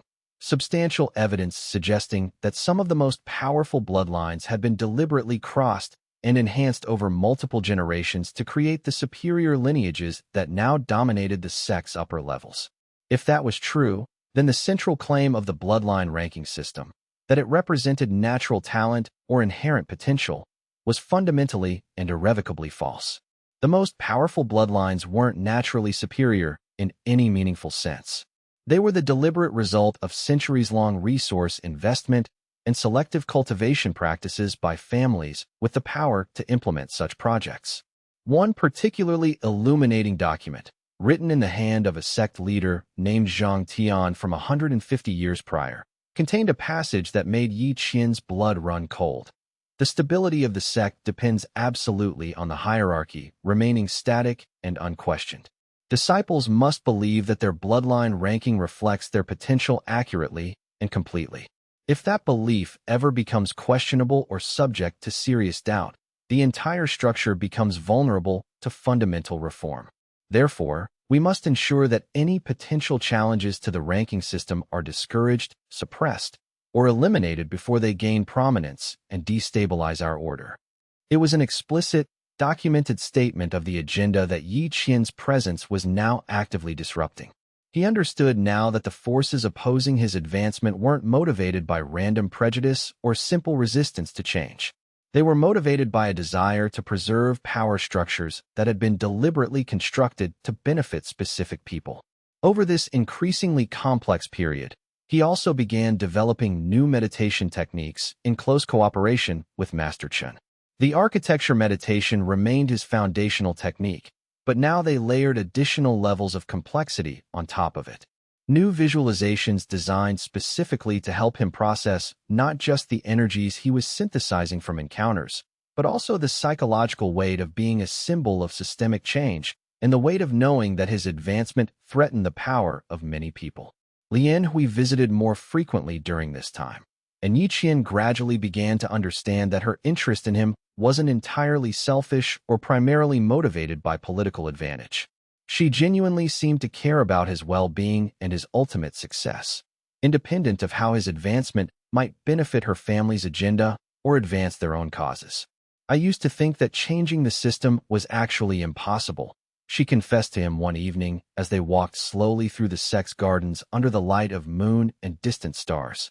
I watched my family try to advocate for recognition of dark arts bloodlines for decades, experiencing how our arguments were consistently dismissed or actively suppressed.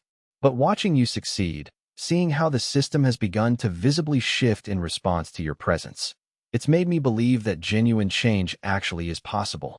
Before you, I thought we were trapped in amber, eternal. Yi Qian felt the profound and growing weight of that belief, increasingly aware that he was becoming burdened with the hopes and expectations of people who saw him not simply as a cultivator, but as a catalyst for broader systemic transformation. The responsibility was immense and constantly expanding.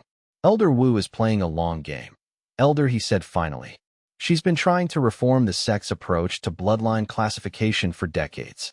She sees your advancement as validation of her philosophy. And she's right, objectively speaking. The bloodline ranking system is fundamentally flawed. But the flaw benefits those of us in positions of power, and changing the system would threaten that power. So what happens now? Yi Qian asked. That, Elder, he said slowly, is what I need to decide. You see, I could have the sect's leadership decree that your advancement is somehow anomalous, that you benefited from hidden training or resources, that you're not a legitimate champion. That would protect the hierarchy. But you've already won very publicly, and everyone from 5 sects saw you do it. That option is increasingly available. Elder, he stood and walked to the tent's entrance, gazing out at the festival grounds where the regional tournament champions were being celebrated. Alternatively, the Elder continued, I could accept that you're the first of what might be many cultivators whose potential was underestimated due to flawed assumptions. I could permit the bloodline classification system to begin changing. I could acknowledge that Li Huang's tragedy doesn't have to be repeated, and that cultivators with hollow bloodlines can be genuinely valuable members of society. Which will you choose? Yi Qian asked. That, Elder, he said, remains to be seen. But I wanted you to understand the stakes. Whatever happens next in your cultivation journey will be determined by decisions far above your current level of influence. All you can do is continue advancing and hope that the people making those decisions choose wisely. Chapter 31. The Sealed Cultivator. 3 weeks after returning to the sect with his regional tournament victory, Yi Qian received a visitor in his quarters, Elder Wu, accompanied by 2 sect guards who remained outside the room. I need to show you something, Elder Wu said without preamble. Something that only the 3 highest-ranking sect elders know about. And I'm choosing to show you because I believe it's important that you understand the full extent of what you're dealing with. The elder produced an ornate key, far older than anything else Yi Qian had seen in the sect. It was made of a metal that seemed to exist slightly out of phase with normal reality, shimmering faintly with an energy that he immediately recognized as being compatible with his own hollow bloodline. This key will grant us access to the deepest levels of the sect's dungeons, Elder Wu explained, where the original cultivator with the hollow bloodline has been sealed for the past 3 centuries. Elder, he said only the 3 highest-ranking elders knew about this, Yi Qian said carefully. They do, Elder Wu confirmed. And I'm one of those 3 elders. The other 2 are occupied with other matters at the moment. We have perhaps 2 hours before they notice I've taken the key. The dungeons of the Crimson Sword sect were ancient, built in layers that went far deeper than Yi Qian had imagined. Elder Wu led him through progressively restricted areas, each one protected by formation arrays that she easily circumvented using keys and knowledge that suggested she'd made this journey multiple times before. By the time they reached the deepest levels, Yi Qian could feel the weight of the earth above them, the pressure of centuries of accumulated energy contained in the surrounding stone. The final chamber was absolutely enormous, its dimensions suggesting it had been specifically excavated to contain something of enormous importance. Its walls were completely covered in intricately detailed and continuously glowing formation arrays, some of which Yi Qian recognized as sealing techniques, others of which appeared to be maintaining arrays, and still others that he couldn't identify at all. The air itself seemed to pulse with contained power, and in the precise center of the chamber, suspended within some kind of energetic stasis field that shimmered with barely contained force, was the body of Li Huang. The sealed cultivator was humanoid only by the most technical and loose definition of the term. His body had been fundamentally transformed by a synthesis of numerous conflicting energies into something that was simultaneously breathtakingly beautiful and profoundly horrifying to witness. He appeared as a being of crystalline structure, all of his internal organs and energies visible through his now translucent physical form, each energy constantly moving in distinct patterns, constantly conflicting with all the others, constantly trying to destroy one another even though the sealing stasis field prevented actual transformation or movement. The crystalline form seemed to contain every color imaginable and several colors that Yi Qian couldn't quite perceive properly. The energies within him moved with independent purpose, some flowing vertically, others spiraling outward, others moving in patterns that hurt to look at because they seemed to violate normal spatial relationships. This is what uncontrolled synthesis becomes, Elder Wu said quietly, her voice carrying profound sadness. Li Huang's psychological fragmentation eventually progressed to the point where his body itself began to fundamentally fracture and transform under the accumulated strain. The only thing that saved him from complete dissolution and destruction was the sect's difficult decision to seal him away completely before the fragmentation became total and irreversible. Yi Qian stepped forward slowly and carefully, studying the sealed cultivator with a mixture of fascination and dread. He could feel the similarity between his own hollow bloodline and whatever had fundamentally transformed Li Huang's body. It was as though they were resonating with one another across the centuries of separation, a recognition of kinship that transcended the boundary between sealed and free. As he moved closer, Yi Qian's consciousness seemed to expand slightly, becoming sensitive to the energies flowing within Li Huang's crystalline form. What he perceived was not a unified whole, but distinct waves of cultivation force, each one moving according to its own logic, constantly conflicting with the others. Some flowed upward while others spiraled downward. Some moved in perfectly geometric patterns while others moved in seemingly random trajectories. It was like watching 1,000 different cultivators trying to exist within a single physical form, each one attempting to exercise control, none of them able to fully dominate the others, the entire structure held in place only by the elaborate sealing arrays. It was maddening to perceive. Within seconds of the expanded awareness, Yi Qian felt a momentary impulse to look away, to close off his consciousness back to normal perception. The sensation was too chaotic, too complex, too contrary to everything his mind normally processed. But he forced himself to observe, to really understand what he was looking at. This wasn't just a failure, it was a testimony to strength. Li Huang had been so powerful, had absorbed so many diverse and powerful traits, that the only thing capable of containing him was 3 centuries of accumulated sealing formations and the entire weight of the sect's combined cultivation power. There was something almost beautiful about the tragedy of it. Li Huang had achieved power beyond imagination, had truly transcended the normal limits of human cultivation capability.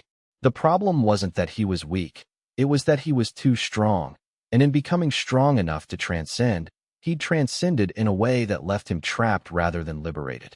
The seal is failing, Elder Wu continued. Slowly, but inevitably. The formations that contain him have been degrading for the past few decades. The sect's leadership estimates that within another 50 to 100 years, the seal will completely fail, and Li Huang will emerge from this chamber. What will happen then? Yi Qian asked. That depends on whether he retains any consciousness, Elder Wu said. If he does, and if his mind is still fragmented, he could become extraordinarily dangerous. A cultivator with the power to threaten the very foundations of the sect and every sect in the region.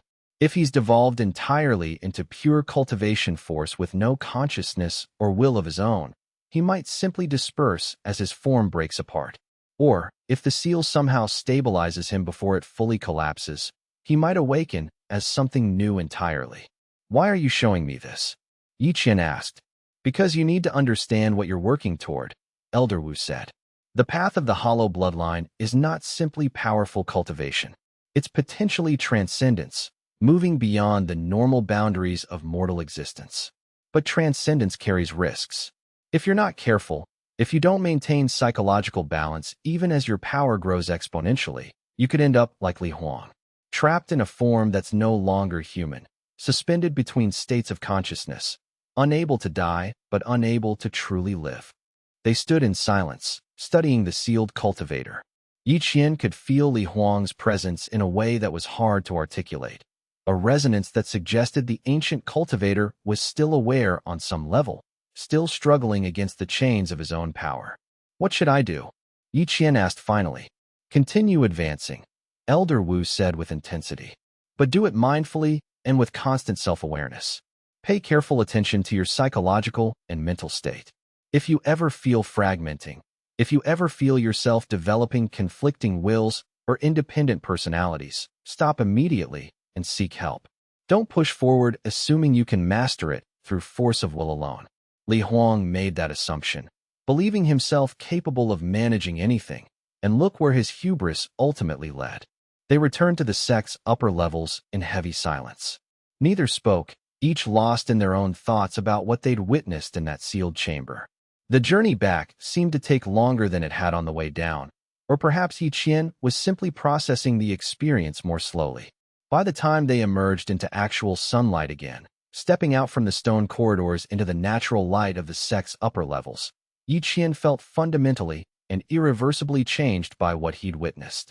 He'd seen, with his own eyes, the potential destiny of the hollow bloodline's path, an ultimate outcome that seemed to exist in a terrible space somewhere between genuine transcendence and complete destruction, with perhaps no safe middle ground existing between them. You understand now, Elder Wu said quietly once they were in an appropriately private location, why the sect's leadership has always been fearful of the hollow bloodline. Not because of the bloodline itself, but because of what it demands from anyone who pursues it. The cost of advancement is always psychological integration. But with the hollow bloodline, the cost escalates exponentially. Can it be prevented? Yi Qian asked urgently. What happened to Li Huang? Can I avoid it? Maybe, Elder Wu said with careful honesty. That's the question we're all asking now. The techniques Master Chun has developed, the architecture meditation, the consciousness multiplicity management, they represent the best attempt yet to navigate the synthesis without fragmentation. But whether they're sufficient for the long term, we won't know until you test them. The conversation in that private space had a quality of finality to it. Elder Wu was essentially telling him that he was volunteering for an experiment with no guaranteed outcome, with the best possible result being some form of transcendence and the worst being sealed away like Li Huang. Why are you telling me this? Yi Qian asked. Why not just let me advance without knowing the full danger? Because ignorance doesn't protect you, Elder Wu said firmly. The knowledge of what happened to Li Huang might save your life. It might prevent you from making the same critical mistakes he made, but only if you truly understand the stakes and prepare yourself accordingly. The question that had previously seemed important, whether he could become powerful, was no longer the right question. The question had fundamentally shifted. The new question was whether he could become genuinely powerful without losing his fundamental sense of self in the process. Whether he could manage the synthesis of multiple bloodlines without allowing those synthesized elements to fragment his consciousness into warring factions. Whether the path to power could be walked without becoming something inhuman in the process. Chapter 32. The whispers of change. The aftermath of the regional tournament brought unexpected consequences to the sect's political structure. Elder He, processing the implications of Yi Qian's victory, began quietly advocating for a review of the bloodline classification system. Elder Wu, emboldened by having shown Yi Qian the truth about Li Huang, began openly calling for transparency about the historical suppression of the hollow bloodline. The third elder, Elder Jian, who controlled most of the sect's resources and who had been relatively quiet on the matter, began making troubling statements about the cost of maintaining outdated systems versus the cost of accepting change. Within a month, the sect's entire leadership structure was debating whether to officially acknowledge the flaws in the bloodline hierarchy. It was a seismic shift in the sect's consciousness, and Yi Qian, though he'd tried to remain politically neutral, found himself at the center of the debate. Disciples began seeking him out to ask about his training methods. Other cultivators arrived at the sect requesting to study under the teaching masters who'd trained him. A few disciples with unusual bloodlines who'd previously been discouraged from advancing began approaching him with questions about how to push beyond the limitations imposed by their official rankings. Master Qin was pleased by the attention, but also cautious. "You're becoming a symbol," he warned one afternoon during a training session. "And symbols are useful until they're not. People will attach their own hopes and fears to what you represent. Some will see you as proof that the system can change for the better. Others will see you as a threat to everything they value. Be careful not to let yourself become so symbolized that you lose sight of your own actual cultivation goals." Lian Hui, meanwhile, was more direct. "My family is moving to formally challenge the bloodline classification of dark arts practitioners," she announced during one of her increasingly frequent visits to his quarters. "We're using your advancement as precedent. If a rank 99 bloodline can become powerful, then bloodlines classified based on tradition rather than objective merit deserve reevaluation." "Is that wise?" Yi Qian asked. "Won't it draw more attention to what makes bloodlines threatening to the hierarchy?" "Possibly," Lian Hui acknowledged. "But we've been living under artificial suppression for generations. My family is willing to take the risk if it might result in actual change." The sect meetings to discuss bloodline classification became increasingly heated. Some elders argued for complete transparency and reform. Others argued for maintaining the existing system but acknowledging that certain bloodlines, particularly the hollow bloodline, might deserve higher classification due to demonstrated capability. Still others argued that the entire debate was destabilizing and should be concluded by decree rather than discussion. The intensity of the debate reflected deeper anxieties within the sect's power structure. Disciples with officially higher-ranked bloodlines worried that a reformed classification system would diminish their status. Senior cultivators who'd built their entire career upon excelling within the existing hierarchy resented the implication that the system itself might be flawed. Teachers who'd spent years convincing struggling disciples that their bloodline ranking reflected genuine limitations rather than arbitrary decisions felt their judgment questioned. Yet there was also genuine excitement among younger disciples and those with marginalized bloodlines. Yi Qian received dozens of messages from cultivators he'd never met, expressing hope that the classification system might actually change. A few senior disciples began quietly investigating whether they'd been limiting themselves based on false assumptions about their bloodline potential. The sect's internal culture was in genuine flux, unstable in a way that could either result in catastrophic fragmentation or unprecedented growth. Master Chun moved carefully through this political minefield, maintaining cordial relationships with elders across the spectrum while slowly building a coalition of support for transparency. He worked with historians to verify the claims in Li Huang's journal, consulted with older cultivators who remembered the transition periods between different sect leaders, and methodically built an evidence-based case for why reform was not just possible but necessary. The turning point came when Master Chun, in a formal presentation before the sect's leadership, revealed the existence of Li Huang's journal and the original documents from 3 centuries ago that showed the deliberate suppression of the hollow bloodline. The bloodline hierarchy was not established based on objective merit, Master Chen stated clearly. It was established based on assumption, tradition, and political expedience. The hollow bloodline was ranked 99th not because it was weak, but because it was powerful in a way that threatened the existing power structure. We have been operating under a false premise for 300 years. The revelation forced the sect's hand. Within 2 days of Master Chen's presentation, the sect's leadership issued an official proclamation. The bloodline classification system would be reviewed and reformed. The hollow bloodline would be reclassified based on demonstrated capability, and all historical records related to the suppression of the hollow bloodline would be made available to authorized researchers. It wasn't perfect. The sect's leadership still had political motivations, and they structured the reform in ways that protected existing power structures as much as possible. But it was substantive change, and it was real. The ripple effects extended beyond the Crimson Sword sect.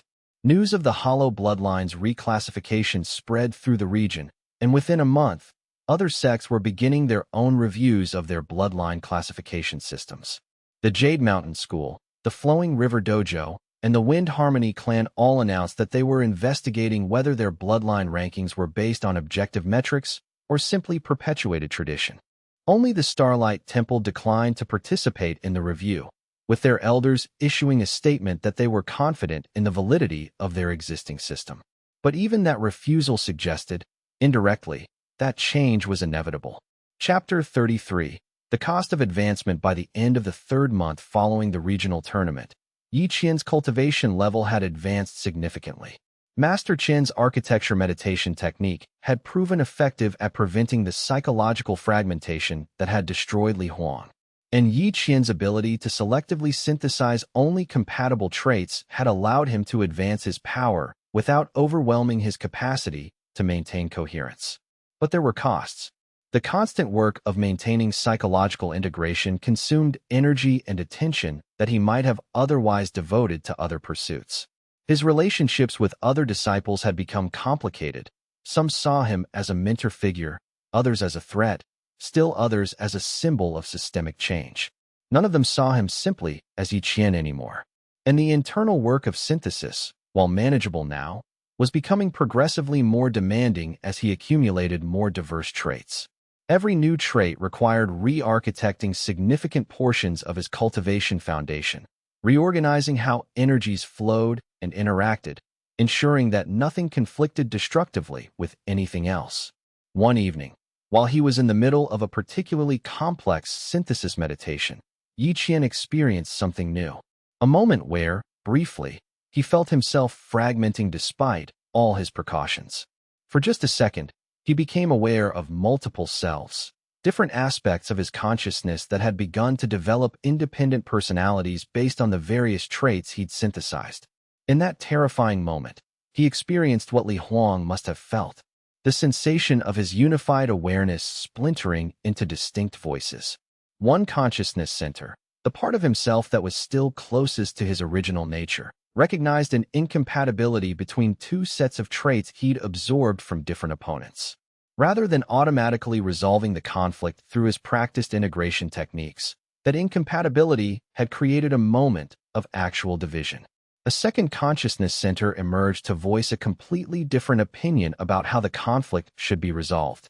A third perspective appeared, seeing both the first and second views as incomplete. For just a second, and it genuinely was only a second, Yi Qian was not one person debating with himself, but multiple people arguing with each other. The experience was terrifying and exhilarating in equal measure. He could see how someone like Li Huang, unprepared for that sensation, might panic, might try to forcibly suppress the multiplicity rather than learning to manage it, and in suppressing it, might trigger the kind of catastrophic transformation that had resulted in that crystalline sealed form. He immediately ended the meditation and, rather than panicking, calmly evaluated what had happened. The fragmentation had been real but temporary. The different consciousness centers had reintegrated once he stopped actively fighting the process. The architecture meditation technique still held, still prevented the kind of cascading dissolution that had destroyed Li Huang. But the fragmentation had definitely been a warning. It was not yet dangerous, but it was concerning. A suggestion that he was approaching some kind of threshold where his psychological architecture was becoming less stable. The technique that had protected him thus far was losing effectiveness, not because it was fundamentally flawed, but because he was accumulating traits at a pace and in combinations that were pushing past the technique's operational limits. He brought the concern to Master Chun, who studied him with grave and thoughtful expression. This was always a possibility, Master Chun said slowly, weighing his words with care. The architecture meditation can prevent fragmentation, but only up to a certain threshold. If you continue advancing your synthesis indefinitely, accumulating more diverse traits and more powerful energies, you will eventually accumulate too many diverse and conflicting traits to maintain coherence, no matter how well organized your framework is. So there's a fundamental limit to how far I can go with this approach, Yi Qian said with understanding. A ceiling I can't penetrate. For conventional approaches to synthesis management, yes, that's correct, Master Chun confirmed with a nod. But Li Huang's detailed journals suggested that there might be a way to transcend the limit entirely. A method to advance beyond the point where normal psychology-based fragmentation becomes inevitable. The mechanism would be to deliberately evolve past human psychology, to become something that was less bound by human consciousness and more aligned with pure cultivation force and its inherent nature. That's what happened to him eventually, Yi Qian said, remembering the crystalline form he'd witnessed suspended in stasis far below the sect. When he couldn't maintain coherence, his body just transformed into something else. It is, Master Chen agreed reluctantly. But Li Huang attempted that transformation entirely without proper preparation or any kind of guidance. He reached the threshold where normal synthesis could no longer be sustained, panicked because he didn't understand what was happening to him, and then tried to force his way past the limit through sheer will and raw power alone. That's what resulted in his uncontrolled transformation into that sealed crystalline form, a body that's more energy than flesh, more alien than human. Master Chun paced slowly as he talked, his age-weathered hands gesturing to emphasize his points. The difference between what happened to him and what might happen to you is preparation and intentionality. If you can understand the threshold before you reach it, if you can deliberately prepare for the evolution rather than being forced into it by desperation, the outcome might be very different. You might achieve a transformation that's controlled and comprehensible rather than catastrophic. What would be the proper way? Yi Qian asked. That, Master Chen said slowly, is something I'm still researching. But I believe it requires deliberately choosing to advance beyond humanity, choosing to transform into something that can contain multiple distinct wills harmoniously, rather than trying to force multiple wills into the constraints of a single human consciousness. Over the following weeks, Master Chen and Yi Qian began developing new meditation techniques. Instead of trying to maintain perfect integration of all traits into a single coherent self, they began working toward acknowledging and accepting that Yi Qian might contain multiple distinct consciousness centers that could operate semi-independently while remaining part of a larger whole. It was a delicate balancing act, dangerous work that could easily tip into the kind of fragmentation that had destroyed Li Huang. But Yi Qian was determined. He'd come too far, learned too much, invested too much effort to stop at this threshold. If transcendence was the only path forward, then he would pursue transcendence. Chapter 34. The warning from Starlight Temple. In the 4th month after the regional tournament, a delegation from Starlight Temple arrived at the sect with an official communication for the Leadership Council. Yi Qian was not present for the meeting, but the consequences of it spread quickly through the sect's ranks. Word came through Elder Wu that the Starlight Temple delegation had presented evidence suggesting that the hollow bloodline, if allowed to advance uncontrolled, posed a fundamental threat to the cultivation world's stability. They'd presented historical research suggesting that Li Huang's transformation had nearly resulted in a catastrophic cultivation disruption that could have damaged the very foundations of the cultivation realm itself. The delegation had recommended that the sect reconsider its decision to support the hollow bloodline's advancement and instead reinstate the suppression that had protected the cultivation world for 3 centuries. Elder He called for a full sect meeting to address the concerns.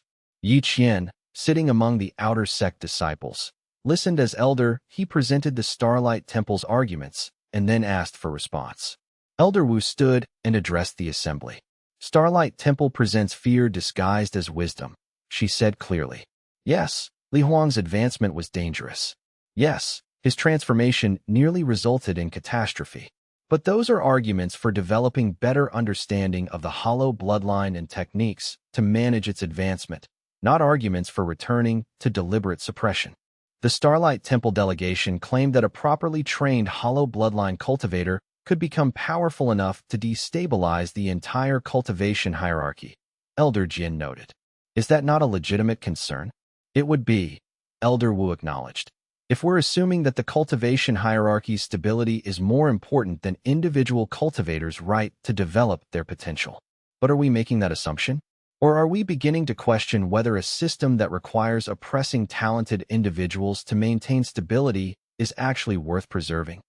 The debate continued for hours, with various elders presenting perspectives ranging from absolute support for hollow bloodline advancement to cautious concern about the risks involved. After the meeting concluded, Yi Qian was asked to remain behind. Elder He, Elder Wu, and Elder Jian gathered in a private chamber to speak with him directly. The Starlight Temple has made their position clear, Elder He said without preamble. They view your continued advancement as a threat.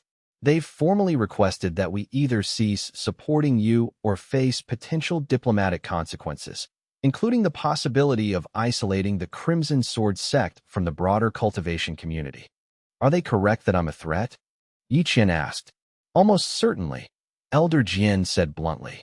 If you continue advancing uncontrolled, if you eventually reach the kind of power that Li Huang achieved, you could fundamentally disrupt the cultivation hierarchy. That's not a bug in your advancement. That's the inherent nature of the hollow bloodline. It was created as a failsafe precisely because it's capable of disrupting established hierarchies. So what does this mean for me? Yi Qian asked. It means, Elder Wu said, that you have a choice to make. You can continue your cultivation advancement at your current pace, knowing that you may eventually become powerful enough to pose a threat to the sect itself. Or you can slow your advancement, focus on stabilizing your cultivation base rather than expanding it, and attempt to remain at a level of power that's less threatening to the existing power structures. Those aren't real choices, Yi Qian said. Both of them just delay the inevitable. True, Elder Jian acknowledged.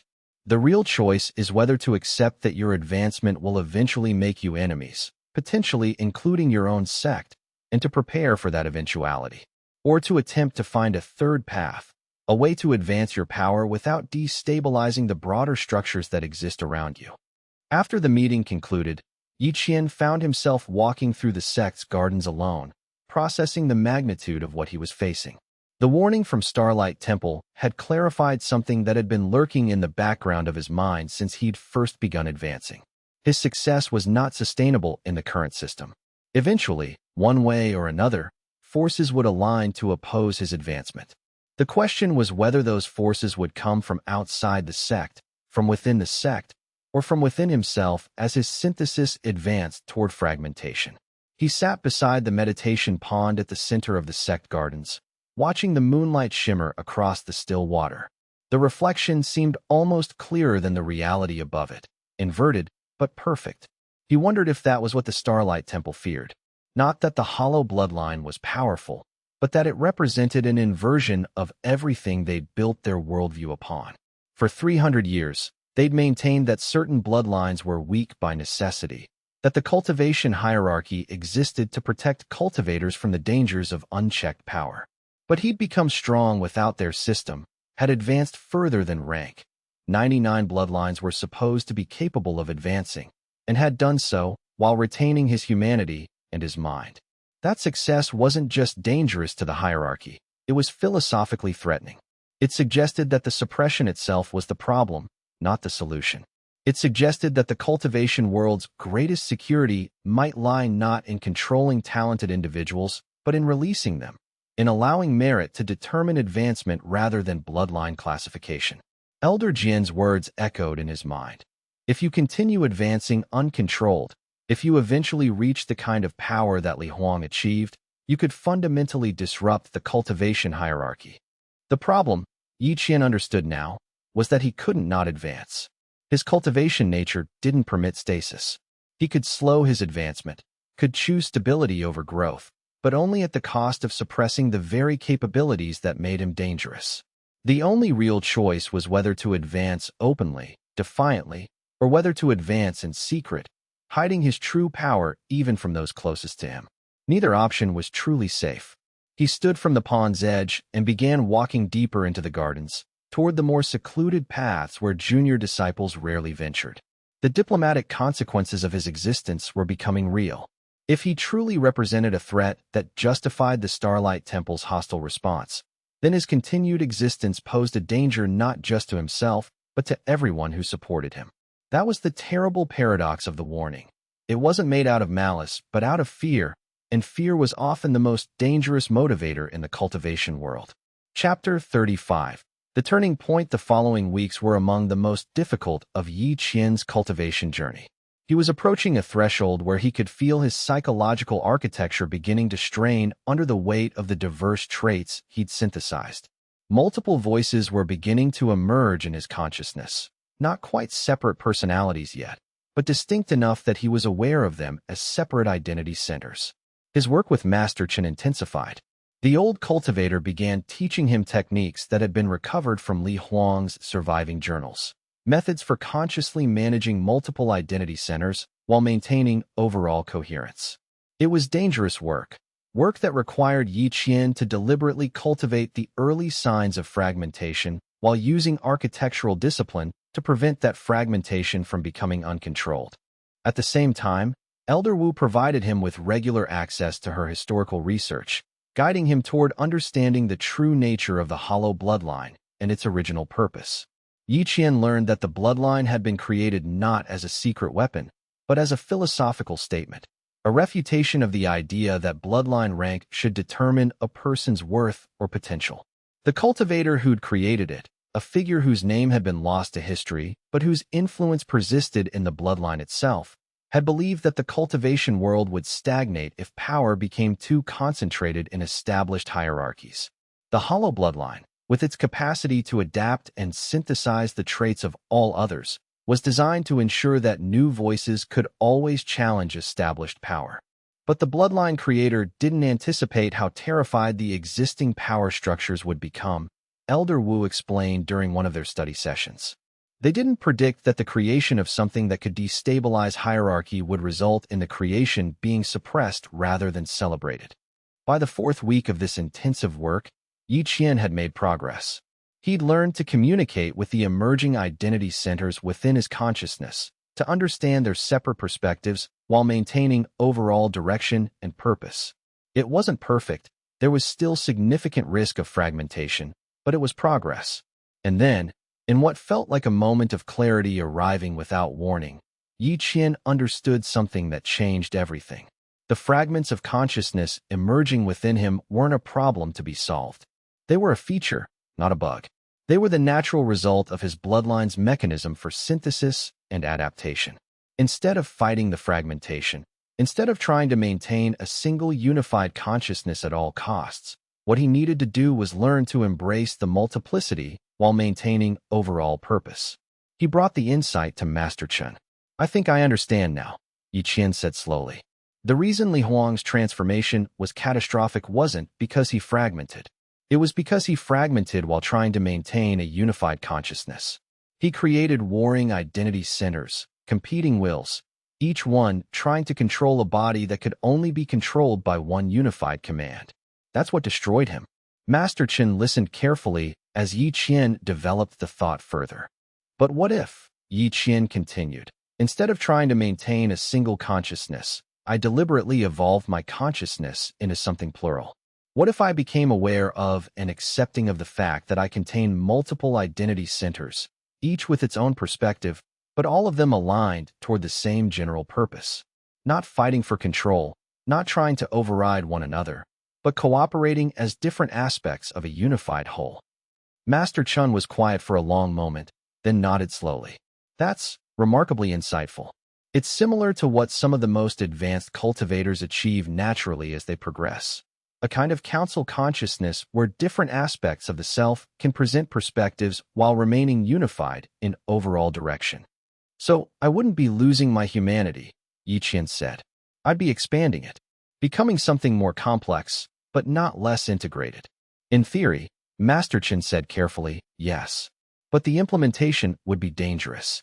You'd need to maintain absolute psychological discipline. One moment of allowing the identity centers to conflict, one moment where they're competing for control instead of cooperating, and you could tip into uncontrolled fragmentation.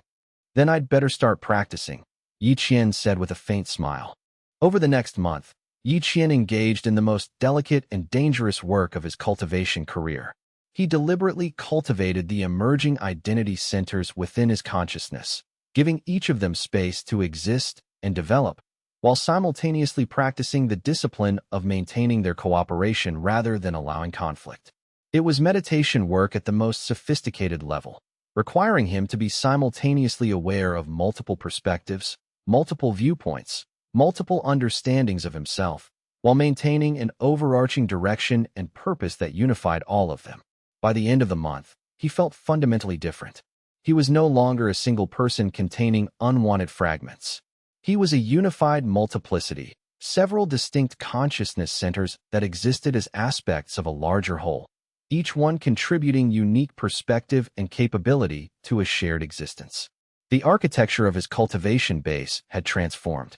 What had previously been a single flow of energy had become a complex system of flows, with different energies following different paths, managed by different consciousness centers, but all contributing to his overall cultivation advancement. And the most remarkable and unexpected part, it felt genuinely stable. The constant pressure and accumulating strain that had been building and intensifying as he synthesized more and more diverse traits had essentially vanished. By accepting and embracing the internal multiplicity rather than fighting and resisting it, he'd managed to resolve the fundamental psychological tension that had been threatening to tear him apart. Chapter 36. The prophecy emerges. News of Yi Qian's transformation began to spread through the sect in whispered conversations and cautious observations. The details of what had actually occurred during his intense meditation work remained largely obscure to outsiders, known only to the small circle of people directly involved in his training. But what was immediately and undeniably clear was that something fundamental had changed in his cultivation presence. His cultivation aura was visibly different, more complex than before, multifaceted in ways that previous disciples had never demonstrated, more diverse in its expressions, but paradoxically also more deeply integrated and coherent than before. Disciples who had trained near him noted that his energy signature seemed to contain harmonics that shouldn't be possible within a single cultivator. It was as though multiple distinct voices were singing in perfect coordination, each maintaining its own melody while contributing to a larger composition. The effect was simultaneously beautiful and deeply unsettling to witness. Then, during the next official sect assembly, a regular gathering where elders presented significant matters to the full cultivation community, something unexpected and potentially momentous occurred. One of the elders who had been relatively quiet and withdrawn throughout the bloodline classification debate stood and formally requested to speak. This was Elder May, a woman of advanced age whose bloodline was classified as Oracle's Sight, one of the rarest and most controversial bloodline types in the cultivation world. Oracle's Sight bloodlines were known to grant glimpses of potential futures, though the reliability of such visions was endlessly debated among scholars. I have been meditating extensively on the nature and implications of Yi Qian's advancement, Elder May announced, her voice carrying weight that silenced the assembly's murmuring. Through my meditation practices, I have received something that I believe the sect's leadership and all disciples should understand. A kind of vision, a glimpse into potential futures that may flow from the decisions we make now. The assembly fell silent with remarkable speed. Oracle's Sight bloodlines were rare, and though their reliability was often questioned in intellectual discourse, the visions they produced were never dismissed casually when an elder chose to present them officially. I have seen, Elder May continued slowly, her expression turning distant and contemplative as though she was simultaneously experiencing the visions while describing them. a future where Yi Qian's advancement continues unimpeded. I have observed this future in multiple variations. In this future, he becomes extraordinarily powerful, powerful enough to fundamentally reshape the cultivation hierarchy that has existed for centuries. In some of the timelines within this branching future, he uses that power to elevate the oppressed and create a more equitable system where bloodline rank no longer predetermines destiny. In other branches, he becomes subtly corrupted by the weight of power itself and creates a new tyranny that replaces the old one, different in form but similar in essence. Elder may pause to gather her thoughts, her fingers unconsciously clenching and unclenching. I have also seen a future where Yi Qian's advancement is stopped through intervention, where the Starlight Temple's concerns are taken seriously and heeded. The sect chooses to suppress him to prevent potential catastrophe, and he is either executed for the sect's safety or sealed away deep in our dungeons, as Li Huang was. In this future, the cultivation hierarchy remains fundamentally stable and unchanged. The existing power structures remain intact, but the cost is the permanent loss of potentially the most important and transformative cultivator of our generation. Elder May's gaze swept across the assembly. Both futures feel real to me. Both carry weight and truth. Neither is clearly more likely than the other. What do the probabilities suggest? Elder, he asked with calculated care, his voice measured and precise. If you were to assess the likelihood of each outcome, the probability of a positive outcome if advancement continues is nearly identical to the probability of a negative outcome, Elder May said with visible frustration. This is genuinely uncertain. There is no clear answer in the mists of probability. But what I can say with more confidence is this. The decision to support or suppress Yi Qian will have consequences far beyond what any of us might currently anticipate. It will reshape the cultivation world in one direction or another. The reverberations of this choice will echo through generations. The implications of Elder May's prophecy hung over the assembly like a storm about to break. The revelation that Yi Qian's advancement was genuinely uncertain in its ultimate consequences, that it could lead to either transcendent positive change or catastrophic instability, created a strange kind of paralysis in the sect's leadership. The decision to continue supporting him could be justified as necessary for progress, but it could also be condemned as recklessly risking the entire sect's future. The decision to suppress him could be presented as prudent caution or attacked as cowardly rejection of beneficial change. After Elder May's prophecy was formally recorded and distributed to all sect elders, the sect's complex political landscape shifted again. The revelation that Yi Qian's advancement was genuinely uncertain in its consequences made the decision to continue supporting him politically more defensible in principle. One could argue that calculated risks were necessary for advancement. But the same uncertainty also strengthened the arguments of those who believed he should be suppressed for the sect's safety. Preventing an unknown danger was also a reasonable goal. The net result was a kind of cautious middle path that satisfied no one completely, but prevented any faction from achieving complete victory. The sect would continue to support Yi Qian's advancement, but with significantly closer monitoring and more regular evaluations. If he showed signs of becoming destabilized or manifesting symptoms of the psychological fragmentation that had destroyed Li Huang, direct intervention would be authorized. But if he continued to develop responsibly, managing his power carefully and maintaining psychological integration despite the increasing complexity of his consciousness, he would be allowed to advance. For Yi Qian, hearing a summary of the prophecy crystallized something that had been gradually forming in his mind throughout his cultivation journey. His advancement wasn't simply about becoming personally powerful or about proving that he had individual worth despite his bloodline ranking. It was about demonstrating, through his own actions and choices, that the hollow bloodline, properly understood and properly managed, could be beneficial to the cultivation world rather than destructive to it. It was about proving that different approaches were possible. The stakes had become unmistakably clear. He wasn't just fighting to advance his own cultivation or to overcome the prejudice of others. He was fighting to prove that a fundamentally different kind of system, one that allowed for talent to emerge from unexpected sources, one that didn't suppress genuine potential to protect existing hierarchies, was actually possible. He was becoming a walking argument for systemic change. Chapter 37. The integration tests over the next 2 months, Elder Wu and Master Chen developed a meticulously designed series of cultivation challenges specifically intended to test Yi Qian's stability and psychological coherence as he continued to advance. These weren't traditional combat situations designed for physical victory. Instead, they were carefully calibrated situations designed to place significant psychological stress on his integrated consciousness, while he simultaneously maintained cultivation focus and control. The tests ranged in complexity from relatively straightforward exercises, meditating in sealed chambers with deliberately hostile cultivation energies that tried to disrupt and overwhelm his framework from external sources, to genuinely challenging situations involving rapid synthesis of new traits from multiple simultaneous sources while managing multiple distinct consciousness centers responding with different and sometimes conflicting perspectives to the new information being processed. One particularly illuminating test involved Yi Qian facing a deliberate group challenge from skilled disciples who posed difficult philosophical and practical questions about bloodline hierarchy and cultivation theory.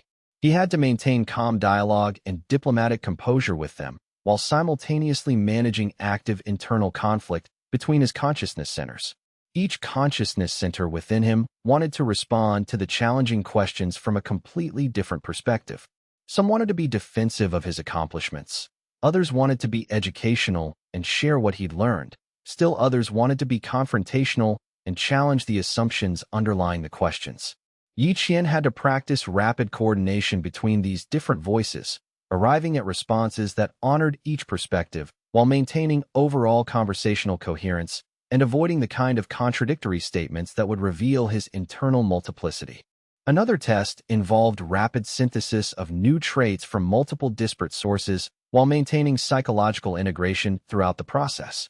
Master Chen would bring in disciples with intentionally diverse bloodlines to engage in controlled sparring with Yi Qian, not with the goal of defeating him, but specifically to provide him with new energies and techniques to absorb and integrate. After each sparring session, Yi Qian would enter deep meditation and work to incorporate the newly absorbed traits into his cultivation architecture while the distinct consciousness centers within him processed different aspects of what he'd learned and how it might be useful. A particularly difficult test involved maintaining stable meditation and integration while experiencing sensory deprivation combined with intense cultivation energy exposure. Yi Qian would be sealed in a chamber where external sensory input was minimal, but where carefully calibrated hostile cultivation energies were constantly trying to penetrate his defenses.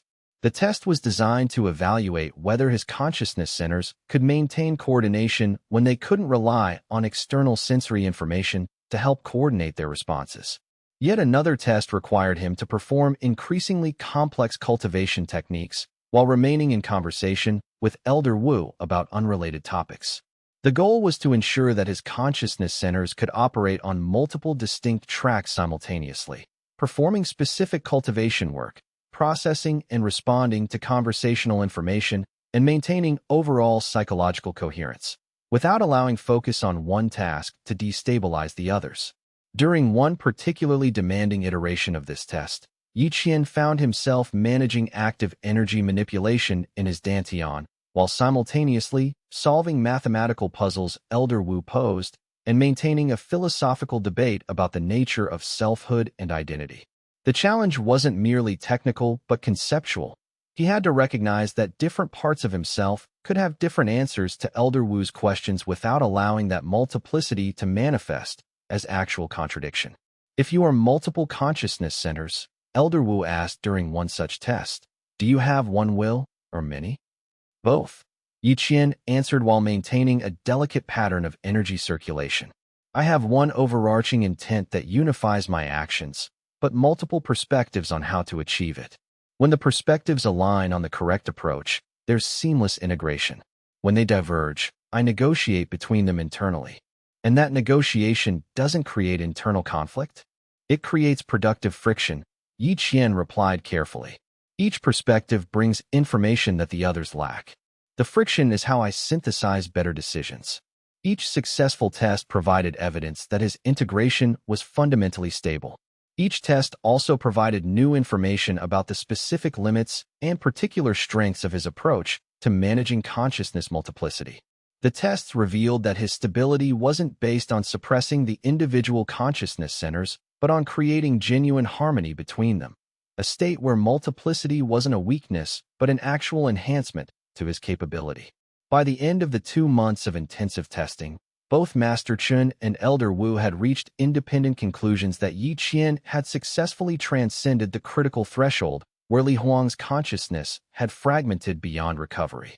He was no longer at immediate risk of uncontrolled psychological dissolution or the kind of fragmentation catastrophe that had resulted in Li Huang's transformation into a crystalline sealed form. "You've achieved something remarkable," Master Chen said during a final evaluation session. "You've created a conscious multiplicity that's stable and functional. You're operating as multiple distinct consciousness centers unified by shared purpose. It's not something I've seen before, and it suggests that the hollow bloodline's true potential is far greater than anyone anticipated." "What happens next?" Yi Qian asked. "Next," Elder Wu said, entering the meditation chamber, "you begin the most important part of your cultivation journey. You advance further, but now you do it with the understanding that you're not trying to maintain a single unified self. You're deliberately cultivating the multiplicity, developing each consciousness center's unique capabilities while maintaining overall coherence." "And eventually?" Yi Qian pressed. "Eventually," Master Chen said, "you may reach the kind of power that Li Huang achieved. But if you do, you'll reach it while maintaining psychological stability and integration. You might not become something crystalline and sealed away. You might become something else entirely. A cultivator who contains multiple wills, multiple perspectives, multiple capabilities, all coordinated toward advancement and understanding." Chapter 38. The quiet months. The 7th and 8th months after the regional tournament victory represented the quietest and most internally focused period that Yi Qian had experienced since he had begun his cultivator's journey. There were no major competitions demanding his attention, no dramatic historical revelations surfacing to shake his understanding, no large-scale political upheavals requiring his navigation. Instead, there was simply the deep, steady, patient work of fundamental cultivation, advancement, and integration. Yi Qian devoted himself with complete dedication to refining his integration techniques, to expanding the sophisticated multiplicity of each distinct consciousness center he contained, to deepening his synthesis of the various powerful traits he'd already carefully absorbed from previous encounters.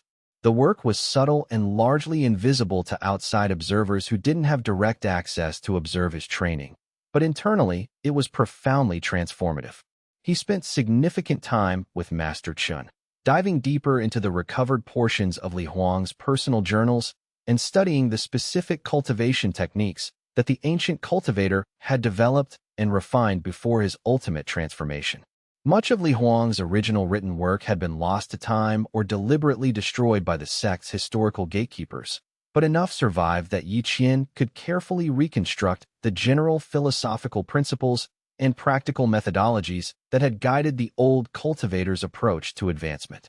He also maintained regular and frequent research meetings with Elder Wu, continuing to investigate and piece together the history of the hollow bloodline itself and the legendary original cultivator who had first created it. Gradually, through careful examination of fragmentary sources and recovery of hidden documents, a vivid picture emerged of someone who had been genuinely motivated by philosophical concerns about the stagnation of the cultivation world and the grave dangers of allowing power to become permanently concentrated in established hierarchies that would never willingly share it. The original creator of the hollow bloodline, a figure named Qin Long, according to the fragmentary historical records that had survived the suppressions, had genuinely believed that the cultivation world would eventually either transform fundamentally or collapse catastrophically if power remained permanently concentrated. His creation of the hollow bloodline had been a deliberate attempt to create a counterbalance force, a bloodline type that could never be systematically suppressed because it would appear in unexpected and unpredictable lineages and would naturally gain increasing power from exposure to all other bloodlines it encountered. But Qin Long's successors, either failing to maintain his original vision or subtly distorting it through their own personal ambitions and limitations, had eventually produced Li Huang, a cultivator of such extraordinary power and simultaneous instability that the sect's leadership had decided suppression of the hollow bloodline was safer than continued support. The fundamental question, Elder Wu said during one of their research sessions, gazing at ancient documents spread across her study table, is whether you can succeed where Li Huang ultimately failed. Whether you can become extraordinarily powerful without becoming unstable and self-destructive. Whether you can prove that the hollow bloodline can be integrated into the cultivation world as a positive and beneficial force rather than a threat that must be contained. What if I can't? Yi Qian asked directly, not flinching from the difficult possibility. Then you have several potential paths, Elder Wu said with the kind of honesty that Yi Qian was learning to appreciate.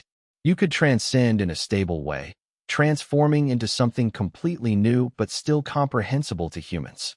Or you could eventually reach a state of instability and be sealed away like Li Huang was sealed, and future generations will spend decades debating whether we were right to support your advancement or catastrophically wrong to allow you to become dangerous enough to require such containment.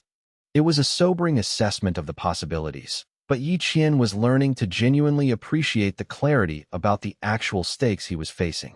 Vague uncertainty about potential consequences was far more psychologically dangerous than precise clarity about the genuine alternatives, no matter how challenging that clarity was to confront emotionally.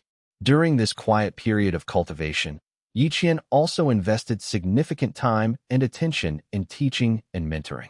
Several younger disciples from the outer sect, inspired by his remarkable advancement from rank 99 to tournament champion, had approached him directly requesting instruction in basic cultivation techniques.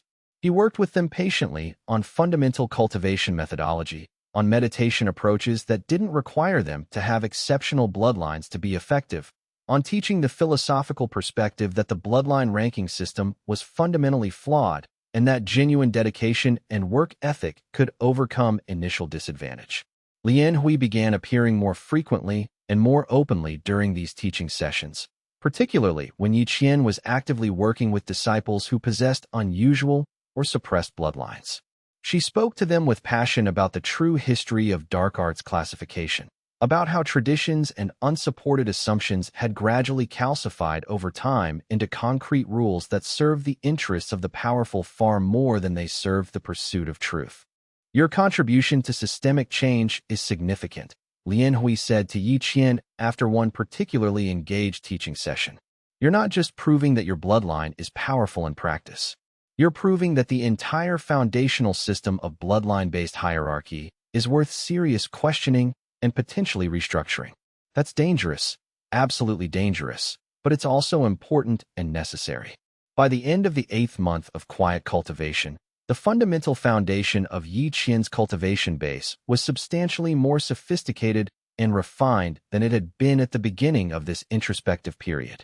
He'd expanded the diversity and capability of his consciousness centers, developed new and more efficient synthesis techniques, and refined his integration discipline to a level where managing multiplicity felt more natural. When he finally emerged from the quiet months and re-engaged more actively with the sect's general community, he was noticeably different in presence and bearing, more composed and stable, more sophisticated in his approaches and methods, more genuinely confident in his understanding of what he was and what he was in the process of becoming. Chapter 39. The final gathering in the 9th month following the regional tournament victory. He formally convened a comprehensive full leadership meeting to discuss and finalize the current status of the ongoing bloodline classification review and to determine what concrete recommendations the sect should formally present to the broader cultivation community. The meeting lasted 3 full days and covered extensive ground ranging from philosophical questions about bloodline assessment to practical matters of implementation.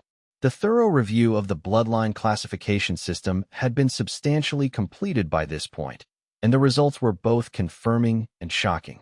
At least 30% of current bloodline classifications were based more on historical tradition and unquestioned assumption than on objective empirical metrics.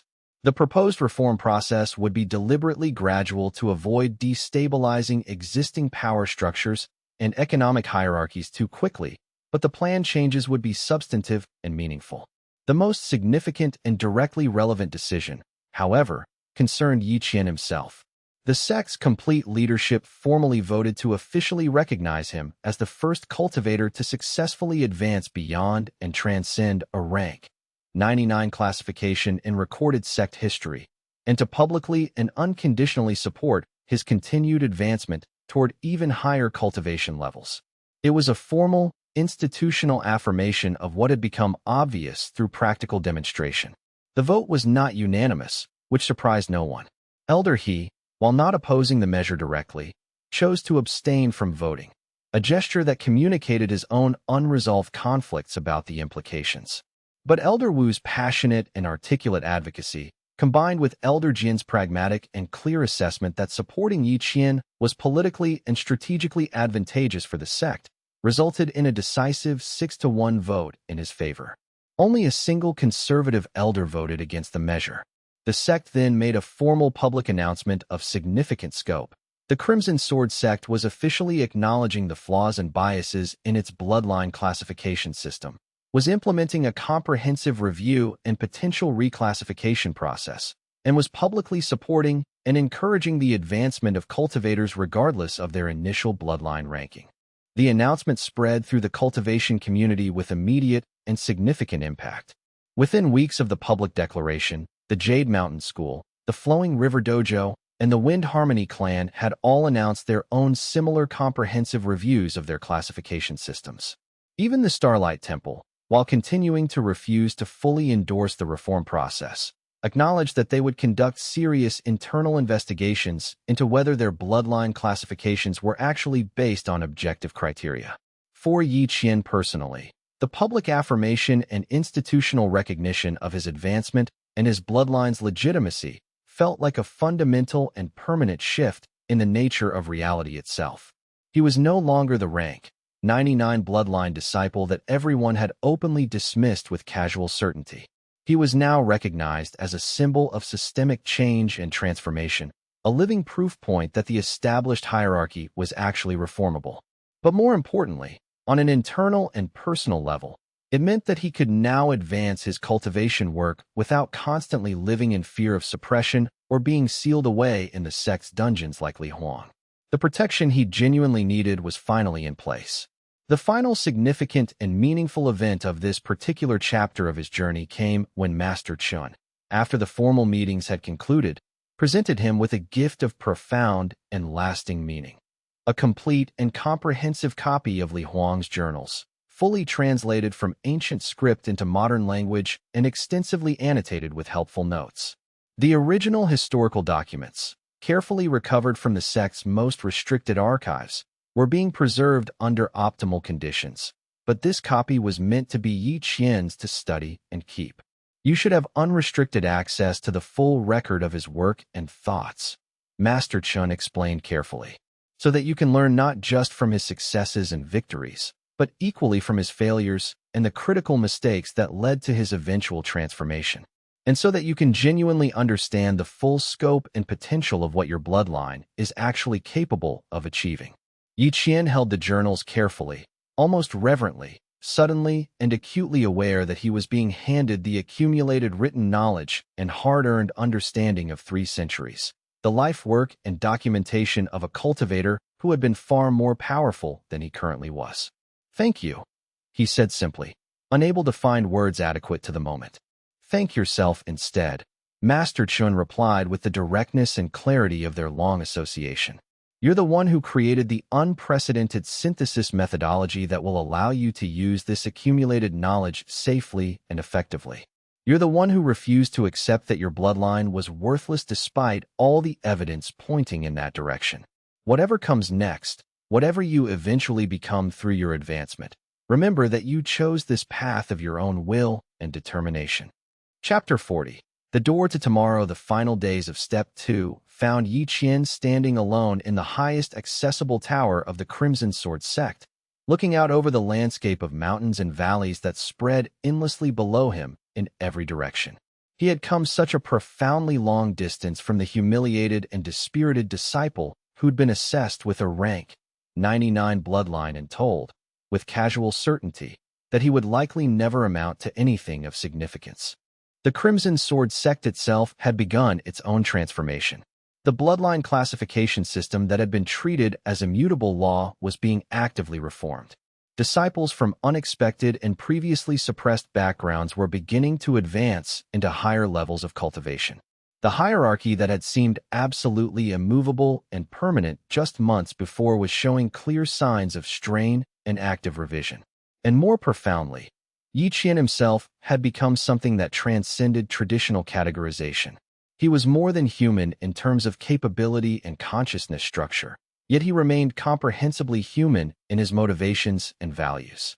A consciousness that contained multitudes of distinct perspectives, yet unified by shared purpose, diverse in its expressions, stable in its integration.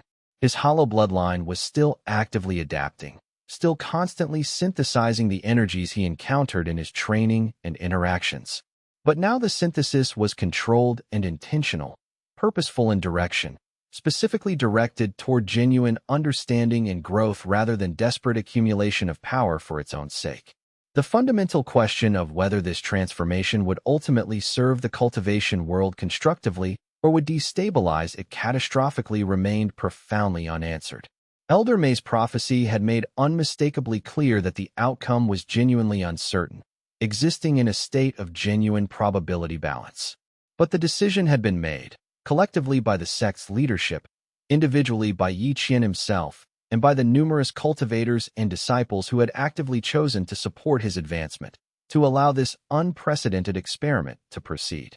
Looking down from the tower, in the distance Yi Qian could see other cultivators training in various scattered locations throughout the sect, advancing through their own unique journeys and individual paths.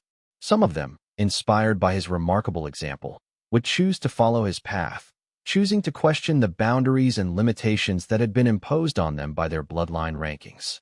Others would advance through the more traditional means and approaches that had been used for centuries, essentially accepting the hierarchy they'd been born into as inevitable and unchangeable. Both paths would be fundamentally valid approaches, and both paths would contribute meaningfully and significantly to the cultivation world. The real victory, the true accomplishment that mattered most, wasn't simply in Yi Qian proving that he personally was powerful or capable in combat and cultivation. It was in proving that the system's most fundamental assumptions were actually worth serious questioning and potentially restructuring completely. It was in demonstrating that genuine potential could be found in unexpected places and among unexpected people, and that the hierarchy's central claim to objectivity and fairness was actually built on weak foundations of centuries of rationalization and deliberate suppression. His cultivation journey had reached a critical juncture point. He'd survived the most dangerous phase of his advancement, the psychological threshold where Li Huang had fragmented beyond any hope of repair. He'd integrated the multiplicity and internal diversity within himself into a functioning, coherent consciousness. He'd been formally recognized and supported by the sect's institutional leadership. The foundation for genuine, rapid advancement was now firmly in place. But what came next? The true test of his bloodline's genuine potential, the ultimate answer to whether the hollow bloodline could rise to legitimate prominence within the cultivation world or whether it would eventually destabilize and fragment beyond control, remained still ahead of him, waiting to be written. The doors to that future were beginning to open, and Yi Qian understood that he would have to walk through them, whether he wanted to or not. He would be guided on that path by what he'd learned, by the understanding he'd developed, and by the companions he'd gathered along the way, Master Chun, Elder Wu, Lian Hui, and others. He turned away from the tower's edge and began the measured, deliberate walk back down through the winding stone corridors to the sect's central areas. Training awaited him. Cultivation work awaited him. The next challenging step in the transformation of himself and, potentially, the transformation of the entire cultivation hierarchy awaited him. His story was far from complete. The second step was closing, the doors beginning to shut on this particular chapter of growth and understanding. But the journey toward true transcendence, toward whatever the hollow bloodline was genuinely meant to become at the absolute height of its potential, was only truly beginning now. Step 3 lay ahead, unknown and mysterious, full of both tremendous promise and genuine peril. The weakest bloodline turns lethal against the strong. Step 3, Chapters 41 to 60. Chapter 41. The invitation to the celestial trials 3 weeks after Yi Qian's formalization as a recognized cultivator of legitimate power and after the Crimson Sword sect's public announcement of its support for bloodline classification reform, a delegation arrived from the Eastern Star Alliance, an organization that held no official standing within the sect hierarchy, but that carried immense prestige and influence throughout the broader cultivation world. The delegation consisted of 3 cultivators of genuinely impressive stature and bearing, each radiating the kind of quiet confidence that came from centuries of accumulated experience and demonstrated achievement. The head of the delegation, a woman named Hui Shan with silver hair and eyes that seemed to contain the depth of starlight itself, presented a formal invitation written in calligraphy so precise and beautiful that it appeared to shimmer with contained spiritual power. The celestial trials, she explained, were held once every 20 years at the location of the legendary Crystal Lake, a site of such tremendous spiritual significance that it served as neutral ground for the entire cultivation world. The competition gathered cultivators of exceptional promise from across all the major sects, from independent cultivator traditions, from hermit masters who maintain no formal sect affiliation whatsoever. "We have observed your remarkable ascension," Hui Shan said, her voice carrying the measured cadence of someone accustomed to being listened to with complete attention. "The reports from your sect are extraordinary. A cultivator advancing from the most suppressed and restricted bloodline ranking to tournament champion in the span of mere months. We would like to invite you to compete in the celestial trials, to demonstrate your capabilities against cultivators of equivalent and greater power from throughout the entire cultivation world." The invitation itself was a profound honor. Less than 2% of cultivators in any generation were invited to the celestial trials. Participation was invitation only, considered a recognition of exceptional potential and extraordinary achievement. Yi Qian understood immediately that his sect's public support had created an opportunity that would have been unthinkable 6 months previously, when he was still a disciple of laughable insignificance and questionable future potential. He accepted the invitation with formal gratitude and careful humility, aware that this represented a genuine threshold. The regional tournament had been a profound achievement, yes, but it was fundamentally still a regional matter, important to the sect and the immediate cultivation community, but not viewed as genuinely significant within the broader cultivation world's hierarchy of prestige. The celestial trials would place him directly into competition with cultivators who would not recognize or care about his sect's endorsement, cultivators whose only concern would be his actual power and genuine capability. Master Chun, when informed of the invitation, offered a direct assessment of what Yi Qian was actually accepting. "You'll be competing against cultivators who have achieved what would be considered master-level capability in the major sects of the Eastern cultivation world. Cultivators who have spent decades refining their techniques and deepening their understanding of their bloodline's potential. Your advancement has been remarkable and genuine, but it has also been remarkably rapid. These competitors will have nothing but curiosity about your hollow bloodline, and curiosity can easily transform into fear once they understand what your bloodline can actually do. You need to be prepared for that transformation, prepared to handle opponents who will stop thinking of you as a competitor and start thinking of you as a threat." Yi Qian spent the next month of intensive preparation studying the historical records of previous celestial trials, analyzing the achievements and cultivation approaches of previous champions, understanding the particular challenges that had emerged across multiple competitions. He accessed the sect's restricted archives, examining detailed accounts of past trials that revealed not just the victories, but also the failures, the cultivators who had overextended themselves and suffered consciousness fragmentation, the promising competitors who had faced opponents whose power profiles they had failed to adequately prepare for. The competition was structured in rounds of direct combat, but also in tests of pure cultivation control and understanding of cultivation theory. The best competitors, Yi Qian learned through careful study, were often the ones who demonstrated not merely raw power, but sophisticated understanding of how to apply that power with precision and genuine control. 144 cultivators would be invited to participate. Through successive elimination rounds spanning nearly 2 months, that number would be reduced to a final champion. The process was grueling and demanded not just exceptional power, but also exceptional endurance and the psychological resilience to maintain peak performance through countless successive challenges. Yi Qian made the deliberate decision to study the historical records of previous hollow bloodline attempts at the trials, going back through the documented history to find any examples of how his bloodline's unique absorption and synthesis capabilities had been utilized in competitive settings. What he found was chilling, a pattern of early brilliance followed by rapid collapse. Previous hollow bloodline users had made remarkable initial advances through the trials, their unique ability to synthesize opposing power structures giving them strategic advantages that other bloodlines could not immediately counter. But as the trials progressed and they faced increasingly powerful opponents, the consciousness integration challenges would begin to emerge. Some had experienced synthesis fragmentation directly within competitive matches, losing consciousness and having to be extracted from the arena by emergency healing protocols. Others had completed the trials but had suffered lasting psychological damage from the consciousness instability, spending years in recovery facilities attempting to rebuild their shattered mental architecture. The Crimson Sword sect offered him substantial support in his preparation, dedicating significant resources to ensuring his success at the trials. Elder Wu provided him with additional historical texts about various combat approaches used by previous competitors across multiple decades of trials, texts that documented both successful and unsuccessful strategies.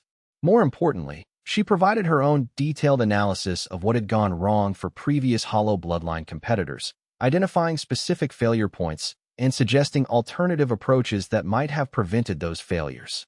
The fundamental challenge, Elder Wu explained during one of their extended study sessions, is that your bloodline's greatest strength becomes its greatest vulnerability at higher levels of competition. The more powerful opponents you face, the more you attempt to absorb and synthesize their powers, the more consciousness centers you create. Eventually, the management of those centers becomes a full-time occupation, and you cannot maintain the focus necessary for effective combat. Elder Jian spent significant time discussing tactical approaches to managing multiple opponents in sequence and the psychological dynamics of competitive cultivation dueling. He taught Yi Qian techniques for reading opponent expectations and deliberately playing beneath his actual capabilities in early rounds to avoid prematurely revealing the full scope of his synthesis approach. He emphasized the importance of understanding the psychological dimension of combat, how fear could be used to encourage opponents to make mistakes, how respect could be used to create hesitation at critical moments, how the right combination of apparent vulnerability and hidden capability could create advantageous conditions for the decisive moments of a match. Master Qin guided him through intensive meditation sessions, ensuring that his consciousness integration remained stable and that his synthesis techniques could adapt and respond to unexpected challenges. These meditation sessions were extraordinary in their intensity. Master Chun would deliberately expose Yi Qian to cascading sequences of different bloodline power patterns, simulating the experience of facing multiple challenging opponents in rapid succession. Yi Qian would have to maintain consciousness integration while processing the absorption and synthesis of these patterns, pushing his internal architecture to the edge of what it could manage without fragmenting. Beyond his personal preparation, the sect itself was engaged in systematic efforts to support the bloodline classification reform that the Crimson Sword sect had publicly championed. Elder Jian had initiated a comprehensive review process of all bloodline classifications currently maintained within the sect's records, identifying which classifications had been based on objective empirical evidence and which had been based more on historical tradition and unquestioned assumption. The results of this internal review demonstrated that nearly 37% of the sect's bloodline classifications were questionable or potentially inaccurate based on actual demonstrated power and capability rather than inherited ranking status. The sect had also begun recruiting and advancing disciples with previously suppressed or low-ranking bloodlines, actively ensuring that talented individuals were not being held back by outdated classification systems. This initiative faced significant internal resistance from conservative elements within the sect who believed that the traditional bloodline hierarchy served important organizational and social functions. But Elder Wu's passionate advocacy and the visible success of Yi Qian's advancement had created sufficient momentum that the reform efforts continued forward despite the resistance. By the time the month of preparation concluded and Yi Qian prepared to depart for the Crystal Lake location, he felt genuinely prepared, not overconfident, never that, but aware that he had done everything possible to ready himself for what was coming. The reality of genuine competition at the highest level of the cultivation world was waiting ahead, and he would face it with clear eyes and genuine determination. He had also come to understand something that Master Chun had emphasized repeatedly. The celestial trials were not ultimately about winning individual matches, though victory would be remarkable and would provide additional validation for the sect's bloodline classification reform initiative. They were fundamentally about surviving the trials without consciousness fragmentation and emerging with an intact self that could continue to advance and grow beyond the competition itself. Victory in the trials would be secondary to the achievement of maintaining consciousness integration and demonstrating that a rank 99 hollow bloodline cultivator could compete effectively at the highest levels without experiencing the catastrophic fragmentation that had befallen previous holders of the bloodline. Chapter 42. The road to Crystal Lake. The journey to the Crystal Lake location took 19 days, traveling through territories that grew progressively more mountainous and spiritually charged as the elevation increased and the cultivators from various sects drew closer to their destination. Yi Qian traveled with 3 senior disciples from the Crimson Sword sect who were attending as observers and support staff. A common practice at the Celestial Trials, where each major sect sent both competitors and support personnel to observe the competition and learn from the demonstrations of higher-level cultivation. The road itself was centuries old, marked by the passage of countless cultivators across generations. They encountered other traveling groups at regular intervals. Cultivators from the Jade Mountain School, the Flowing River Dojo, the Wind Harmony Clan, all making the journey to Crystal Lake for the Celestial Trials. Each group they encountered treated Yi Qian with varying degrees of interest depending on whether they had heard about his sect's public statements regarding bloodline classification reform.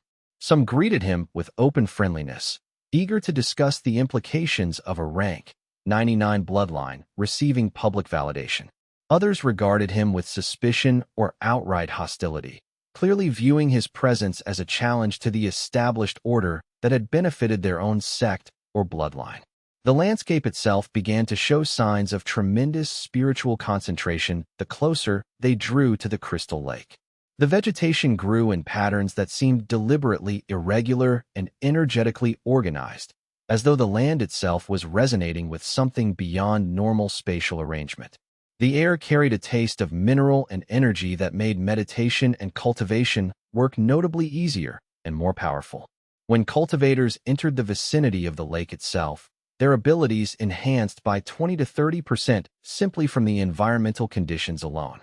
The transition from normal territory to the trial grounds was marked by a series of specific geographical and spiritual landmarks that cultivators recognized from historical records.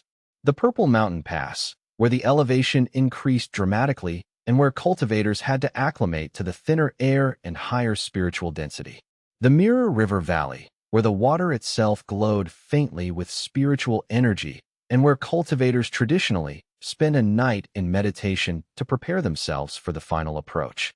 The Ascending Hills, where 7 successive ridges had to be crossed and where the spiritual pressure increased with each crossing. What struck Yi Qian most powerfully as they approached the actual competition grounds was the sheer quantity of power that was gathered in this location. Cultivators from every major sect in the Eastern cultivation world had arrived, along with independent masters, hermit practitioners, and legendary figures who appeared only once every few competitions. The spiritual density in the area was almost overwhelming, a constant background pressure of enormous power held in careful control by cultivators who had mastered the discipline necessary to avoid accidentally devastating the landscape around them through the sheer force of their presence. The cultivator encampment surrounding the actual trial location was a city unto itself. Temporary structures had been erected to house the hundreds of competitors, observers, and support staff who had arrived for the 2-month competition.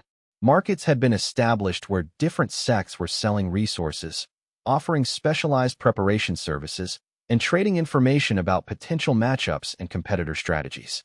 The encampment had its own defensive formations, its own internal governance structure, its own economic systems, essentially a complete temporary civilization organized around the singular purpose of conducting the celestial trials.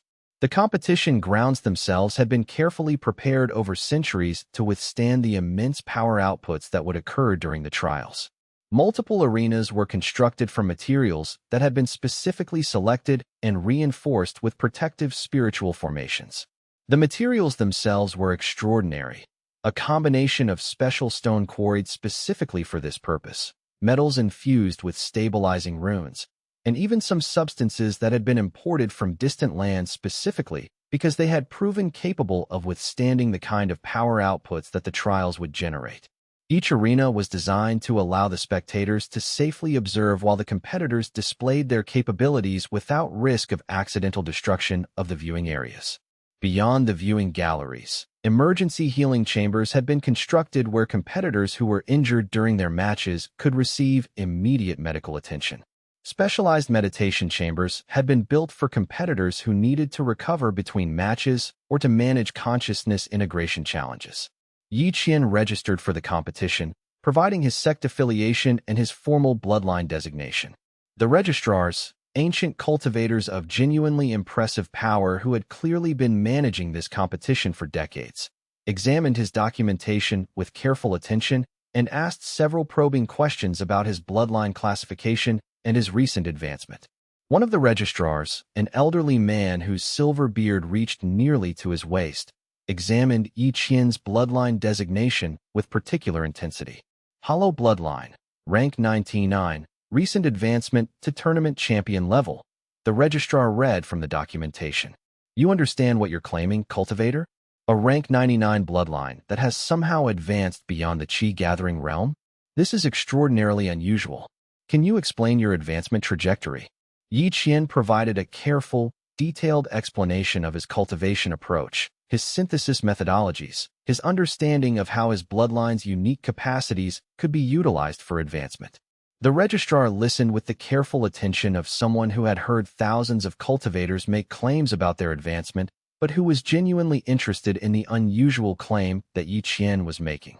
By the time he had completed registration and received his participant medallion, word had clearly spread throughout the competition grounds that a rank 99 hollow bloodline cultivator from the Crimson Sword sect was in attendance. The medallion itself was a work of exceptional craftsmanship, a small circular piece of jade inscribed with Yi Qian's information and infused with spiritual markers that would allow the competition's organizational systems to track his advancement and manage his matchups. It was a mundane object in some respects, but it was also a symbol of legitimate participation in the highest levels of cultivation competition, a symbol that countless cultivators had worn across centuries and that represented an achievement that the vast majority of cultivators would never reach. The reactions he encountered were varied and revealing. Some of the older cultivators from the major sects regarded him with genuine curiosity, aware that his sect had made official announcements about bloodline classification reform and that his presence must represent something significant. A few of the legendary cultivators who had competed in the trials multiple times across different decades even approached him directly, offering acknowledgments that communicated respect for the courage it required to enter competition at his advancement level despite the obvious challenges. Younger competitors, many of whom had grown up in environments where bloodline rankings had been treated as essentially immutable truth, regarded him with either skepticism or open contempt, dismissal of his legitimacy as a competitor essentially written on their faces. Several groups of younger cultivators were observed speaking in hushed tones about him, apparently discussing whether his participation represented some kind of elaborate jest or test by the trial organizing committee. But the most interesting reactions came from a few specific cultivators who Yi Qian recognized from historical records and from the detailed preparation studies he'd completed. These were cultivators who themselves had achieved remarkable advancement through unconventional or suppressed bloodlines. They approached him directly, acknowledging his presence and offering respects that communicated recognition of shared experience in navigating a cultivation world fundamentally structured around bloodline-based hierarchy. "You're making it harder for all of us." One such cultivator, an elderly woman with a twilight bloodline ranking of 85, said to him directly during one of the market areas in the encampment. "Making it harder because they'll focus on containing you now, on proving that you're an anomaly rather than a genuine possibility. But you're also making it easier because you're forcing them to confront the reality that the system they've built is genuinely flawed. It's both dangerous and necessary what you're doing. I hope you understand that." "How many others like us are here?" Yi Qian asked, understanding that the older woman was suggesting that there was a broader community of cultivators who had benefited from or been harmed by the bloodline classification system. "At least 7 among the competitors," the woman said. "Many more among the observers and support staff. We've all been watching the reports from your sect with intense interest. Some of us believe your advancement represents a genuine opportunity to begin systemic change. Others believe you'll be destroyed by forces that want to maintain the existing hierarchy. Few of us believe that this will end quietly, regardless of how well you perform in the competition." Yi Qian accepted her acknowledgement with genuine respect, understanding intuitively that this woman had spent her entire cultivator's life navigating exactly the kind of hostility and dismissal that he was now beginning to encounter.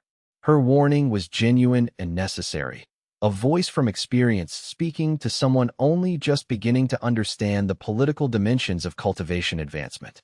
The first night at the competition grounds, Yi Qian was assigned quarters in a dormitory structure reserved for sect-affiliated competitors.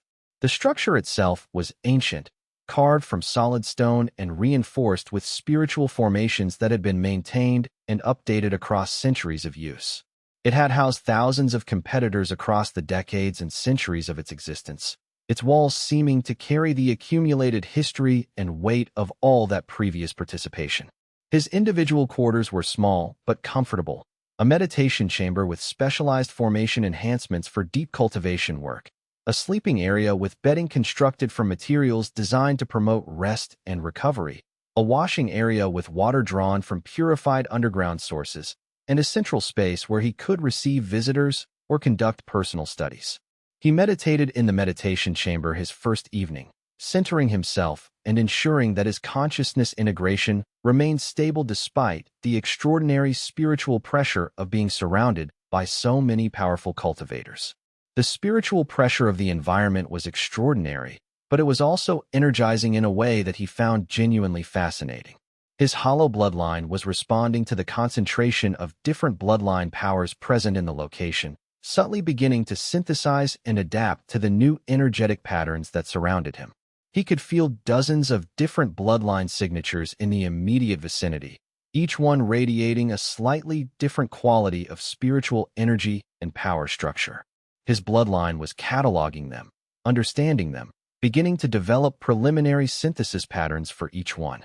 The process was both exhilarating and challenging. Each bloodline signature he encountered contained unique information about how different cultivators approach cultivation, how they structured their consciousness, how they integrated power into their being. Some bloodlines were structured as highly organized hierarchical systems with clear command structures and power flows.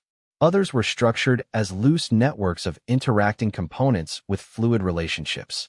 Still others operated on principles that Yi Qian had never encountered before and that required entirely new conceptual frameworks to begin to understand.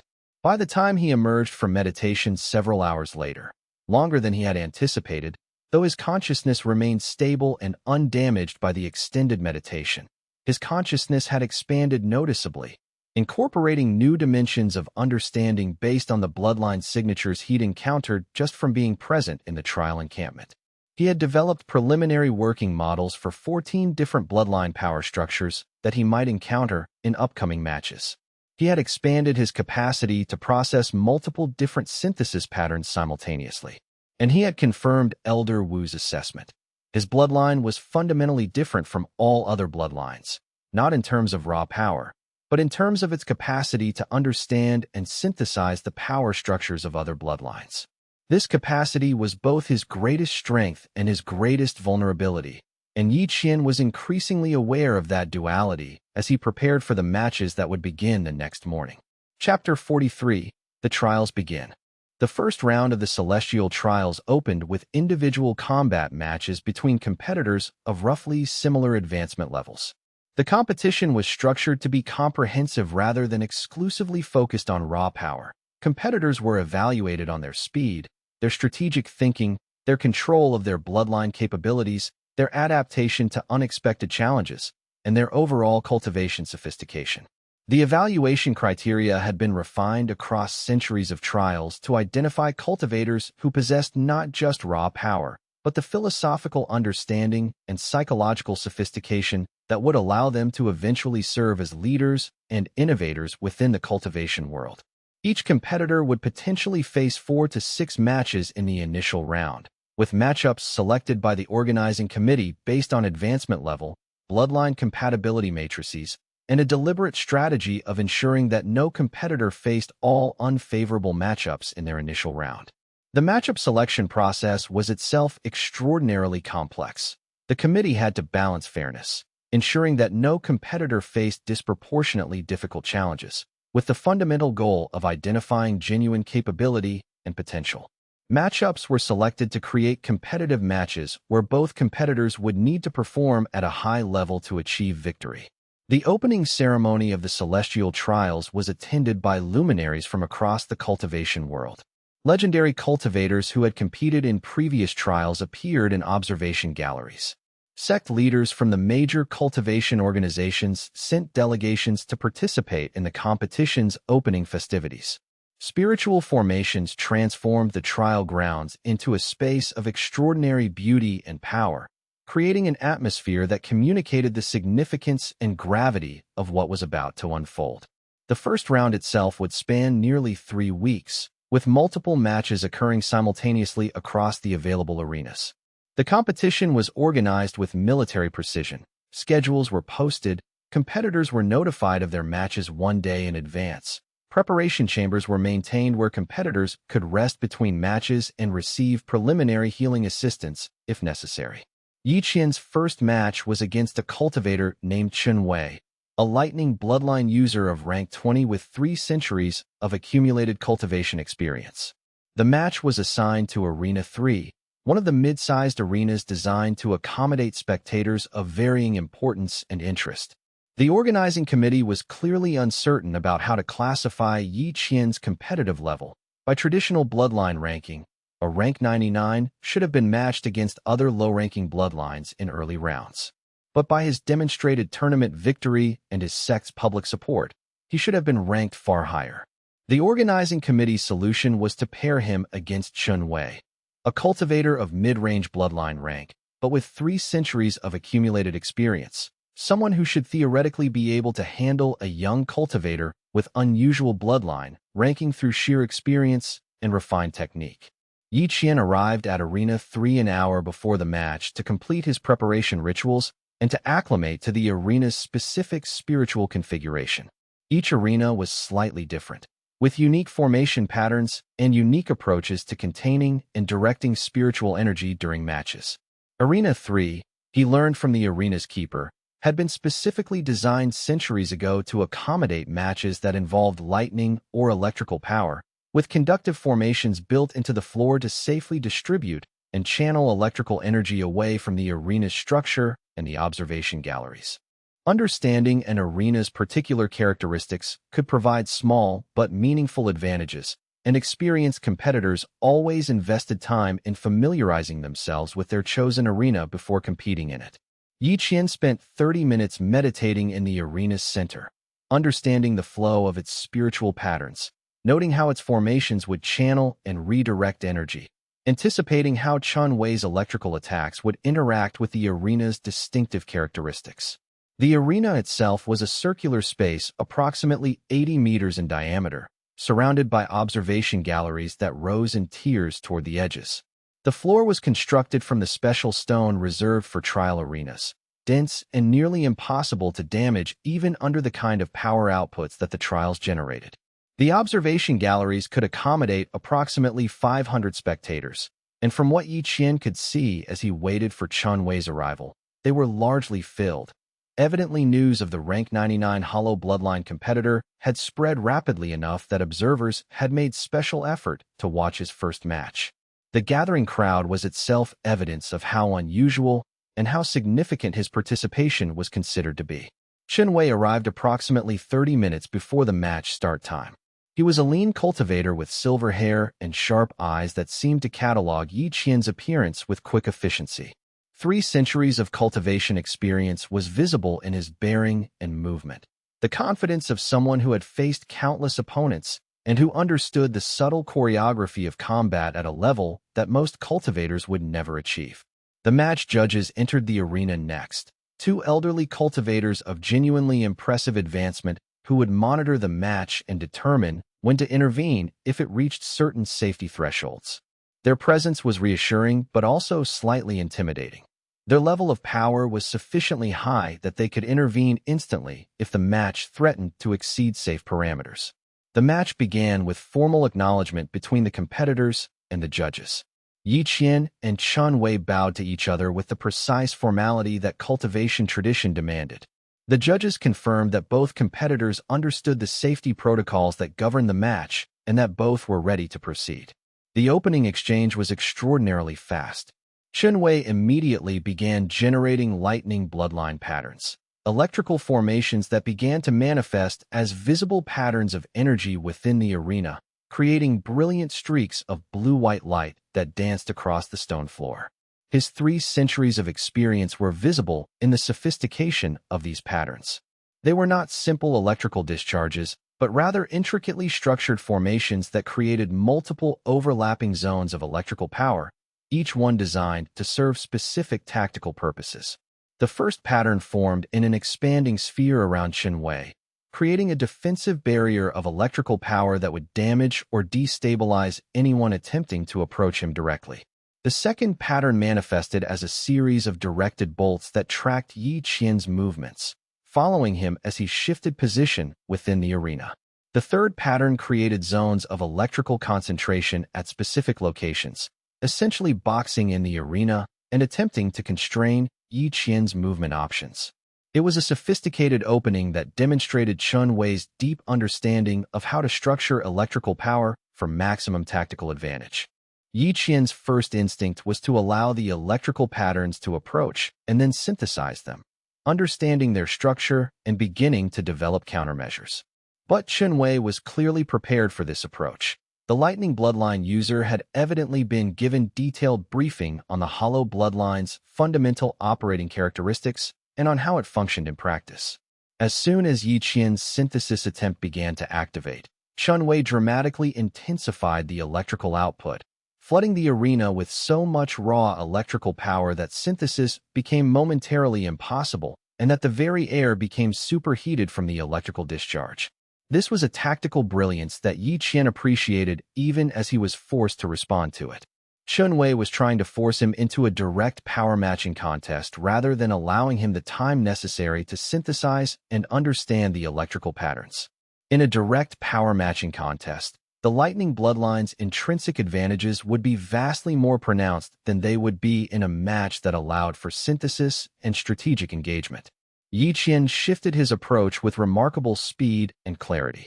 Instead of trying to synthesize the electrical patterns into his consciousness, he deliberately created zones of energy resistance, areas where his own bloodline would absorb the electrical discharge without attempting to understand or invert it, essentially creating a sponge-like structure that would passively accept the energy and safely dissipate it.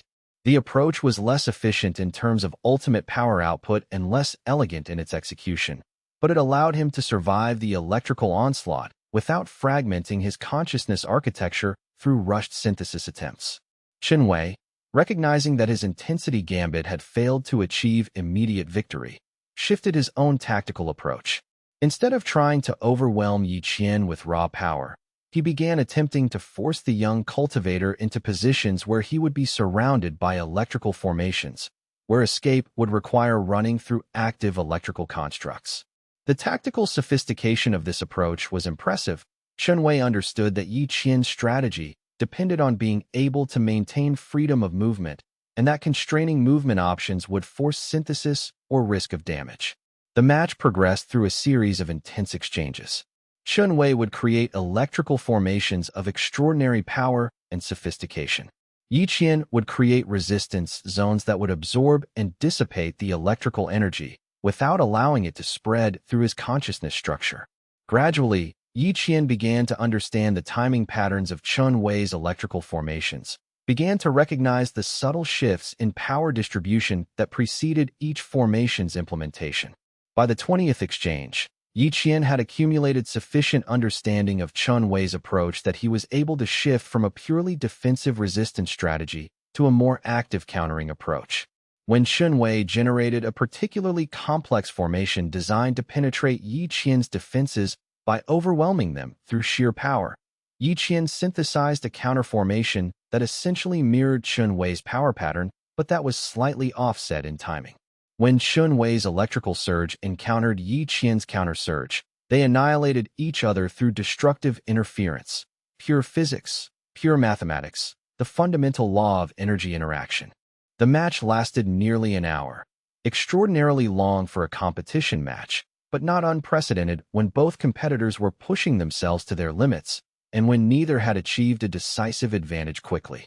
The spectators watching from the observation galleries remained engaged throughout, recognizing that they were witnessing a genuine match between well-matched opponents rather than a demonstration of overwhelming power crushing inferior capability.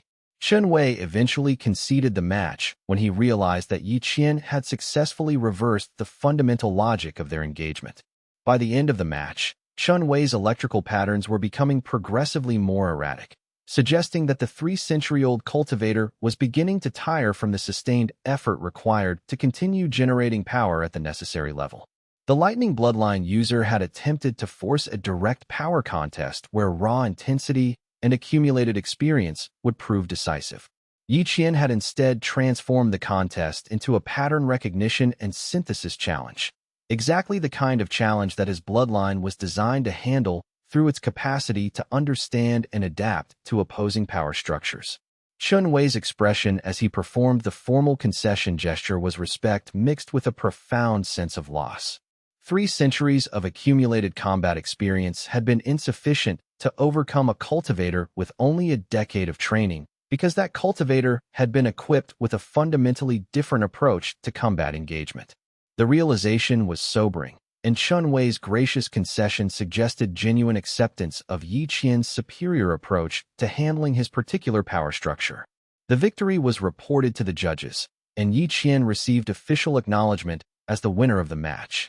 The judges themselves exchanged glances that communicated surprise at the victory and respect for how it had been achieved. But more importantly, the victory also earned him something else: the immediate and focused attention of the competition's organizing committee and several cultivators who had more power and influence than Chun Wei's 3 centuries of experience possessed. Representatives of the organizing committee approached him after the match to confirm his well-being and to express their interest in observing his remaining matches with particular attention. Over the next 3 weeks of intensive competition, Yi Qian progressed through 16 matches, winning each one with increasing decisiveness and growing confidence in his combat approach. He faced a Phoenix Bloodline cultivator of rank 8 with a century of meditation and flame control expertise. The Phoenix cultivator, a woman named Li Jing, attempted to counter his synthesis approach through raw power output and through the Phoenix Bloodline's unique capacity to regenerate from damage. She would create elaborate flame formations, and when Yi Qian began synthesizing them, she would respond by generating even more powerful flame formations before the synthesis could be completed.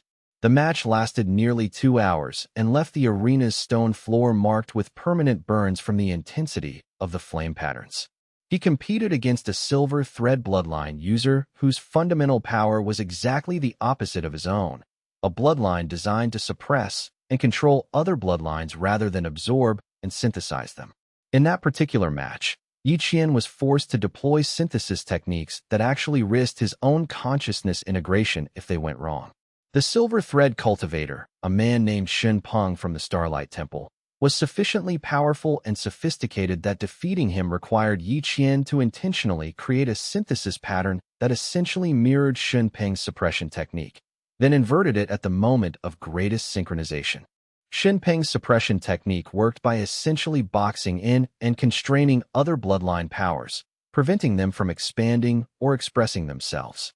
As Yi Qian synthesized this suppression technique, he developed an inverted version, a technique that did the exact opposite, one that forced expansion and expression to an extreme level. When he deployed this inverted suppression technique, the result was that Shen Peng's own suppression ability turned inward, binding his own bloodline into a configuration where he could no longer access his power effectively. The suppression formations that Shen Peng had created to control Yi Qian's power now became a cage that was controlling Shen Peng's own power. Shen Peng conceded the match only after he realized that breaking the suppression cage would require him to completely reformulate his entire bloodline architecture, a process that would take weeks of intensive meditation and healing work. He looked at Yi Qian with an expression of pure fear. The fear was not of death or injury. Competitors in the celestial trials were protected by spiritual formations that prevented actual mortal combat. The fear was of something far more visceral. The fear of a cultivator realizing that an opposing bloodline had fundamentally altered their internal power structure in ways that they weren't certain could be reversed. After the match concluded, Shen Peng immediately sought healing assistance from the Starlight Temple's medical cultivators and withdrew into isolation for the remainder of the trial period. He received healing treatments that lasted days, clearly focused on attempting to undo the damage that Yi Qian's inverted synthesis technique had caused to his bloodline architecture. His absence from the competition's social events communicated clearly to everyone who had observed the match that he was genuinely frightened of what Yi Qian's bloodline could do. That fear began to spread through the competitor community like a contagion, carried through conversations in the marketplace, through discussions in the meditation chambers, through word of mouth among the various sect delegations. Slowly, the perception of Yi Qian shifted. He was no longer simply a remarkable young competitor from a reformist sect. He was becoming something else, a potential threat, a cultivator whose power could fundamentally alter other bloodlines in ways that competitors had never encountered before. Chapter 44. The Nature of Fear. By the midpoint of the trials, Yi Qian had become a target in ways that transcended normal athletic competition. The fear that had begun to spread after his matches against Chen Wei, Li Jing, and especially Shen Peng had metastasized into something far more systemic. Competitors who were scheduled to face him began raising formal objections about the safety protocols governing the matches, claiming that the standard protective formations were insufficient to guarantee their safety against a bloodline that could fundamentally alter their power structures. A group of cultivators from 7 different major sects submitted a formal petition to the organizing committee, submitted with the signatures of 23 competitors currently participating in the trials. The petition requested that Yi Qian's participation be suspended pending a more comprehensive examination of whether his bloodline ability to synthesize and alter other bloodline structures constituted an unreasonable danger to the competitors in the trials. The petition was extraordinarily sophisticated in its language, avoiding any direct claims of unfairness and instead framing the issue as a genuine safety concern that needed serious investigation. The organizing committee's senior leadership held an emergency meeting to discuss the petition. The meeting was closed to competitors and observers, but word of its occurrence spread rapidly through the competition encampment, and speculation about what the committee would decide became the primary topic of conversation in every marketplace and meditation chamber. The petition was ultimately rejected, but not before its existence had created substantial discussion and concern throughout the competition. The message that the petition conveyed was clear regardless of whether the committee had formally accepted it. Yi Qian's power was being perceived not as impressive or admirable, but as fundamentally dangerous and potentially unstable.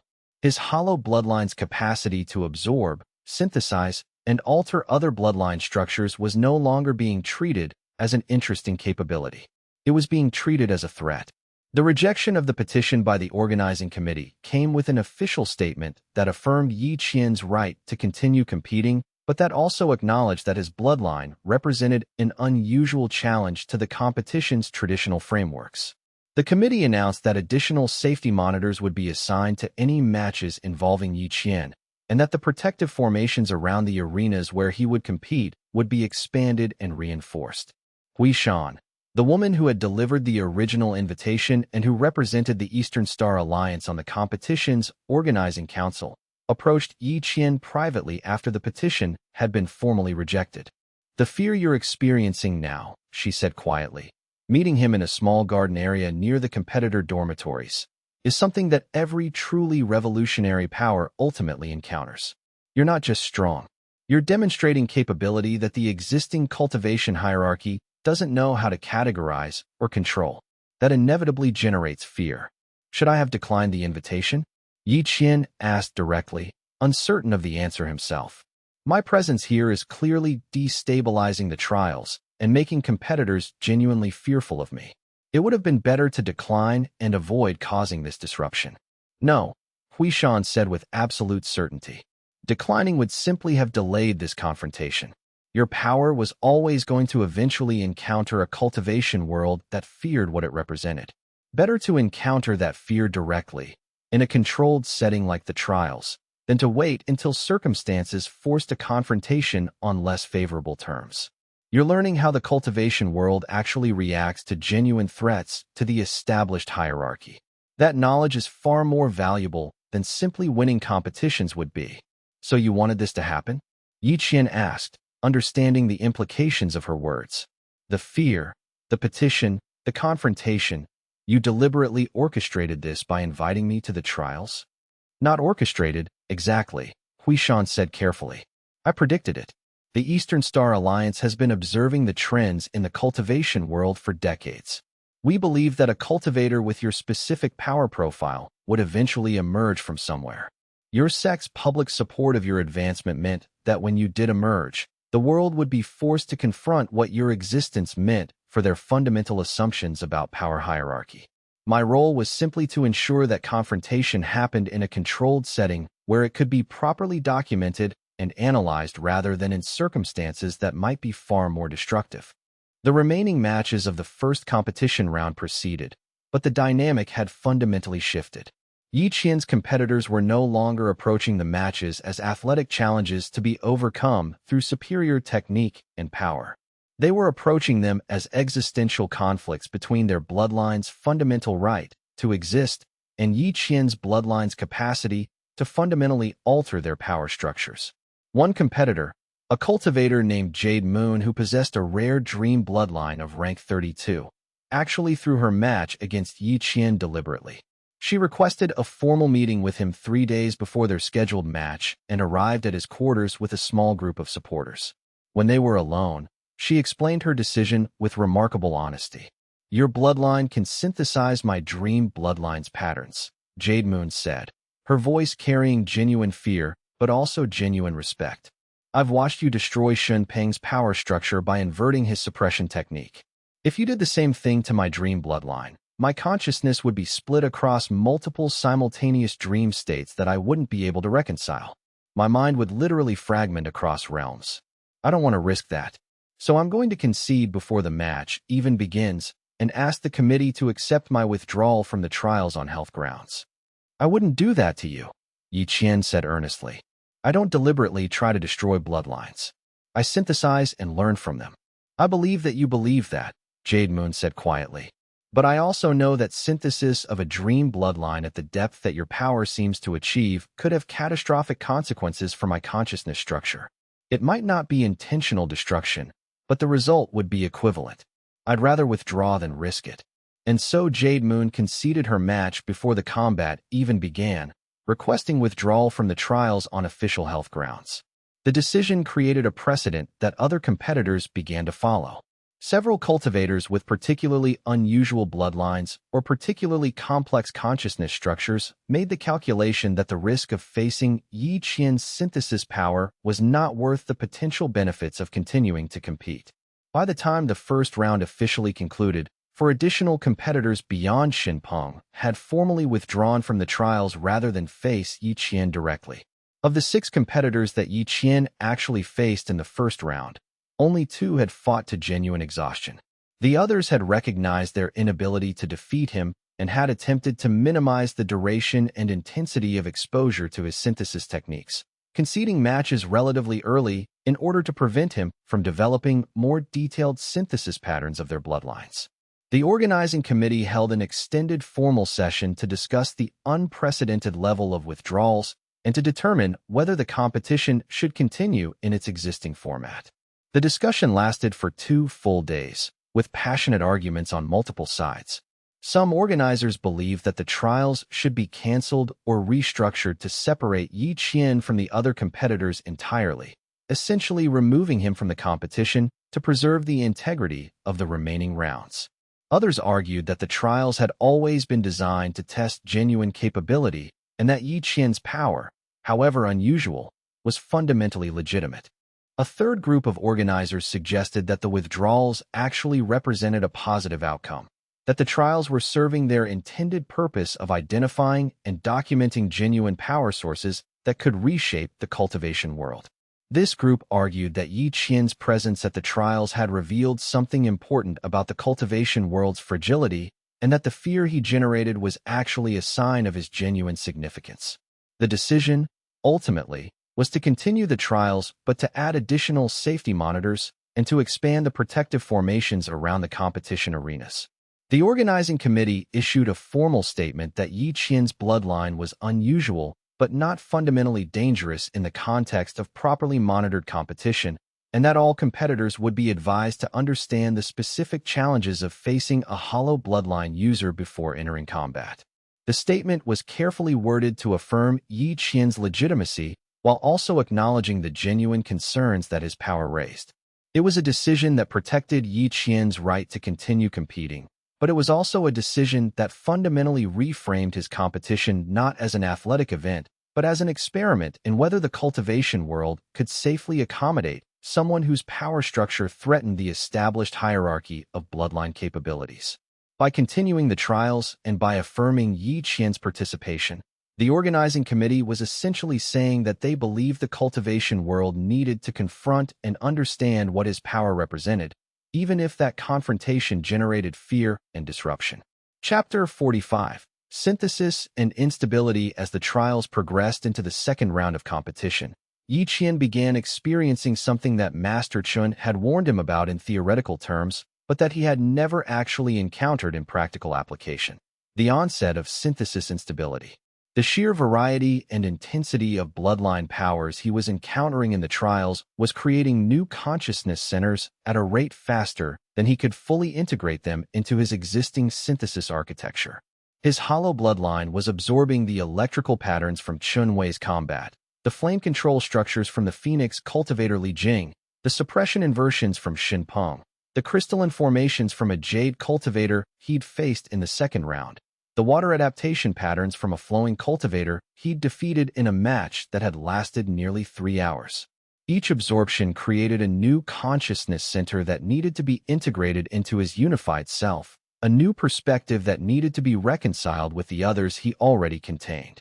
His consciousness, which had been a relatively unified entity before the trials, was beginning to develop multiplicity, different centers with different perspectives, different understandings, different approaches to processing information and responding to challenges.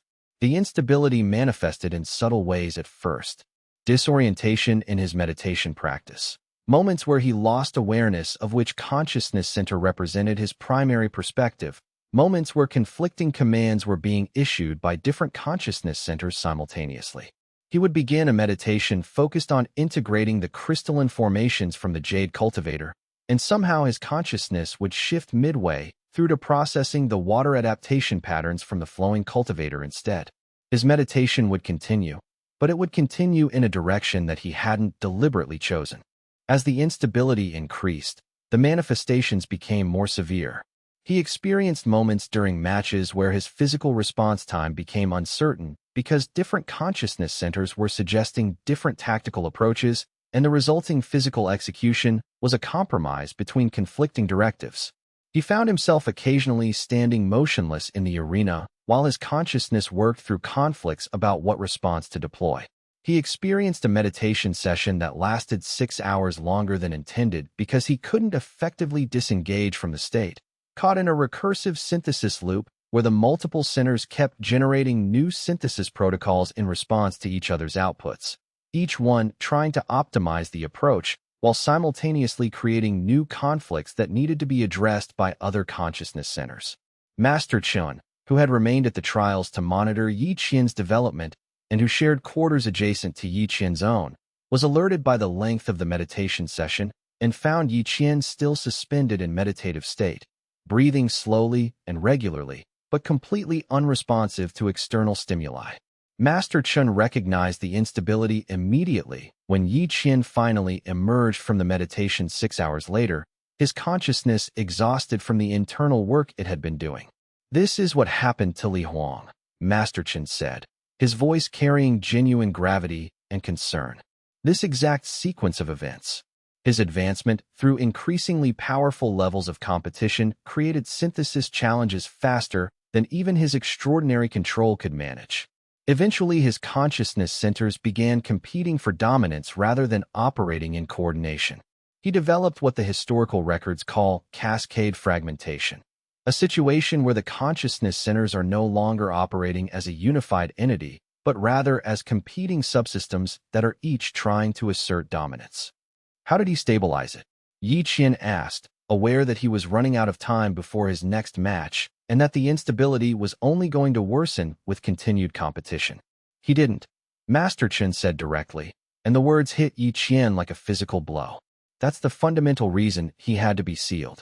The synthesis challenge eventually exceeded his capacity to manage it, and his consciousness fragmented into competing structures that were each trying to dominate the unified whole.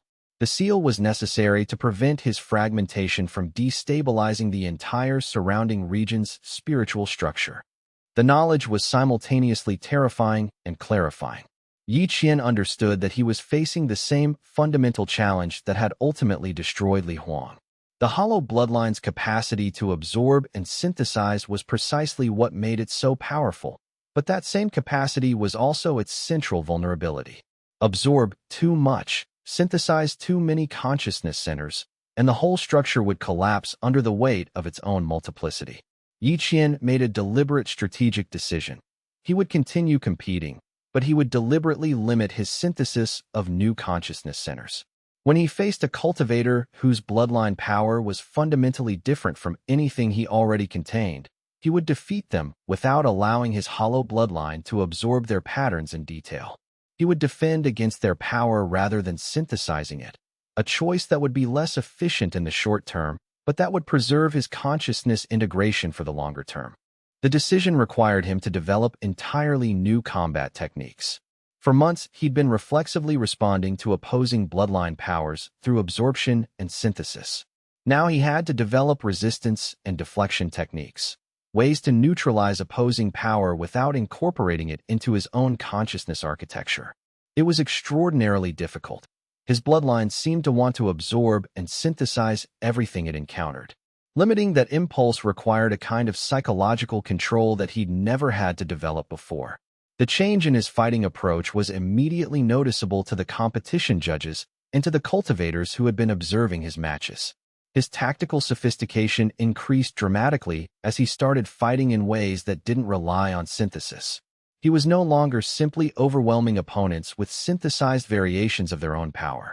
He was demonstrating strategic thinking, tactical adaptation, the kind of control that suggested he understood cultivation at a level that transcended mere raw power application. 3 of his remaining competitors in the second round actually expressed genuine respect for his matches rather than fear. These were experienced cultivators who recognized that he had deliberately chosen to change his fighting approach and who understood the discipline and control that such a choice required. "He didn't," Master Chun said directly. "That's the fundamental reason he had to be sealed. The synthesis challenge eventually exceeded his capacity to manage it, and his consciousness fragmented into competing structures that were each trying to dominate the unified whole. The seal was necessary to prevent his fragmentation from destabilizing the entire surrounding region's spiritual structure. The knowledge was simultaneously terrifying and clarifying. Yi Qian understood that he was facing the same fundamental challenge that had ultimately destroyed Li Huang. The hollow bloodline's capacity to absorb and synthesize was precisely what made it so powerful, but that same capacity was also its central vulnerability. Absorb too much, synthesize too many consciousness centers, and the whole structure would collapse under the weight of its own multiplicity. Yi Qian made a deliberate strategic decision. He would continue competing, but he would deliberately limit his synthesis of new consciousness centers. When he faced a cultivator whose bloodline power was fundamentally different from anything he already contained, he would defeat them without allowing his hollow bloodline to absorb their patterns in detail. He would defend against their power rather than synthesizing it, a choice that would be less efficient in the short term, but that would preserve his consciousness integration for the longer term. The decision required him to develop entirely new combat techniques. For months, he'd been reflexively responding to opposing bloodline powers through absorption and synthesis. Now he had to develop resistance and deflection techniques, ways to neutralize opposing power without incorporating it into his own consciousness architecture. The change in his fighting approach was immediately noticeable to the competition judges and to the cultivators who had been observing his matches. His tactical sophistication increased dramatically. He was no longer simply overwhelming opponents with synthesized variations of their own power. He was demonstrating strategic thinking, tactical adaptation, the kind of control that suggested he understood cultivation at a level that transcended mere raw power application. Chapter 46: The Shadow Observers. During the third week of the trials, as the second round of matches was concluding and preparation began for the semifinal rounds, Yi Qian became aware that he was being observed by cultivators who were not part of the official competition structure. These observers moved carefully through the competition grounds, avoiding direct interaction with the official organizers, speaking in quiet conversations that ceased immediately if anyone official approached. They attended his matches but sat in specific sections of the observation galleries that were positioned to avoid drawing attention. They documented his movements through the encampment, noted his meditation patterns, observed his interactions with Master Chun and other sect members. The awareness of being watched had initially been subtle, almost subliminal. During meditation sessions, Yi Qian would sometimes feel a slight tension in the spiritual atmosphere around him, a sense that attention was being directed toward his consciousness patterns. During his matches, he would occasionally catch glimpses of observers in the galleries whose focus never wavered from his actions, whose eyes tracked his every movement with an intensity that transcended normal spectator interest. The sensation was distinctly uncomfortable, creating a background level of psychological pressure that made genuine rest difficult to achieve. At first, Yi Qian was simply aware of them as a presence, a subtle sense of being watched that he noticed during matches and during his daily activities. But as the awareness grew more acute, as the weeks at the trials progressed, and the reality of being constantly monitored began to sink in, he began to consciously identify specific individuals. A cultivator who appeared at every one of his matches, always in the same observation gallery position, a tall man with ancient features who seemed to be taking detailed notes on everything Yi Qian did. An elderly woman who he'd seen conferring with various sect representatives at informal gatherings, her demeanor suggesting authority and substantial influence within whatever organization she represented. A younger cultivator who seemed to be responsible for documenting information and passing it to others, moving through the encampment with purposeful efficiency and meeting regularly with different groups of observers. Lian Hui, who had arrived at the trials without Yi Qian's direct knowledge and who had been operating through the competition encampment in various capacities as an observer and informal information broker, brought him comprehensive information about the shadow observers. She had spent days carefully cultivating relationships with various individuals who passed information through the encampment, building trust networks that allowed her to understand who was working with whom and what the various groups were actually trying to accomplish. Her investigation had been extraordinarily thorough, extending from casual conversations with support staff to careful observation of meeting patterns and organizational structures. She requested a private meeting with him in a secluded area near the Crystal Lake itself, away from the main competition grounds where they could speak without risk of being overheard. The location itself was significant. Near the water, where the natural flow of spiritual energy made it difficult for specialized monitoring formations to function properly, where the background noise of the natural environment provided cover for their conversation. "They're not here to watch the competition," Lian Hui said quietly, her voice carrying the seriousness of someone who had investigated something potentially dangerous. "They're here to watch you specifically. They represent various cultivation powers, various organizations, various interests that are concerned about what your bloodline represents and what your advancement might ultimately mean for the existing hierarchy. Some of them are working at cross purposes to each other, competing factions that see you as either a threat or an opportunity to be exploited for their own purposes." "Have you identified them all?" Yi Qian asked, understanding the implications immediately. That this observation network was far more extensive than he had initially recognized. That virtually every powerful organization in the cultivation world had people here watching him, taking notes, reporting back to their leadership about what he was doing and what he was becoming. "At least 15 different discrete groups," Lian Hui said. "Possibly more, though I suspect there are somewhere between 18 and 23 distinct organizations represented here. Some observers are from the major sects, the Starlight Temple, the Jade Mountain School, the Flowing River Dojo all have representatives here. But many are from organizations that operate outside the formal sect structure.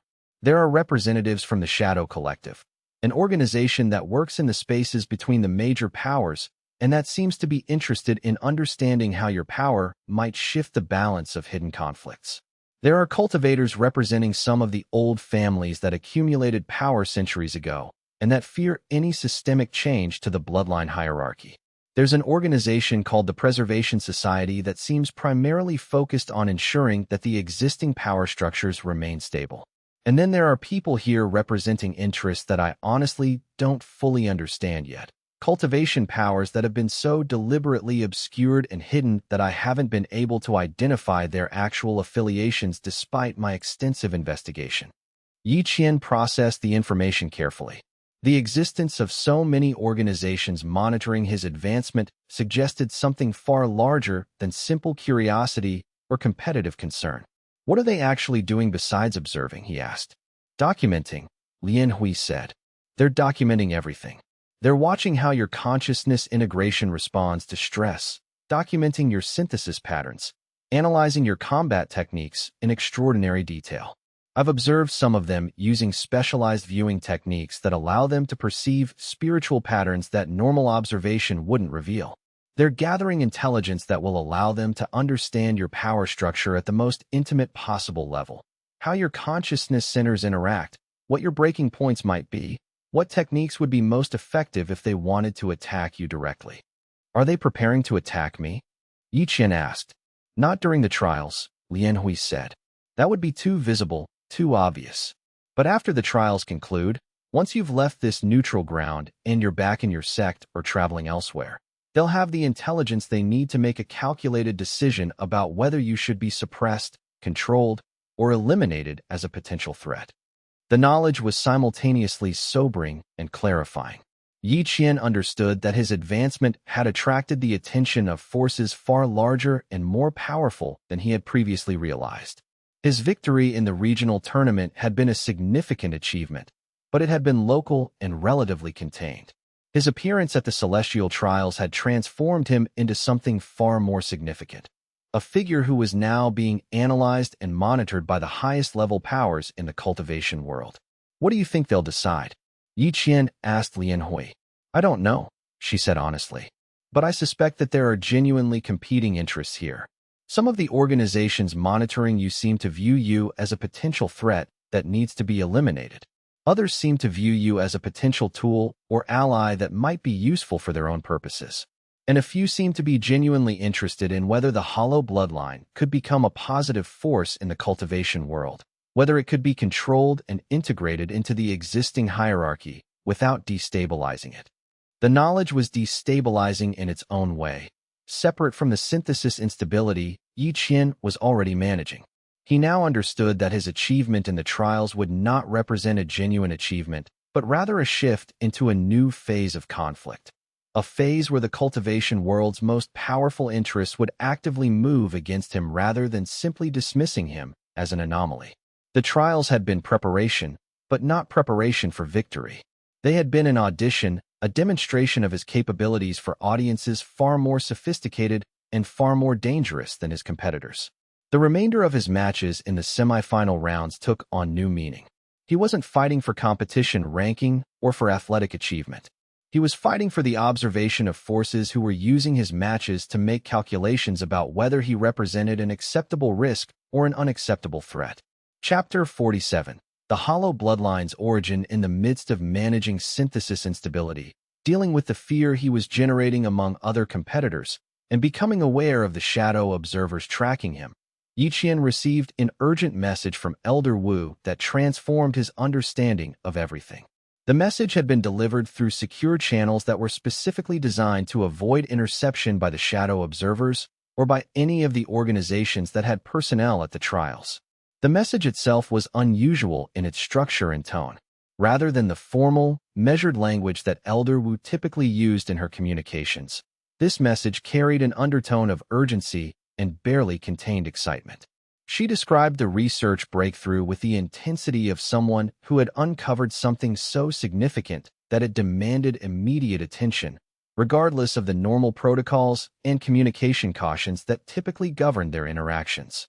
The message contained a breakthrough in the historical research that Elder Wu had been conducting, research into the true origins of the Hollow Bloodline and its original creator, Qin Long. A research assistant in the sect had located fragmentary records in an obscure monastery in the far northern cultivation territories, records that had been hidden away and deliberately obscured for centuries by multiple layers of sealing formations and disguised cataloging.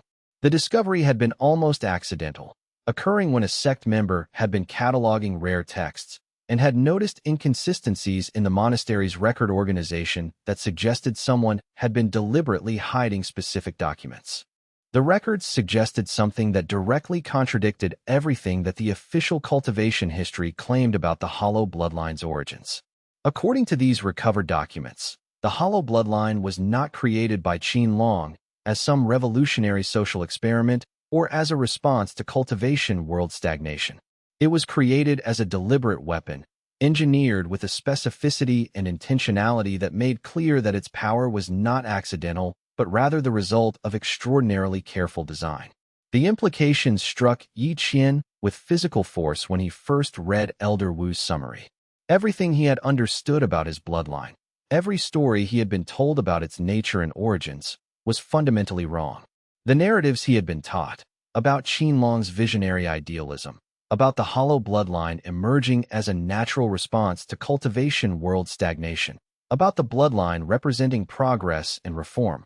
All of it had been constructed as deliberate misinformation designed to hide the true nature of what his bloodline actually was. The true origins of the Hollow Bloodline traced back to a conflict that had occurred 3,000 years prior, a conflict between two different philosophical traditions within the cultivation world that had eventually escalated into open warfare. One tradition, the faction that eventually became the dominant force in the cultivation hierarchy that persisted to the present day, had created the Hollow Bloodline specifically as a means of containing and ultimately destroying a rival cultivation faction that had developed a fundamentally different understanding of how power should be organized and distributed. The documents detailed the process of how the Hollow Bloodline had been engineered with a clarity that was almost horrifying in its specificity. It had been designed as a weapon that could absorb the specific power patterns of the rival faction's bloodlines, synthesize them, and then invert them in ways that would render those bloodlines permanently unstable and non-functional. The engineering was extraordinarily sophisticated. The original creators had deliberately built the Hollow Bloodline's absorption and synthesis capabilities to specifically target the power structures of the rival faction's bloodlines, which all operated on principles of constrained and hierarchical power distribution.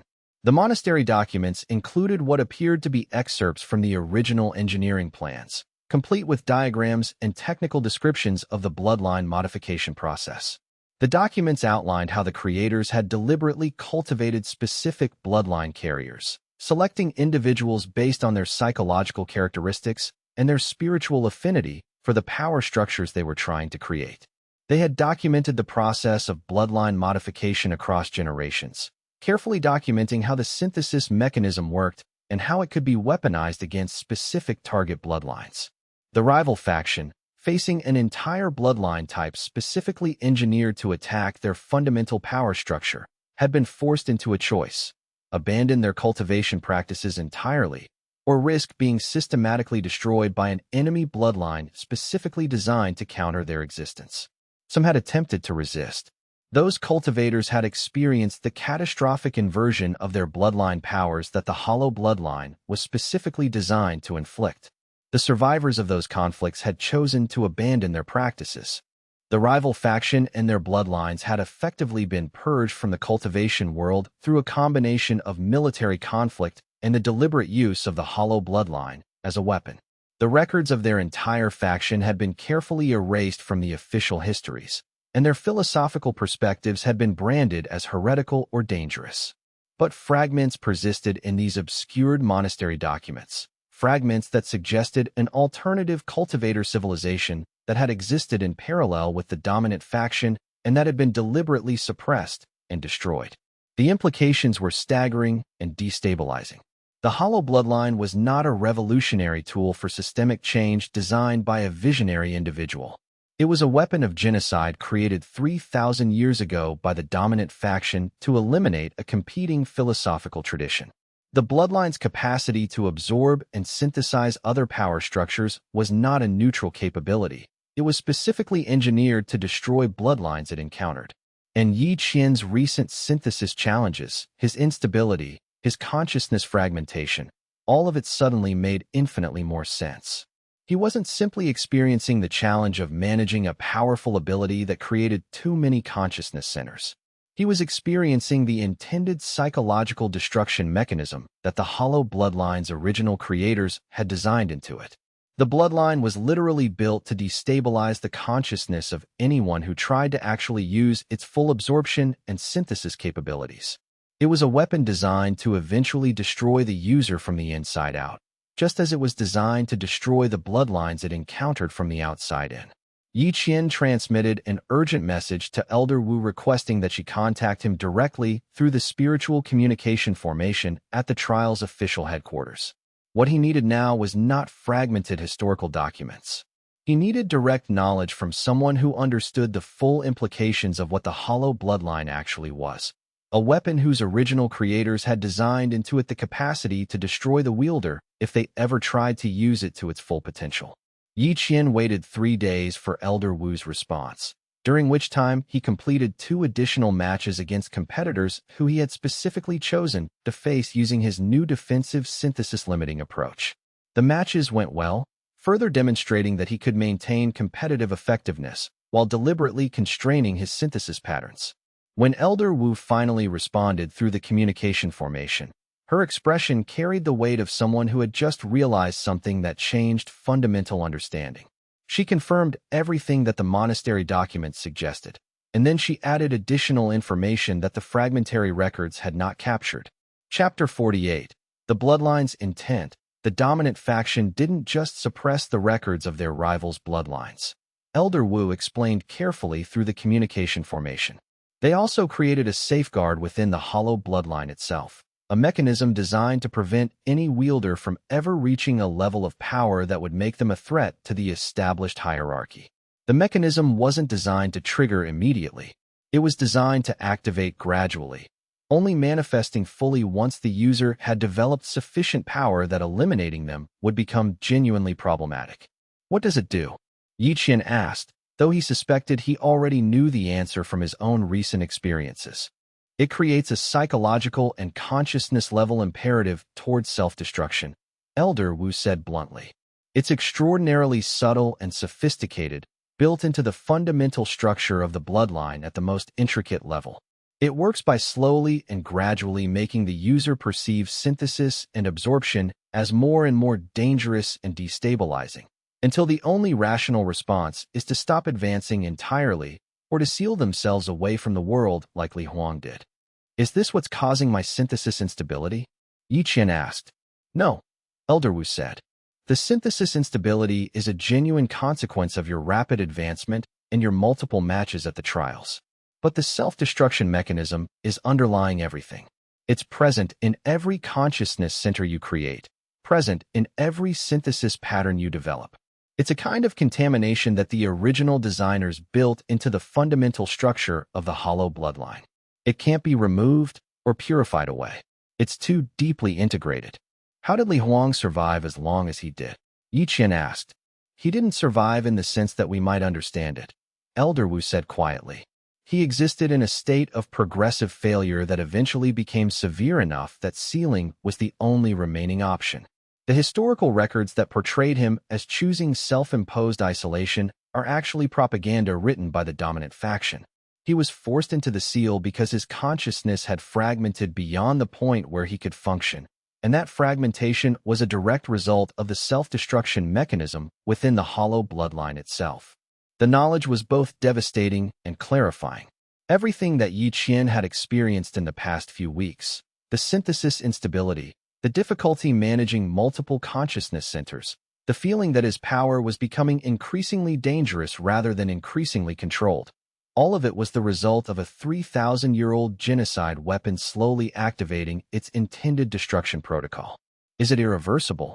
Yi Qian asked, aware that the answer would determine whether his continued existence could continue in any functional way. Unknown, Elder Wu said. Li Huang never found a solution. But his approach was fundamentally passive. He was simply trying to manage the synthesis challenges without understanding their source. You, on the other hand, now know exactly what you're facing. The question is whether that knowledge permits the development of a countermeasure that Li Huang never discovered. What would that countermeasure look like? Yi Qian asked. I don't know, Elder Wu said. But I suspect it would involve understanding the original creator's mechanism well enough to invert it, much like you've inverted opposing bloodline powers in your matches. The original designers of the self-destruction mechanism built it from the fundamental assumption that the wielder would eventually try to maximize their power and would become increasingly unstable if they succeeded. But what if the wielder deliberately chose a different path? What if instead of trying to absorb and synthesize as much power as possible, you deliberately chose to limit your synthesis, to maintain only the consciousness centers that you could genuinely integrate, to refuse to absorb new bloodline powers even when the opportunity presented itself? It was the exact strategy Yi Qian had already chosen in response to the synthesis instability he was experiencing. But now that strategy took on new meaning. It wasn't just a tactical adjustment to preserve his ability to compete effectively. It was potentially the foundational response that could allow him to survive the bloodline's built-in self-destruction mechanism. The self-destruction mechanism was designed on the assumption that the wielder would keep trying to expand their power. If Yi Qian deliberately chose the opposite, chosen constraint and intentional limitation rather than continuous expansion and maximization, he might be able to invert the mechanism's intended effects. In the midst of managing synthesis instability, dealing with the fear he was generating among other competitors, and becoming aware of the shadow observers tracking him, Yi Qian received a message from Elder Wu that transformed his understanding of everything. The message contained a breakthrough in the historical research that Elder Wu had been conducting, research into the true origins of the hollow bloodline and its original creator, Qin Long. A research assistant had located fragmentary records in an obscure monastery in the far northern cultivation territories, records that had been hidden away and deliberately obscured for centuries. The records suggested something that directly contradicted everything that the official cultivation history claimed about the hollow bloodline's origins. According to these recovered documents, the hollow bloodline was not created by Qin Long as some revolutionary social experiment or as a response to cultivation world stagnation. It was created as a deliberate weapon. The true origins of the hollow bloodline traced back to a conflict that had occurred 3,000 years prior, a conflict between two different philosophical traditions within the cultivation world that had eventually escalated into open warfare. One tradition, the faction that eventually became the dominant force in the cultivation hierarchy that persisted to the present day, had created the hollow bloodline specifically as a means of containing and ultimately destroying a rival cultivation faction that had developed a fundamentally different understanding of how power should be organized and distributed. The hollow bloodline, according to these documents, had been deliberately designed as a weapon that could absorb the specific power patterns of the rival factions' bloodlines, synthesize them, and then invert them in ways that would render those bloodlines permanently unstable and non-functional. The rival faction, facing an entire bloodline type specifically engineered to attack their fundamental power structure, had been forced into a choice: abandon their cultivation practices entirely, or risk being systematically destroyed by an enemy bloodline specifically designed to counter their existence. They had chosen to abandon their practices. Their bloodlines had effectively been purged from the cultivation world, and the records of their entire faction had been carefully erased from the official histories. But fragments persisted in these obscured monastery documents, fragments that suggested an alternative cultivator civilization that had existed in parallel with the dominant faction and that had been deliberately suppressed and destroyed. The implications were staggering. The Hollow Bloodline was not a revolutionary tool for systemic change. It was a weapon of genocide created 3,000 years ago by the dominant faction to eliminate a competing philosophical tradition. The Bloodline's capacity to absorb and synthesize other power structures was not a neutral capability. It was specifically engineered to destroy bloodlines it encountered. And Yi Qian's recent synthesis challenges, his instability, his consciousness fragmentation, all of it suddenly made infinitely more sense. He wasn't simply experiencing the challenge of managing a powerful ability that created too many consciousness centers. He was experiencing the intended psychological destruction mechanism that the Hollow Bloodline's original creators had designed into it. The Bloodline was literally built to destabilize the consciousness of anyone who tried to actually use its full absorption and synthesis capabilities. It was a weapon designed to eventually destroy the user from the inside out, just as it was designed to destroy the bloodlines it encountered from the outside in. The scope of the revelation began to compress around Yi Qian's consciousness like a physical weight. He was not simply a cultivator. He was a weapon, not a person with a unique ability, but an instrument of genocide disguised in human form, carrying within himself 3,000 years of deliberately engineered destruction capability. Every moment of his life, from his birth through his childhood through his emergence as a cultivator, all of it had been shaped by this reality, by the presence of systems designed to eventually trigger his own self-destruction. Yi Qian transmitted an urgent message to Elder Wu requesting that she contact him directly through the spiritual communication formation at the trial's official headquarters. What he needed now was not fragmented historical documents. He needed direct knowledge from someone who understood the full implications of what the Hollow Bloodline actually was. A weapon whose original creators had designed into it the capacity to destroy the wielder if they ever tried to use it to its full potential. A weapon that could destroy the wielder either through external force or through the activation of its internal self-destruction mechanism that would consume him from within. Chapter 49. The revelation spreads word of the monastery documents, and their implications spread through the cultivation world like wildfire. Within days of Yi Qian's receipt of Elder Wu's message, the information had been transmitted to all the major sects, all the significant independent cultivator organizations, and the various formal and informal networks that connected the cultivation community. The revelation was accompanied by scanned copies of the actual monastery documents, providing direct evidence of the claims being made rather than simply requiring people to accept the information on faith or authority. The revelation that the Hollow Bloodline was a designed weapon rather than a spontaneous emergence fundamentally reframed Yi Qian's advancement and his presence at the trials. He was no longer a revolutionary figure proving that the bloodline hierarchy was reformable. He was now the wielder of a 3,000-year-old genocide weapon, a cultivator carrying inside himself a power structure that had been specifically engineered to destroy both external enemies and the wielder from the inside. The implications rippled through the competition encampment with visible force. The shadow observers who had been watching him quietly now became openly present, no longer maintaining the pretense